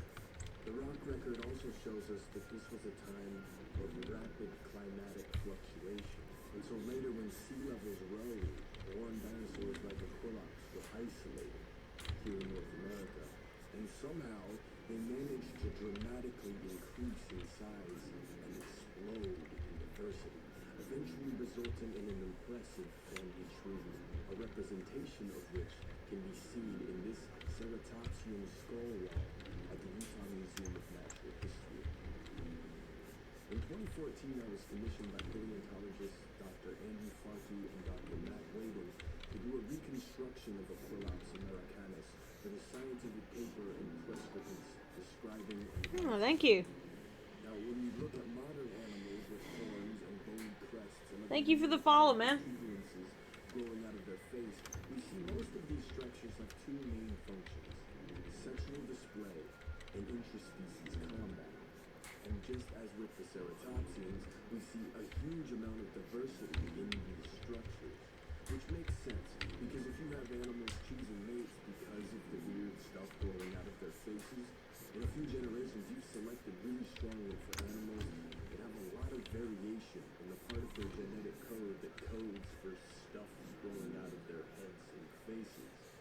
This bizarro non-evolutionary trajectory is one of those weird and fascinating stories we see repeated in evolutionary history all over the tree of life. And it's the main reason we chose coloration and composition in our 2014 reconstruction of Aquilops that would emphasize the display function of the horns and frill that we see the very beginnings of evolving in Aquilops. But when we were discussing the project, another idea Oh, Moth. Having a hard time. Oh, Moth, you having a hard time? Moth, you're more chicken than the chicken.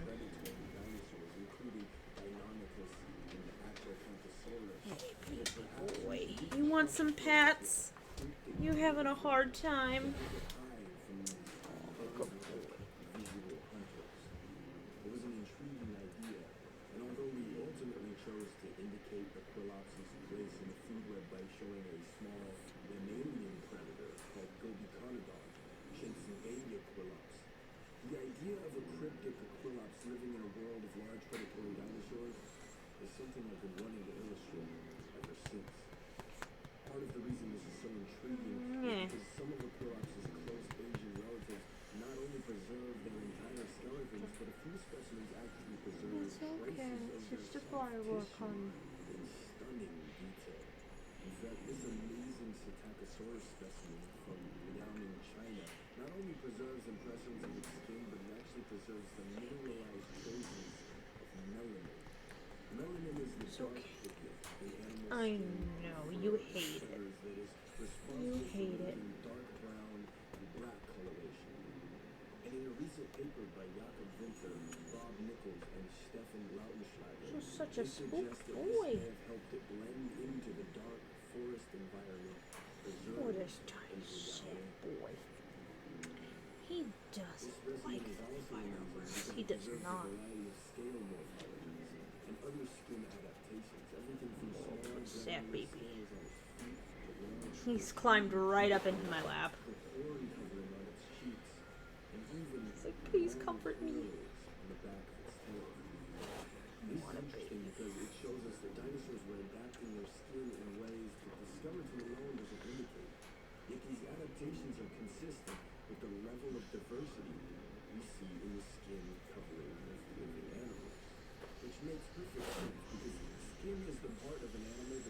constantly interacting with the outside environment. So naturally, the animals that survive in an ever-changing world are ones whose body covering is highly adaptable. Now, when we look at small-bodied animals who are kind of reminiscent of the early horned dinosaurs with weird spines and protuberances growing out of their faces, we see these weird structures serving a function other than the interspecies combat and sexual display that we already discussed. Take, for example, modern chameleons, like this Jackson's chameleon, which has 3 horns and a frill, unlike some ceratopsian dinosaurs. These horns are used in interspecies combat as they fight over territorial mates. In fact, the female of the Jackson's chameleon has much smaller horns, but she still has them.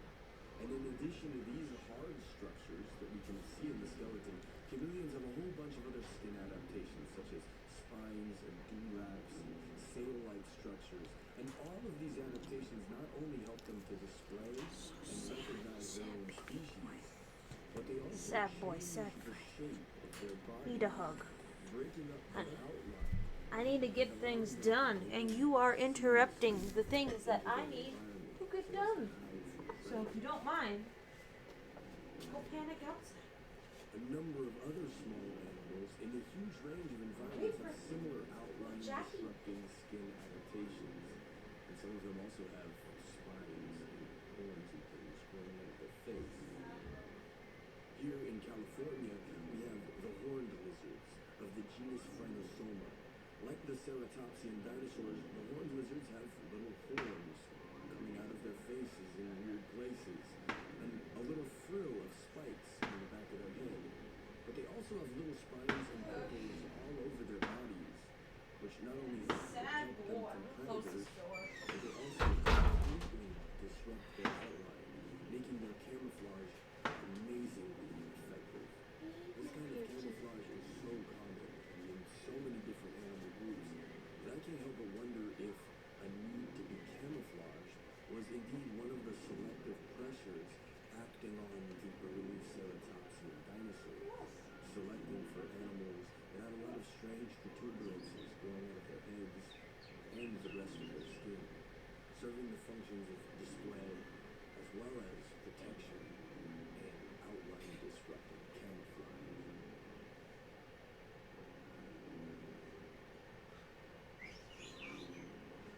So this is my new reconstruction. You, Mr. Chicken, I think you should go to bed too. As a cryptic I know you've been my buddy this whole time, but I think it's time for you to go to bed.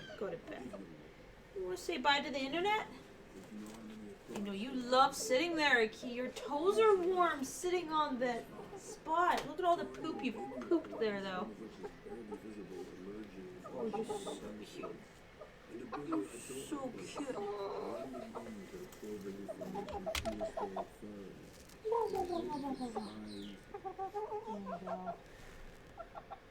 Say bye to the internet. A soft friend. I know you like it here. It's nice and warm. I'll put you in my bedroom where it's decidedly colder. He'll be fine though. He likes sleeping there. It's his spot. He's got his own spot. Oh, boy.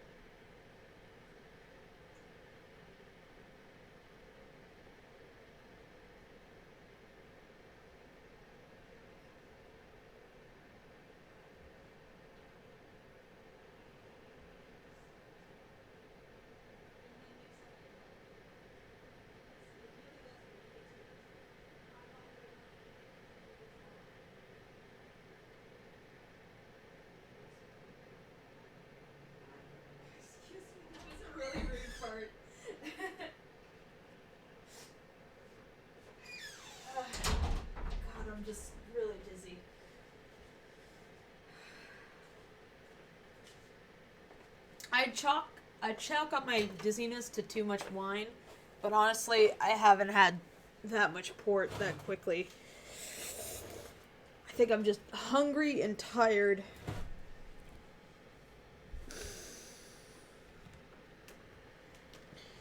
Getting Danny Deer and the Stego done will be pretty good accomplishment. I think at best maybe I could rough out the other ones, but I'm just so tired. I am very spent.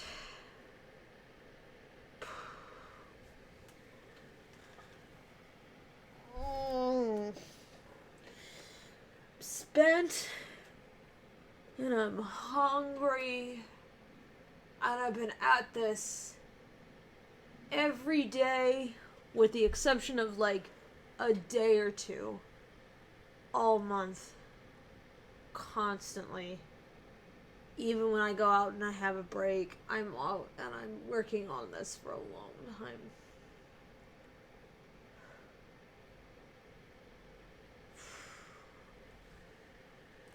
And I'm not upset. You know, I'm not upset. I'm just tired. I'm pretty good mentally. I feel okay. Just tired. I don't even mind working on the holidays because, like, Clint's not here right now, so as far as I'm concerned, Christmas has been delayed. Like you're making steady progress? Oh, I'm making very steady progress. I have, here. What is it? Here you can see I have a checklist here of things I gotta do. And you can see, like, how much I've gotten done with. Let's see if I can. Yeah. So, like, this is, like, every day since I wrote this checklist. You know, if you're struggling to get a project done, get a checklist and just, like, break things down a whole lot. You can see just from, like, the middle of the month all the way down, everything I gotta do. Maybe I could check those off even, just to feel, like, more accomplished even, but I don't even have the energy to do that. Oop, whoops, this is too far down. So, I've gotten a lot done. I've gotten more done in the past month than I have in the past, like, 2 months. And that's largely... breaking things down into checklists has helped my projects. That's largely thanks to switching over to new software, even though I had to, like, spend several days, like, learning the software and fucking around with scenes, I still managed to get them done much, much faster than I was in TV Paint, where coloring was just taking about as much time as inking. And I don't want anything to take so much time as inking. I just don't. Plus, compositing in this software is much easier. It's just better done.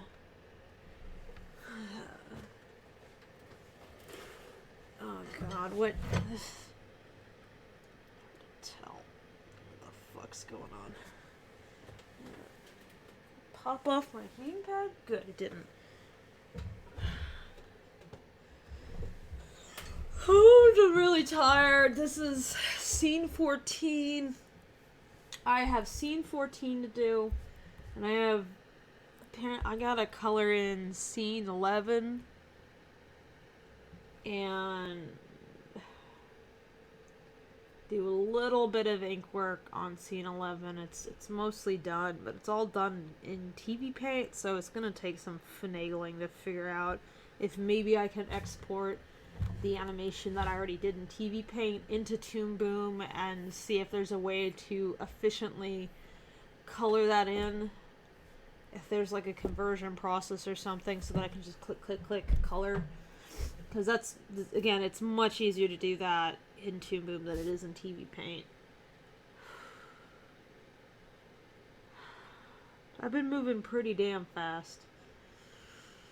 I'm hoping that the differences between the programs are not so stark that when people watch, they can, like, tell they're like, oh, you changed programs.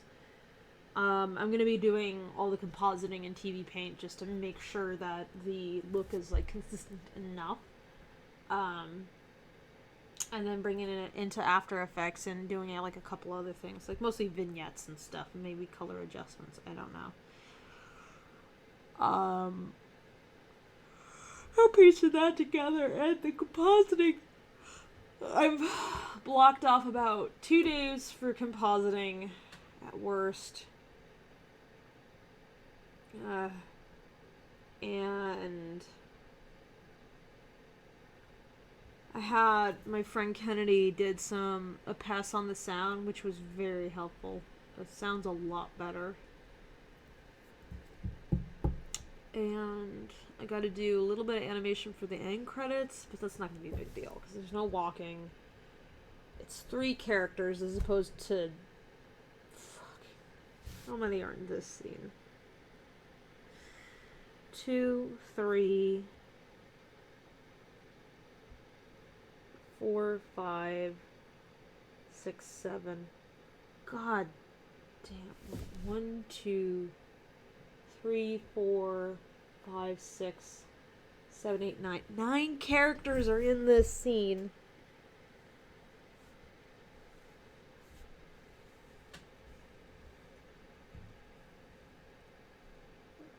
Only a few of them are animated all that much, though. Danny is animated a bunch. Danny's sort of animated. Aaron's sort of animated. The deer is very animated. The Stegosaurus had a lot of animation on it, but I had to like go spend hours teaching myself some new tools in Toon Boom that I should just not have bothered with. I thought I was going to make things faster. It didn't.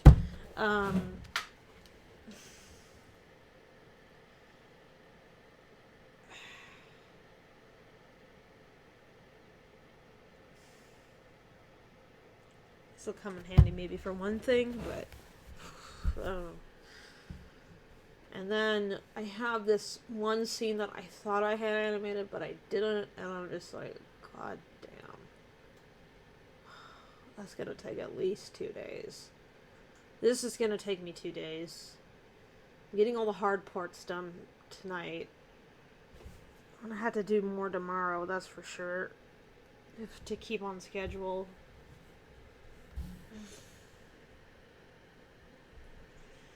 I want to go see Cats. I want to see some garbage. I don't want to do this. I gotta do this. I had to skip out on hanging out with friends on Christmas. I don't know. If I do anything, maybe I should just prepare food. I don't know. I'm so tired of this. It would be better if I just didn't do this.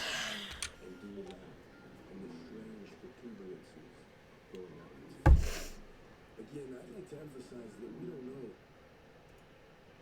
exactly what a collapse looked like or how exactly it survived in its environment, but it's kind of fun to imagine what life would have been like living in the shadow of the other huge dinosaurs of the Cloverleaf Formation.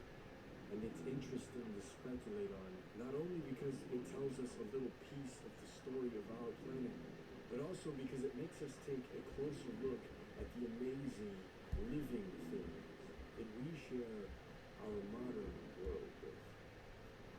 Now, back in 2014, one of the pieces of art that went out with the press release showed a Clorox being held by a woman as a fun way to give people a sense of its small size. But immediately, the response from a lot of people on the internet was, OMG, I want one as a pet, or how long until we clone these so I can have one? And while I hope this viral response helped spread awareness of the science, it kind of alarmed me, because it reminded me that our culture has this really strong consumer response to small animals. So much so that, in fact, wild populations of a lot of animals, including some of the ones featured in this video, are actually in decline because of people's desire to possess these creatures as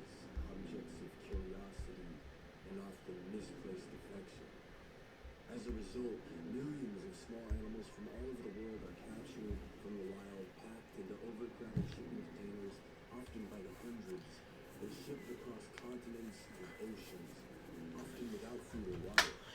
Most of them died needlessly, either in transit or under the care of someone unqualified to keep them. You see, a lot of these animals are adapted to really specific microenvironments, which aren't easy to replicate in captivity, even by professional zookeepers. So if you are interested in keeping a small dragon or other exotic animal as a pet, do your research and be sure to buy a captive bred animal from a reputable breeder. Pet stores, especially big corporate chains, are some of the most egregious middlemen in the trade with wild-caught animals, often cycling them through the same enclosures as captive bred stock. So even if you buy a captive bred animal from a pet store, it may have been exposed to pathogens and parasites from sickly wild-caught animals that used the same enclosure before. Now, another, perhaps kinder way to bring a small prehistoric dragon into your home is to support my art by purchasing posters of either of my Aqualops illustrations on my website, don'tmesswithdinosaurs.com. You can also choose to receive either of these illustrations as a thank you gift for pledging your support for my art on Patreon. Also, if you're interested in hearing an extended talk on these Aqualops illustrations that I recently did at the Raymond Alf Museum of Paleontology, a link can be found in the video description below. I hope you'll subscribe to the Alf Museum's YouTube page, and if you're in Southern California, definitely pay them a visit. They have an awesome ladies yet. I also hope you'll check out the Utah Raptor Project. It's the current project of Scott Madsen, the guy who discovered and prepared Aqualops. He and a team led by Dr. Jim Kirkland have accomplished the Herculean feat of moving a giant boulder crowded with the bones of Utah raptors and iguanodons from the side of a mountain in eastern Utah. Now that it's been somehow moved to the Museum of Ancient Life in Thanksgiving Point, Scott and a team of preparators have the even bigger job of painstakingly removing every grain of sandstone from around the delicate bones and trap them. And they need your help. This work requires specialized tools, skilled preparators, and thousands of work hours to complete. So I hope you go to the Utah Raptor page and pledge your support to help them free those Utah raptors and iguanodons from the quicksand that's been entrapping them for around 120 million years. Thanks for watching. And next time you're out in the wild and you catch a little movement out of the corner of your eye, look closely. There may indeed be a small cryptic creature hiding in plain sight.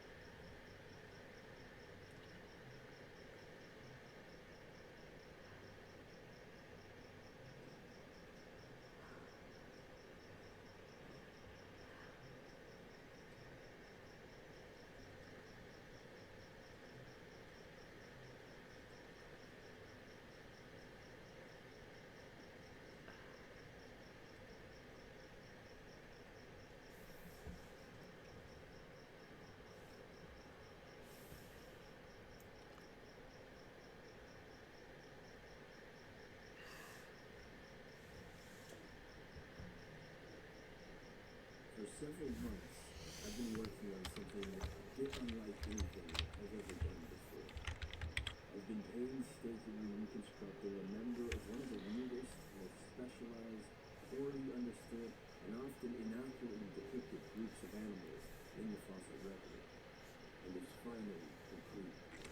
I'm excited to announce that I've been working with the National Aviary in Pittsburgh to create my very first life-sized paleo art sculpture, a pterosaur called Kayulajara.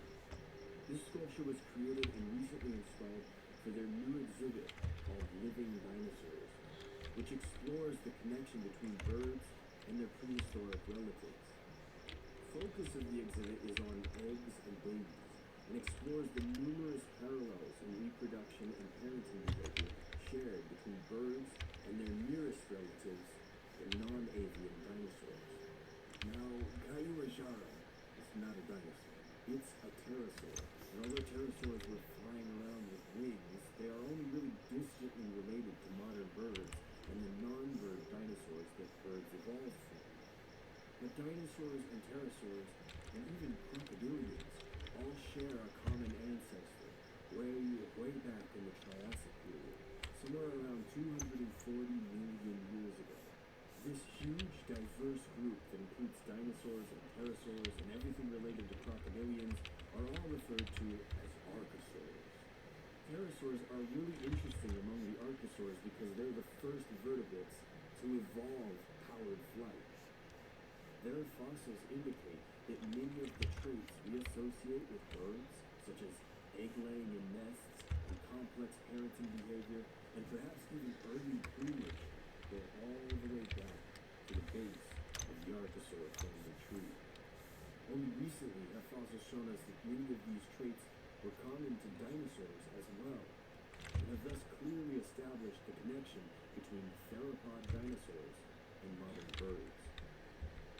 The aviary houses an astonishing diversity of living dinosaurs, with all kinds of fantastic adaptations, many of which they share in common with pterosaurs, such as hollow bones, plumage insulating their bodies. Many pterosaurs, like birds, had beaks, and many had bizarre and elaborate head crests.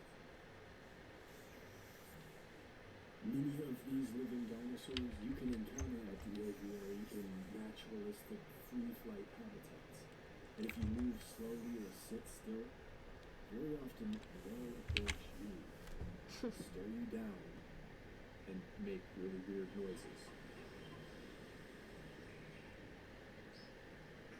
But the aviary doesn't just have birds. The bat. They have a few other animals too, including... Oh my god, the bat has a marshmallow. These large bats demonstrate to guests one of the other ways vertebrates have evolved the ability to fly.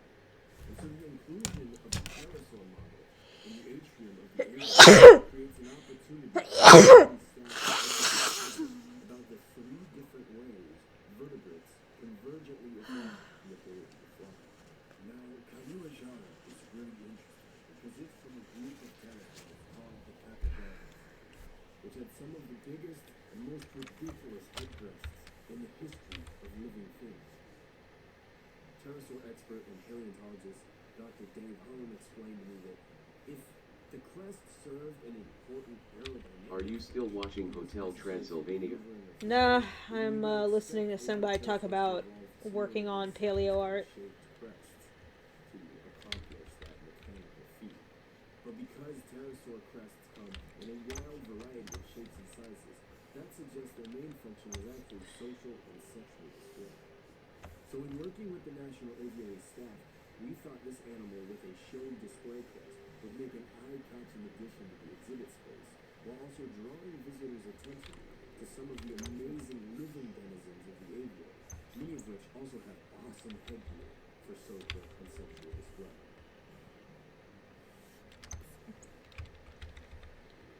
One of the other fascinating things about Kayulajara is that unlike many pterosaurs, which are only known from a few fossils, he is known from hundreds of fossils, from dozens of specimens of various ages.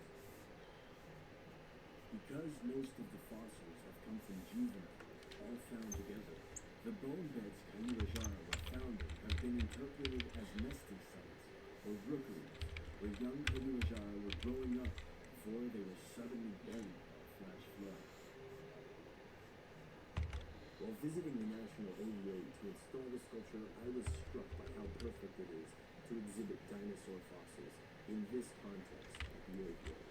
And the design of the exhibits beautifully takes that into account. Because at the National Aviary, the concept of extinction isn't just an abstract idea that affected some far-off animals in deep time. It's something they're working tirelessly against every day. These are Edward's friends, and we have tried to make a very natural habitat for them. They're native to the forests of Vietnam, and the reason it's so important to have them included here in institutions such as the National Aviary is because the habitat we have here is the only thing left for them. In Vietnam, the forests have been clear-cut from monocultures of palm oil. So there's really a challenge for these species in the wild because of deforestation. So we've tried to replicate their habitat here, and with the hopes that we can have a growing population included here, and then eventually reintroduce if the forests become stable. We know for a fact that they are comfortable in this habitat. They arrived to us just about 6 months ago in the summer, and they have already successfully reproduced, which is pretty amazing. One of the most spectacular real Pheasants. fossils at the National Aviary is Good an pheasant. amazingly well-preserved oviraptoric dinosaur nest from Mongolia. And the aviary has put it in a display right next to the window into the aviary vet lab, where you can see their Edwards pheasant chick. We're particularly excited about this species, Oh. the pheasant, because they are thought to be extinct in their native range. So they have Oh not my been god, the recognized chick is like half legs. Oh, it's so cute. It's like a super chicken. It's like a prettier version of a chicken chick with bright pink legs. Oh, it's very cute. Here, I gotta link you guys to this because this is delightful. Relatives is a Here, buddy, go see the baby. prehistoric animals and modern ones are all part of a continuum of life, engaged in the same timeless struggle to So survive, good. not a living. What a sweet bird. That continuum of life Baby chick. includes us. But our daily actions have a direct It's effect so on the cute. history of life. Ah! Oh, I want more chickens. There are a few things that people can do to help these species and other species that live in rainforests around the world. Specifically, you can download an app from the Cheyenne Mountain Zoo or other apps that tell you how to avoid products that have palm oil that's been harvested in unsustainable ways. Download the Cheyenne Mountain Zoo's palm oil app. That'll give you a good guide of what you're buying in the grocery store is something that's actually helping species. If you're near the northeastern United States, I hope you'll make the migration over to the National Aviary in Pittsburgh to explore the amazing naturalistic habitats inhabited by living dinosaurs. Oh my god, I gotta go visit it. It's in Pittsburgh. There's like an aviary museum. That's so cool. Along with some really great pieces of paleo art by a number of great artists, including Louis Gray and Ray Stein. Needless to say, I am super excited to be a part of this exhibit and to have my Kaguya sculpture in such good company. I owe a huge thanks to the National Aviary staff who made this project happen, especially Jennifer Torpy, Cheryl Tracy, Tricia O'Neill, Carly Morgan, and Robin Glover. Also, a big shout out to the Alana Register at Silver Creek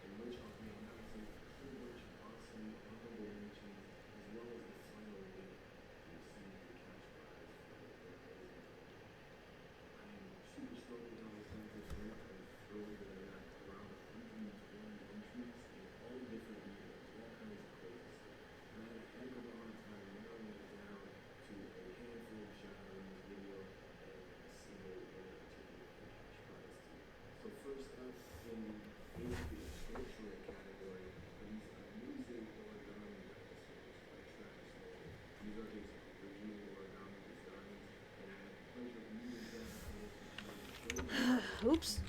Forgot to do this one.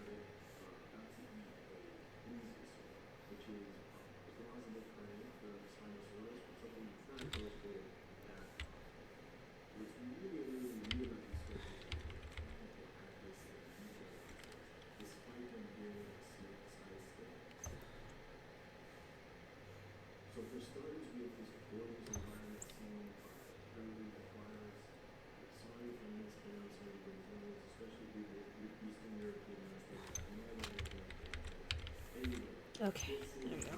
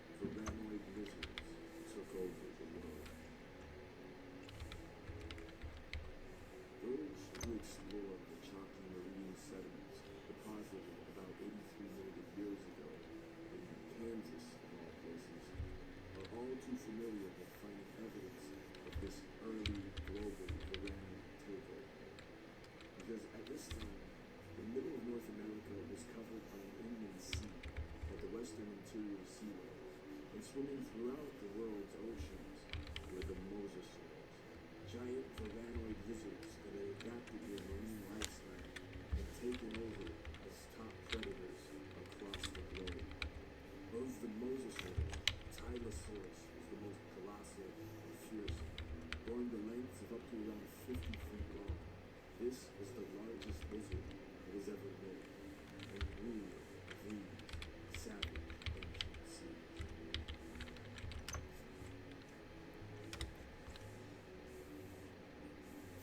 My name is Brian Hay. I'm a paleoartist, which means I collaborate with scientists to reconstruct what prehistoric animals may have looked like when they were alive. And for the past several months, I've been working with Treatment Paleontology Incorporated to create art for the most comprehensive exhibit on the Western Interior Seaway ever created, Savage Ancient Seas. This traveling exhibit is the culmination of over 30 years of work in the Western Interior Seaway by owner Mike Treatment and his lead paleontologist Anthony Ortiz, who I worked closely with to ensure that all of my illustrations were as scientifically informed and up-to-date as possible. The exhibit features everything from tiny invertebrates to bizarre ancient fish and sharks to the rulers of the world's oceans at this time, the mosasaurs. Naturally, the largest piece of art in this exhibit, a huge mural, had to feature a dramatic reconstruction of the apex predator in this ecology, Tylosaurus. But what should a 50-foot-long marine adapted volcanoid lizard look like?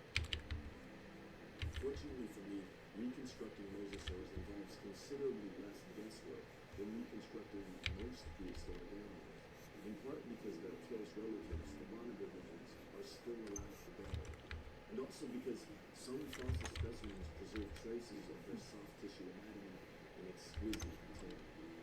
This specimen at the Los Angeles Museum of Natural History actually preserves numerous traces of OMG, you so dedicated. skin, Much love. Yeah. Dedicated's one way to put it.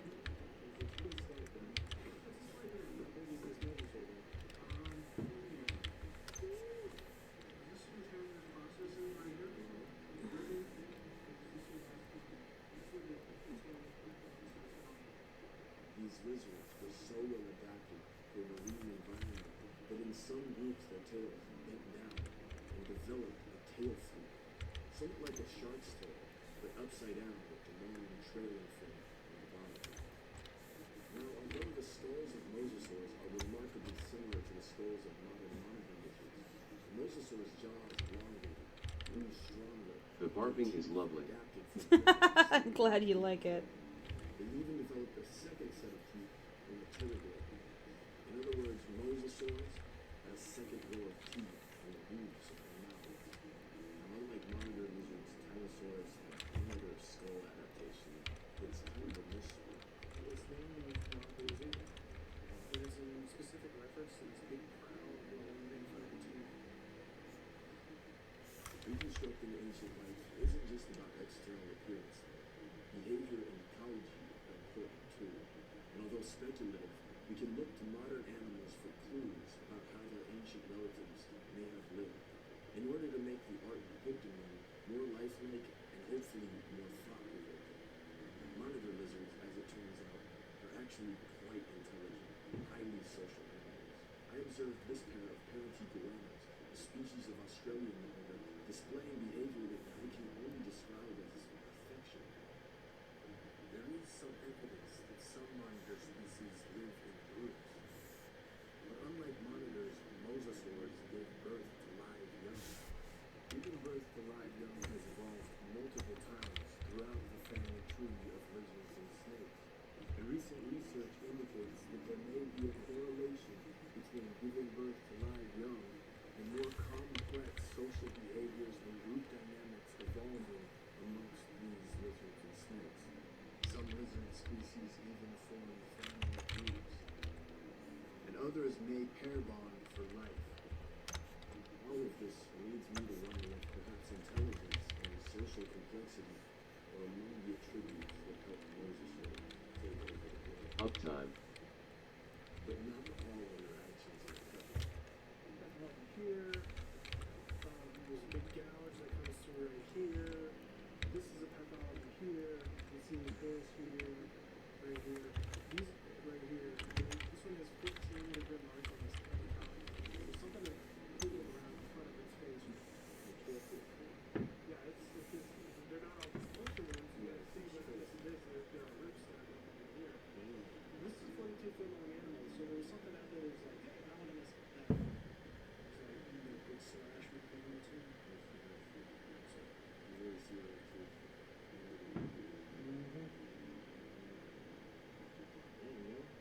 It had to hurt. That's that Moses horse. Straight up Moses horse. So whether or not it's antagonistically in here, He just vomits rainbows at him. or if it's mating behavior on the animals, I'm not certain. I don't know why it's vomiting rainbows, but it just felt better. It felt like the right thing to do. Living alongside the mosasaurs, there were huge sharks that got over 20 feet long, as well as giant bony fish such as Zyphactinus, which got over 15 feet long. One find that particularly intrigued Anthony was a large Zyphactinus, with half of it completely missing. Stronicoid shark teeth were found around it, indicating that they had at least scavenged the carcass. But these sharks were only about the same size as the Zyphactinus. And unlike You are a most phenomenal Zyphactinus streamer. Thanks, I'm This trying. chat is working here. You should have a major following. Thanks. Tell everybody about me. I would love to get a following, and then people can donate so that I can make cartoons forever. That would be great. Let everyone know I Phenomenal draw animator. things. Thanks. Appreciate it.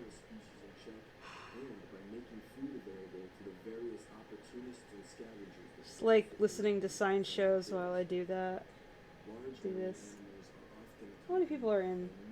4, 5, 6, 7, 8, 9, 10, 11, 12. 12 people, wow. I don't usually get that many people in chat. So I'm just happy whenever I get like, oh yay, one more than usual, hooray. So I'm not a person who has like hundreds and hundreds of people, so I tend to notice when they're like, if you're a regular, I tend to notice.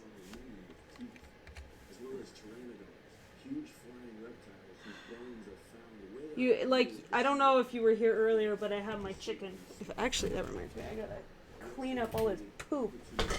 He shat everywhere behind me. I gotta clean this up before I roll over it, and then I have a thing. One second, I gotta get my broom.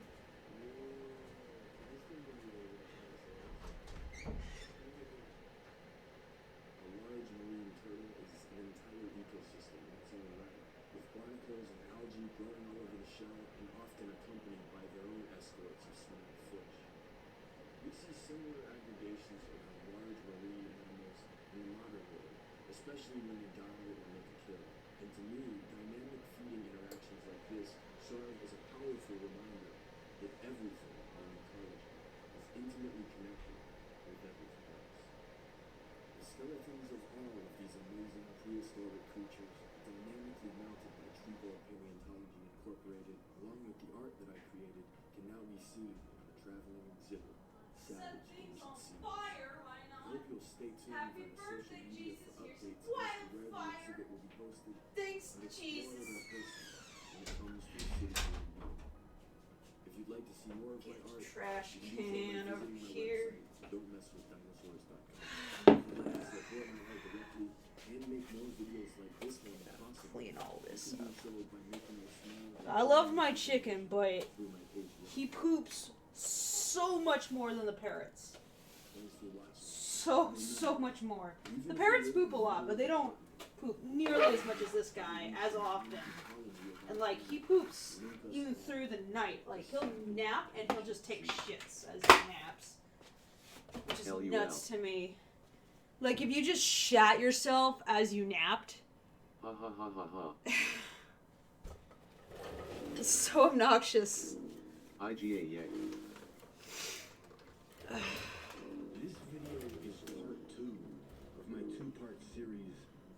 dinosaurs of Copper Ridge. No, I want to watch part 1 first.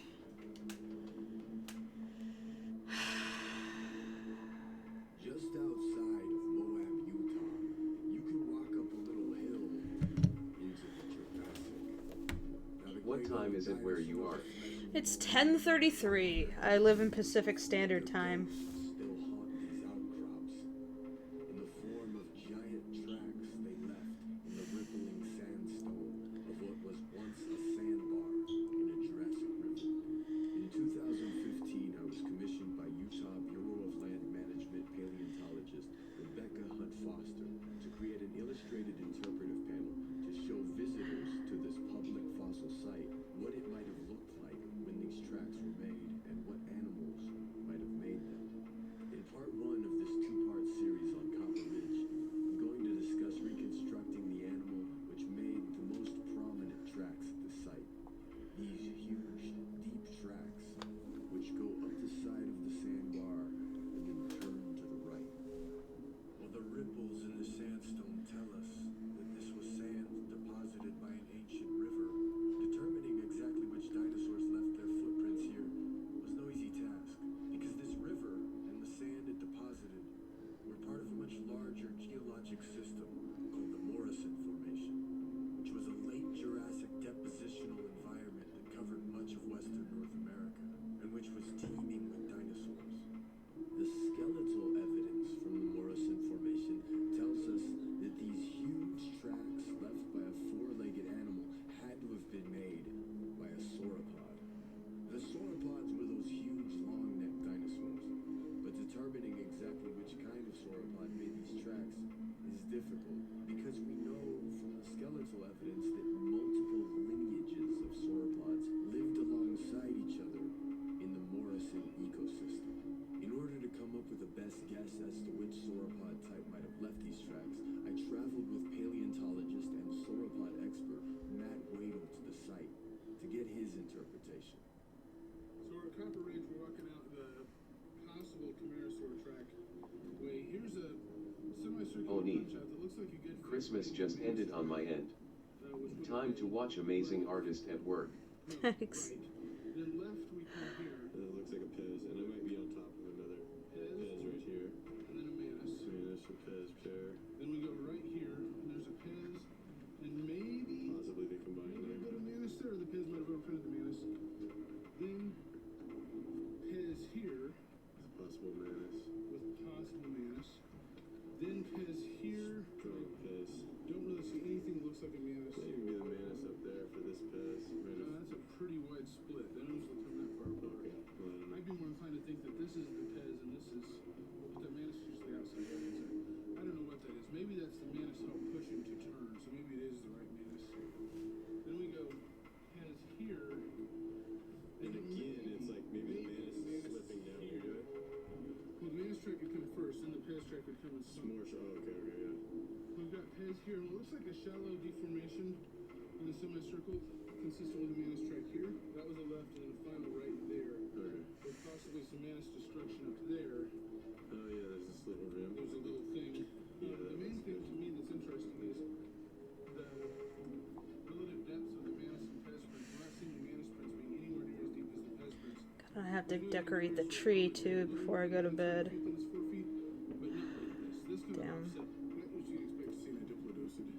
What Matt means is that of the two most likely groups that could have made these tracks, he favors the hypothesis that it was a diplodocid, because the diplodocids have a slightly different body plan than the Camarasaurs and the Brachiosaurs.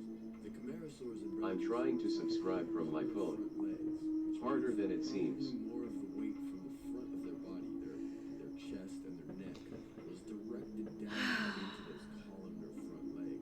Then the diplodocids, which actually had longer back legs than front legs, and this huge tail, which would have counterbalanced the front of the body with the tall hips of the back legs as kind of the teeter-totter point for the whole animal. Matt's area of expertise is anatomy, and one of the things that studying the anatomy of modern animals has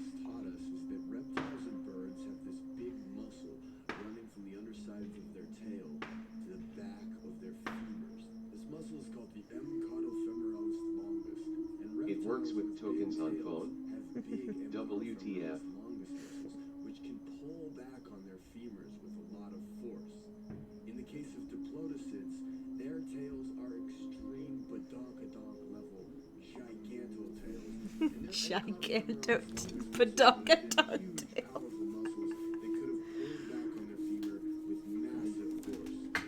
That favors the hypothesis that all these anatomical features taken together indicate that diplodocids were specially adapted for rearing up to reach high into the trees to forage for food.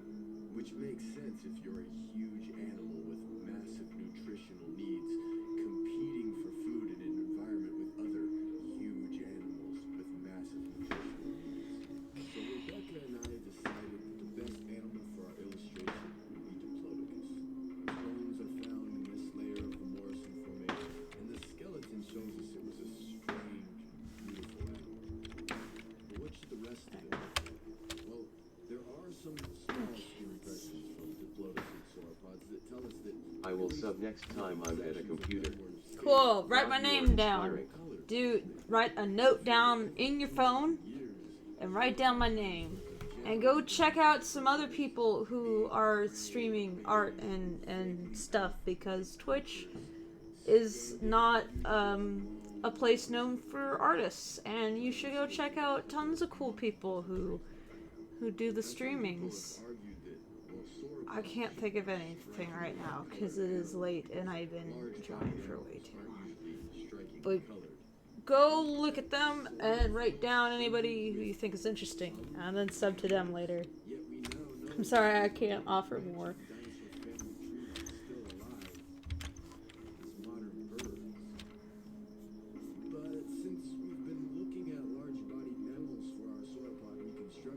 LUL// I will remember you.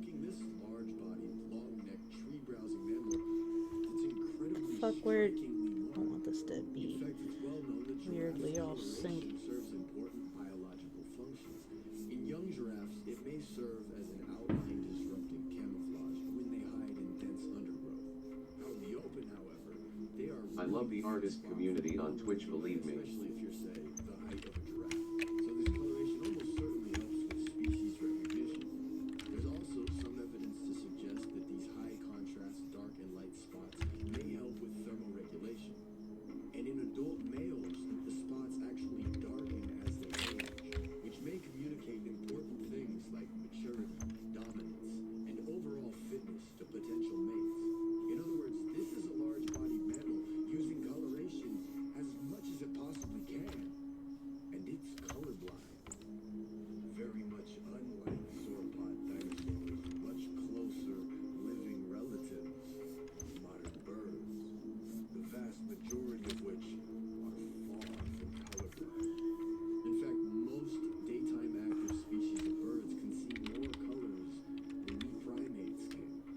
Thus, it naturally follows that visual display is of huge importance to living dinosaurs. So considering that birds as a group can be both wildly innovative with their soft tissue displays, many of which leave very little evidence in their skeletons, by the way, and they can be incredibly, ridiculously colored, especially when you have multiple closely related species living in the same environment, I can't help but wonder if perhaps the sauropod dinosaurs of the Morrison Formation would have reminded us more of flocks of giant tropical birds in the beige, lumbering behemoths they're so often reconstructed as. Unfortunately, we'll probably never know all of what any sauropod dinosaur really looked like when it was alive. But what we do know, even just from this site, is amazing. That once, upon an unfathomably long time ago, a huge four-legged animal, truly unlike anything any of us have seen alive today, walked up a beautiful rippling sandbar and made a right-hand turn in just the perfect spot that its prints would be preserved to tell that little piece of its life story 150 million years later. This illustration and another illustration from one of the other trackways, which will be the subject of my next video, are done, and the interpretive panel will soon be installed at the site. So if you're in the Moab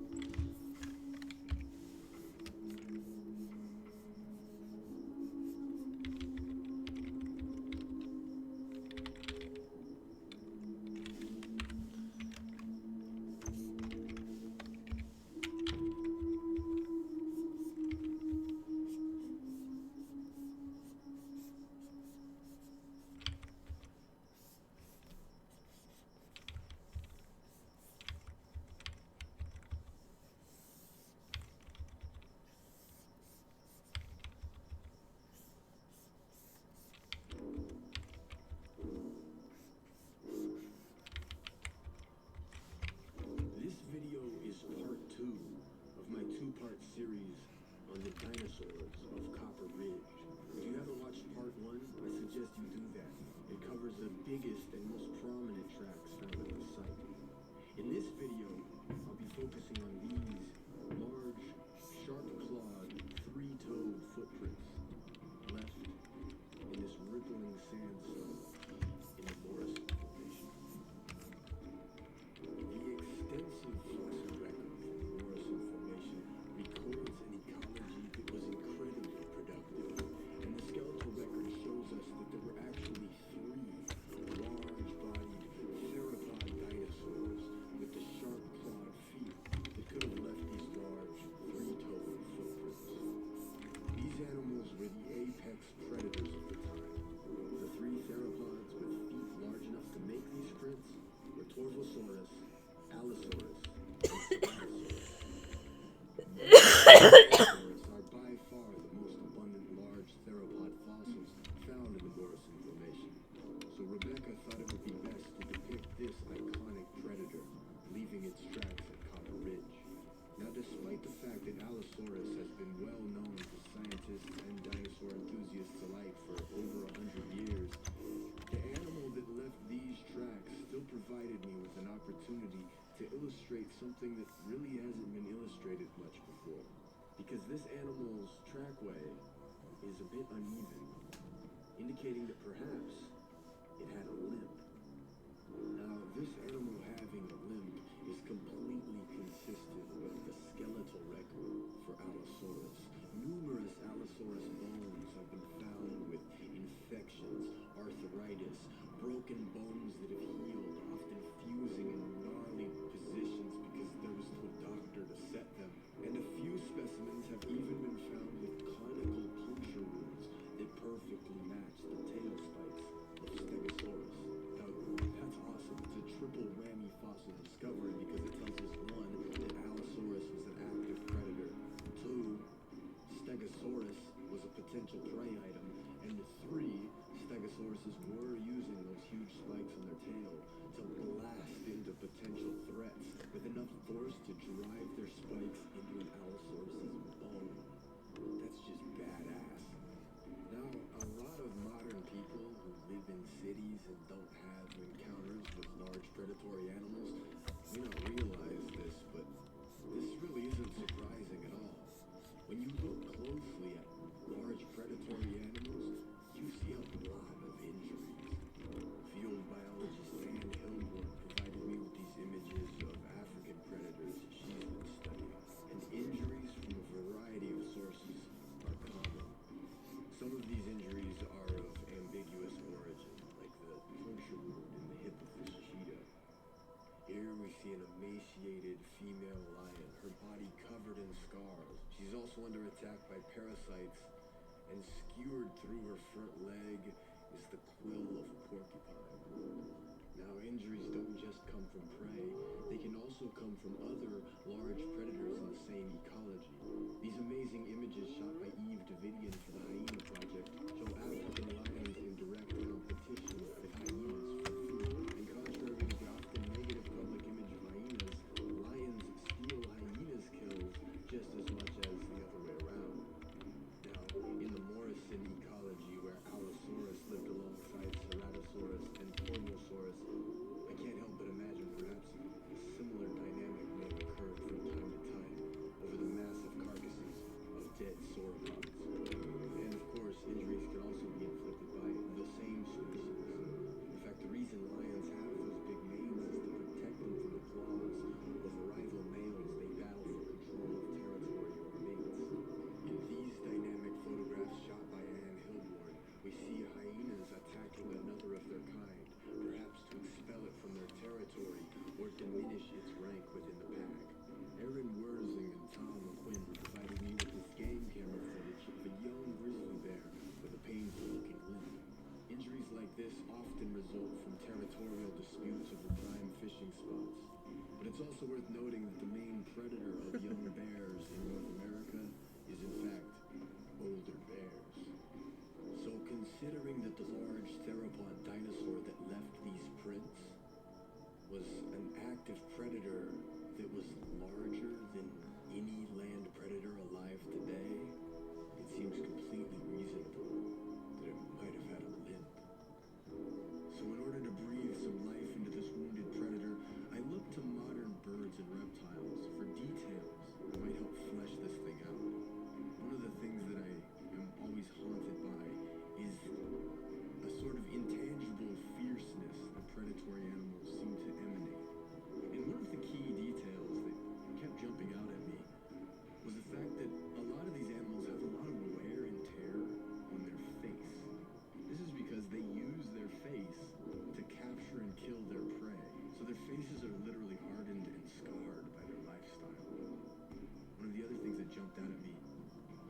intensity and clarity of these animals' eyes.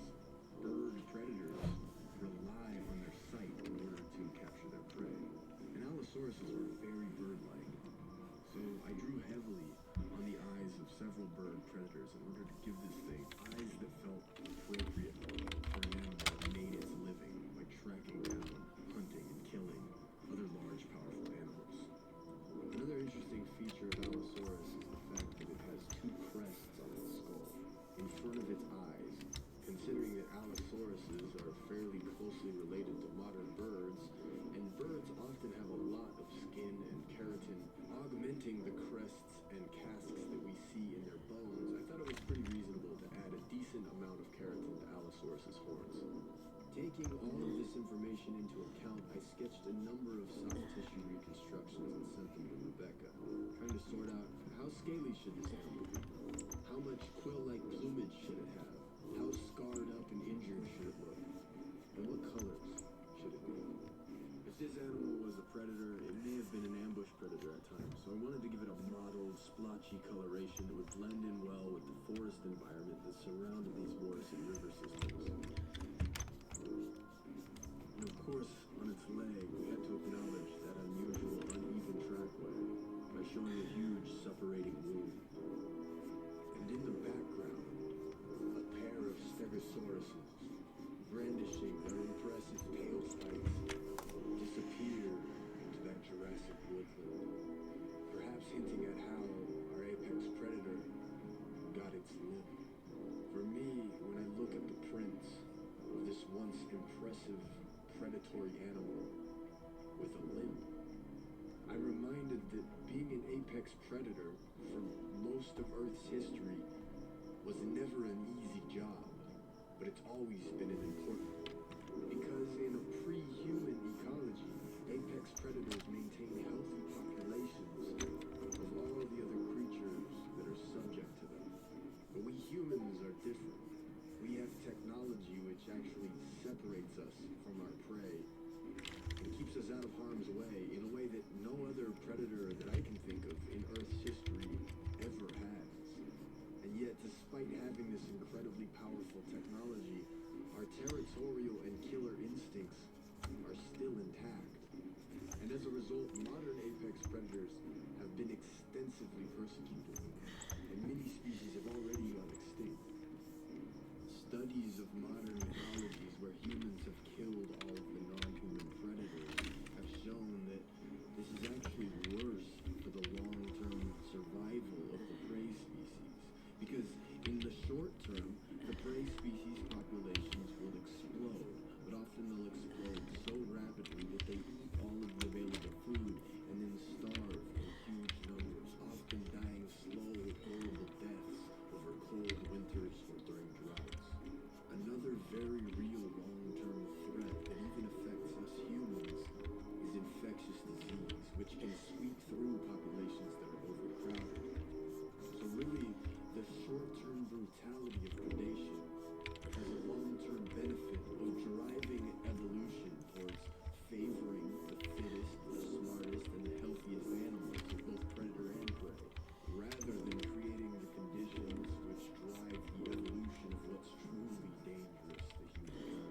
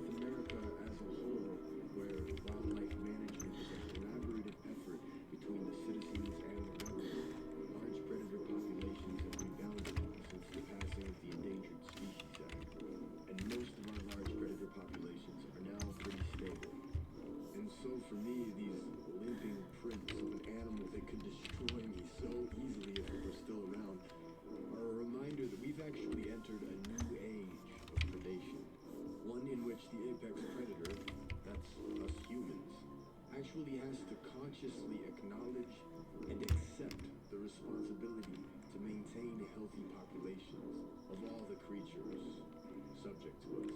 Now, while that might sound like a huge and heavy responsibility to shoulder, and it is, a huge piece of the puzzle is just maintaining enough open, contiguous land that animals can live out their lives.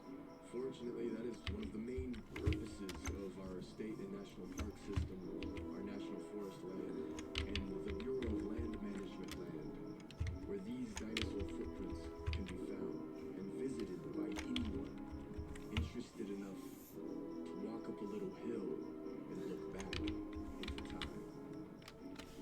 In the often polarized political climate of America, I hope this is something that Americans all over the political spectrum can agree on. That these public lands, which belong to all of us, are a priceless part of our American heritage, and certainly shouldn't be sold off at rock-bottom prices for private development by the friends of corrupt politicians. Rather, these lands should remain open and free to use by anyone, in all of their various appropriate uses, whether hiking, mountain biking, ATVing, or respectful and sustainably managed hunting, fishing, and scientific research. These lands should remain open and accessible to anyone interested in having an active and direct connection to the ancient and beautiful landscape that we all share. If you've enjoyed these videos, I hope you'll consider supporting my art, either by purchasing poster prints of my illustrations or by making a small monthly donation or Patreon. In fact, for a limited time, I'm offering signed copies of my 2016 Pandora portfolio only to Patreon supporters who pledge $20 or more. Now, I know $20 is a lot to pledge every month, but after your first month's pledge has processed, I'll send you your book, and then you can adjust your Patreon pledge to any amount, or delete it completely if you don't want access to the special content in my Patreon feed. That being said, if you send me a message saying that you plan on supporting me for 2 months or more at $20, I will gladly draw your favorite prehistoric creature in the in-cover of your book. Also, I hope you'll check out the awesome work being done by the wildlife biologists who shared imagery with me for this video. You can subscribe to the Hyena Project on YouTube, and you can follow Ann Hilborn and the Alaska Salmon Project, as well as Argent Deer and the Hyena Project on Twitter. Everything I've seen them post is fascinating and often visually stunning, so I hope you'll check them out and follow their work for updates on the amazing animals and ecologies that their research is helping our species to better understand. Thanks again for watching. And next time you're out in the wilderness at dusk, keep an eye over your shoulder.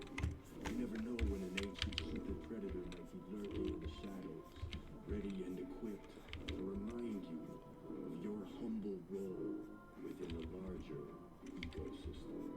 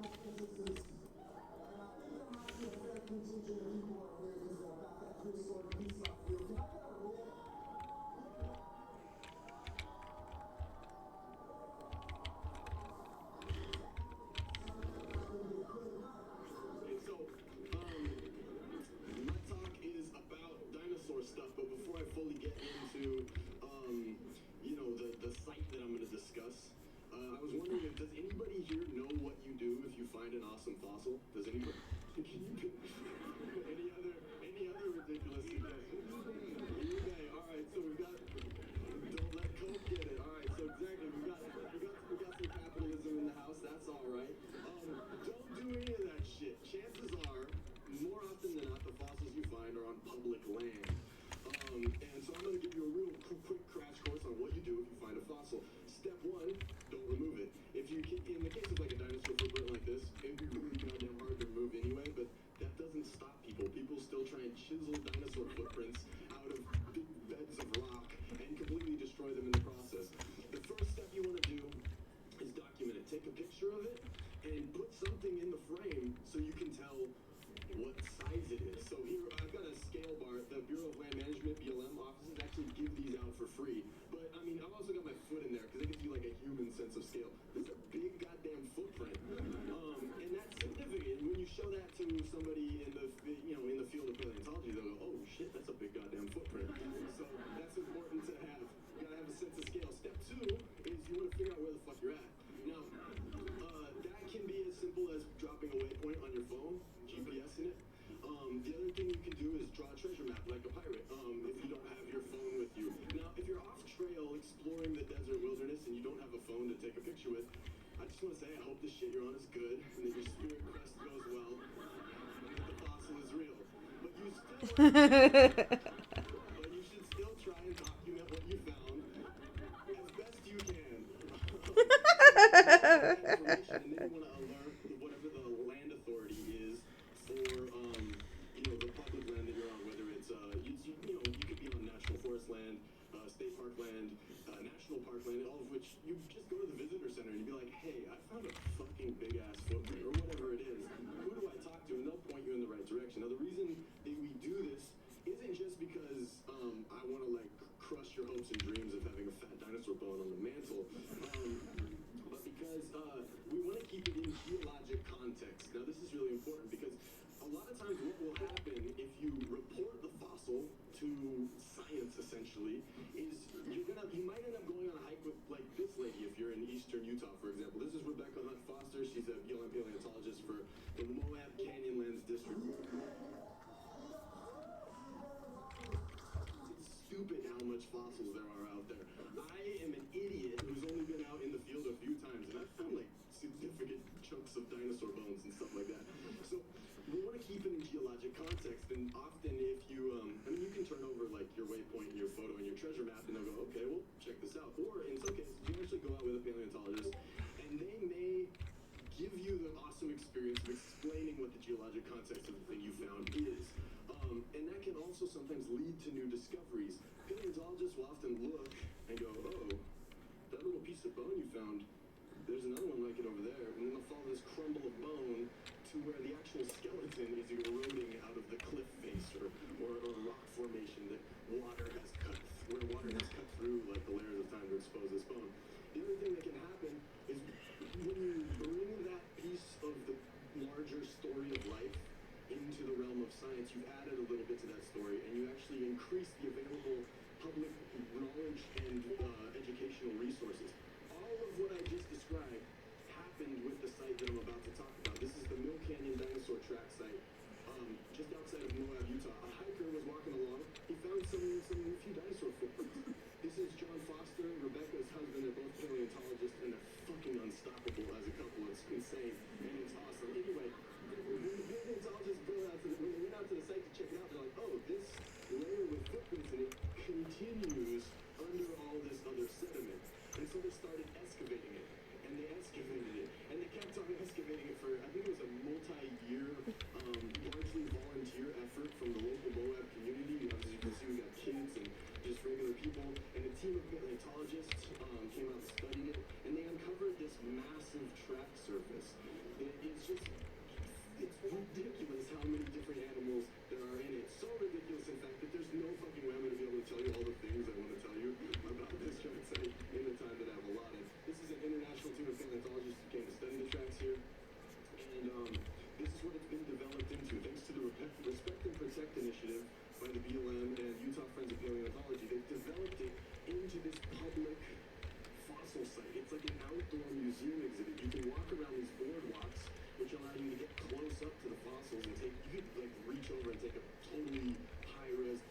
picture, you can see these fossils in incredible detail, and there's interpretive signage all the way around it explaining what you're looking at.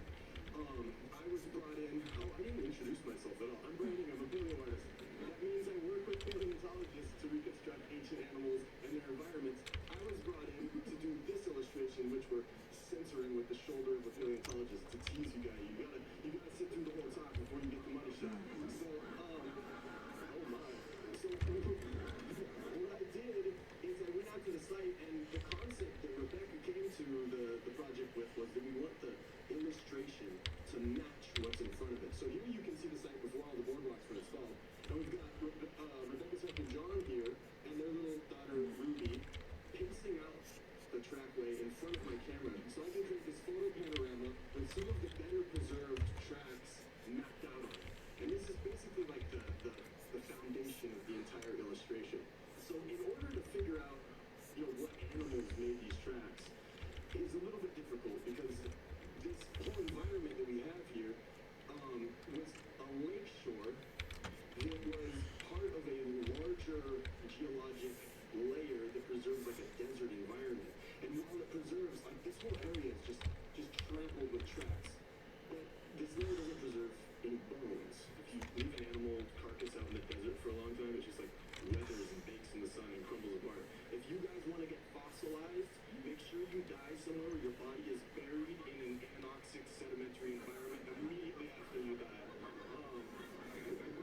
Die while, die in a lagoon or something. Get covered in limestone. It'll be good.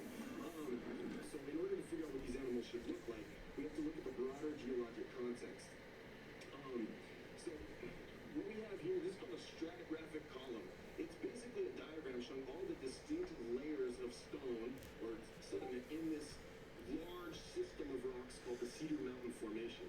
So that lake shore is part of a lake deposit that's in the Cedar Mountain Formation, and it's in a section of the Cedar Mountain Formation called the Ruby Ranch Member. And what that means basically is that each one of these sections kind of records a distinct environment, or a depositional environment, or conditions that were laying down sediment in a given place. Now this is important because what you'll notice is here in the Ruby Ranch Member, you look on this side of the column, we got bones where we found dinosaurs. Now Ruby Ranch, we got one incomplete skeleton up there. This column actually is only for a few sites. There's a bunch of stuff found from above the Ruby Ranch, and there's a bunch of stuff found from below the Ruby Ranch. Over here, we have pretty much like everything that's ever been found in the Ruby Ranch member of the Cedar Mountain Formation. It's not very much. We got some teeth, some chunks of armor, a few toe bones, not complete animals. So this makes my job a little bit difficult reconstructing what these things look like. But fortunately,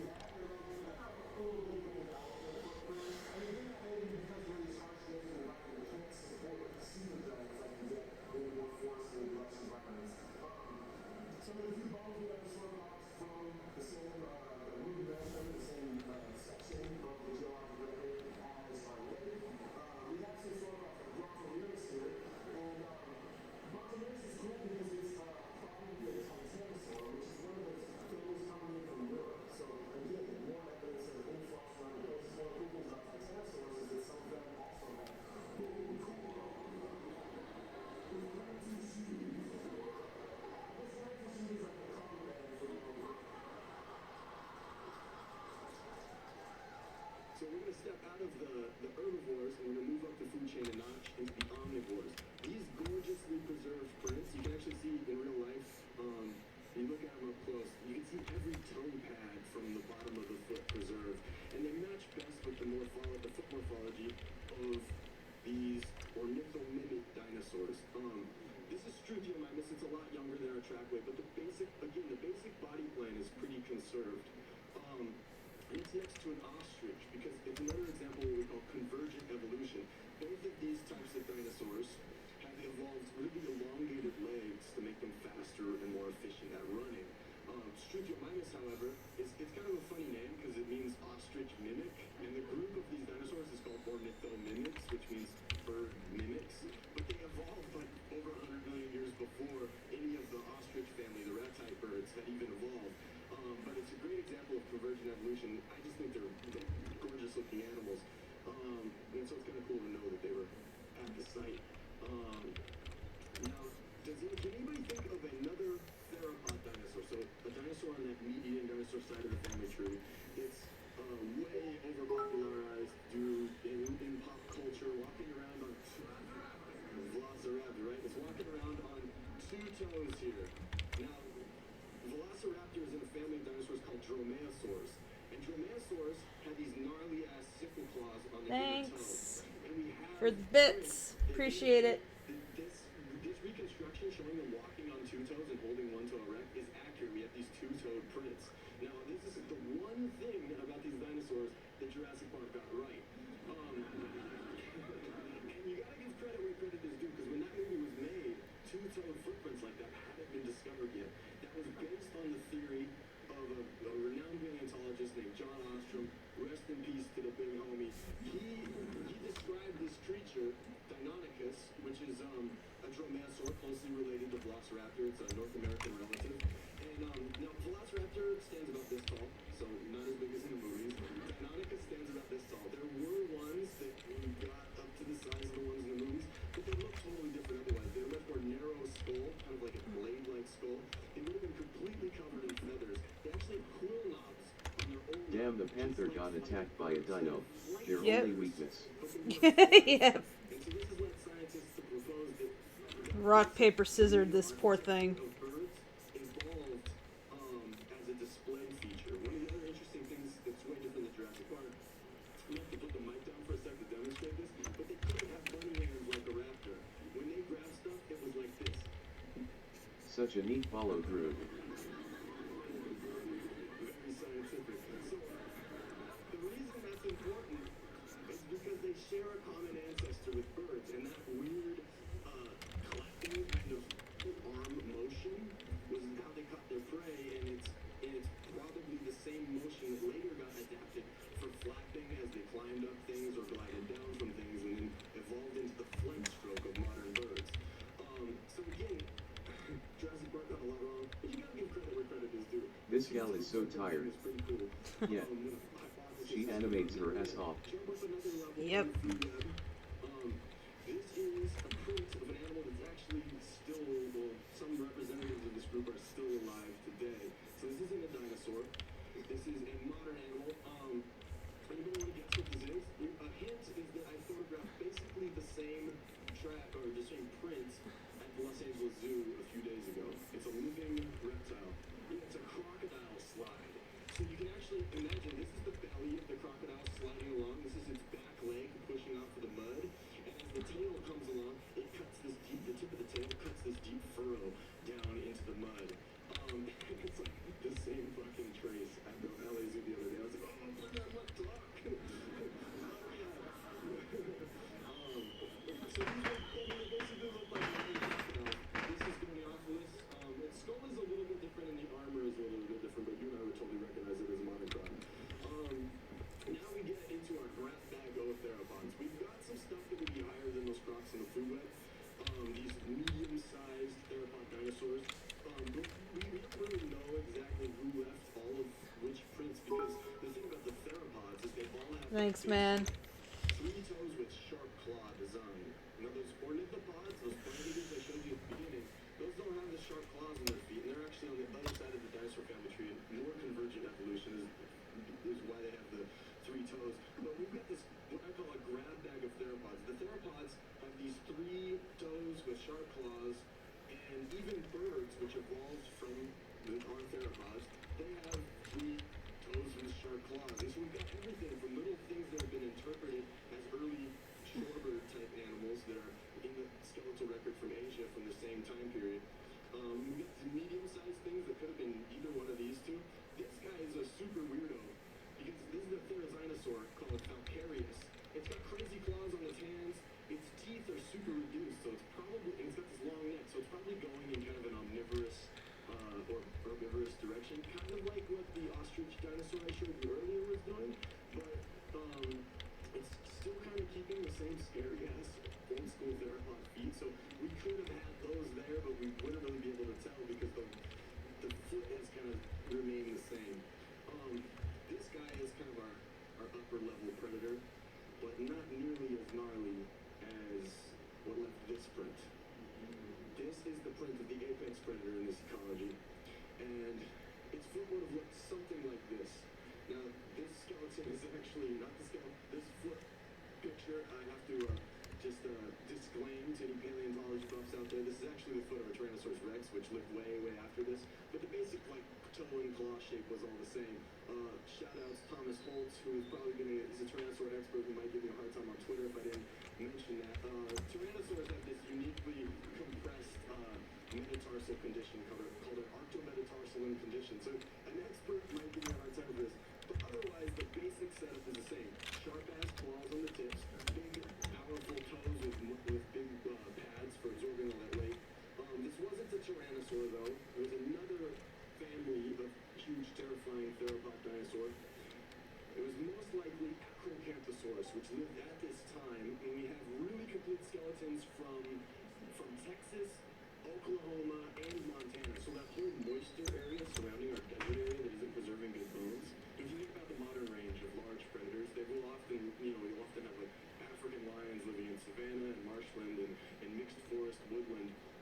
So it was probably this or something closely related to this.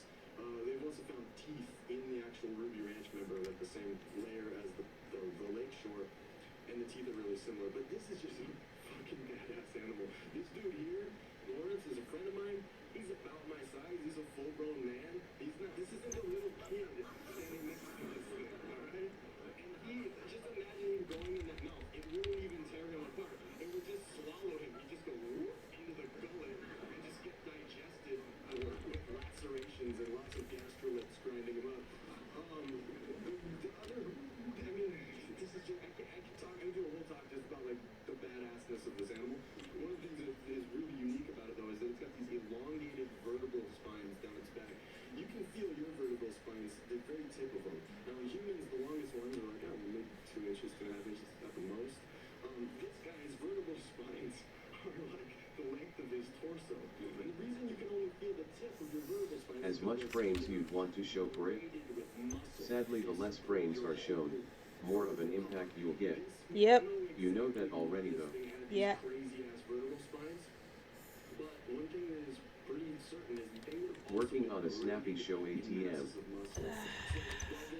been proposed that this like sail-like structure of the spine might have been I'm pissed about that fact. but it almost certainly would have also given this animal incredible mechanical advantage when anchoring that saw blade face into a huge carcass and then S-curving its body like a Komodo dragon to drag its serrated teeth through the bone and flesh and just excavate masses of meat.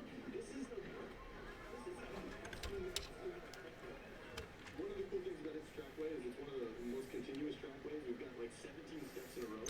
It's kind of funny because they're really close together. They're like this far apart, or maybe a little farther, but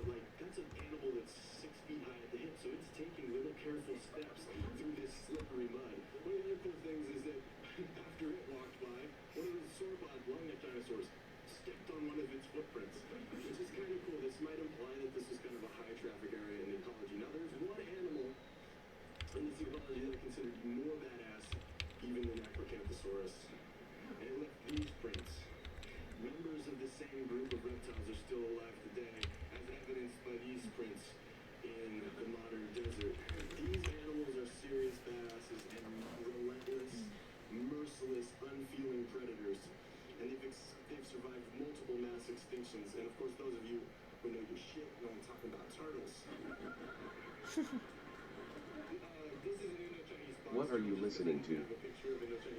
This is Brian Eng.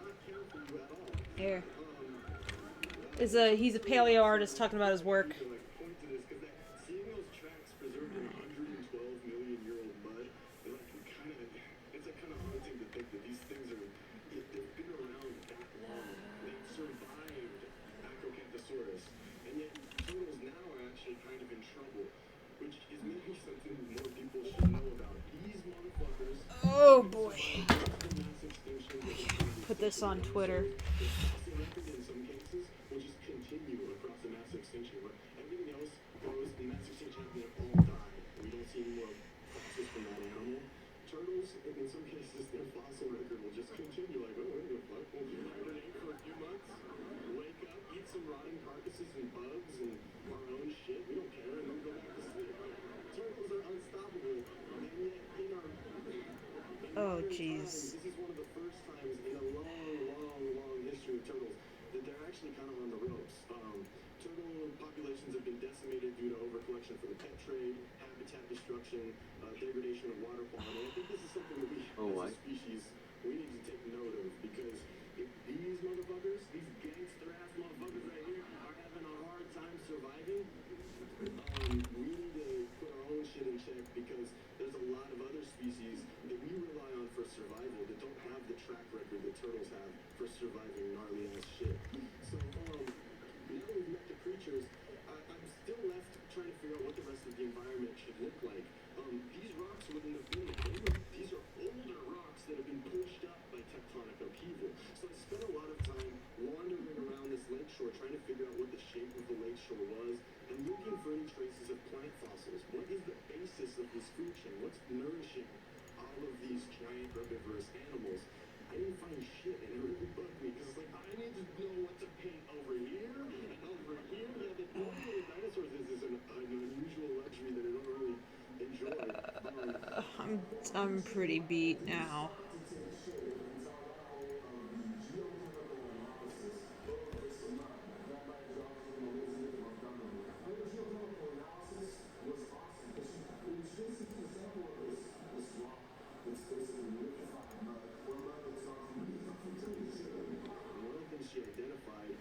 What the fuck? Did it not? Similar chemistry. And these were really interesting lakes because they were alkaline. Now, have any of you been out to Mono Lake? Oh, come on. Have any of you been to Burning Man? Alright, so Burning Man and Mono Lake, Burning Man's dry now, but that's an alkaline lake bed. Water flows in, it carries Come on. minerals in from the surrounding Why? lakes, and then evaporation dries up the water, leaves the minerals behind. This lake isn't Oh I'm shit. gonna bounce out of screen for now. But Turtle, I love your work on such a high level. Thanks. Goddamn fireworks.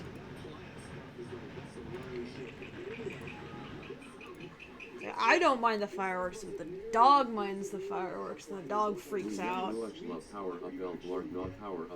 Hey, Merry Christmas. Have a good Christmas. Merry Christmas. Merry Christmas. Ugh. Desert wasteland would be difficult to live in, but where the fresh water is flowing into that mineral concentrated water, it's creating this explosion of growth because that mineral saturated soil seems to be really good for growing these soft bodied plants, and animals are aggregating around it. This is also the case with the other modern analog. This one is in China. It's called Boston Lake. It's basically in like the deserts of Mongolia. You can see it's surrounded by sand dunes on this side. And again, where the inflow. Stop being so casual. You are so boss. Never. One of the cool things about Boston Lake is that it's got all these soft body water plants, including water lilies. Water lilies for me are very exciting because they are an early Cretaceous flowering plant. Flowering plant, yeah, right? Flowers. Those didn't exist for most of the periods of times that I could do illustrations of. So I'm stuck painting ferns and redwood needles and stuff, which take a really long time to paint. LUL. Look nice. It's also interesting because these soft-bodied water plants, they don't leave. When they die, they don't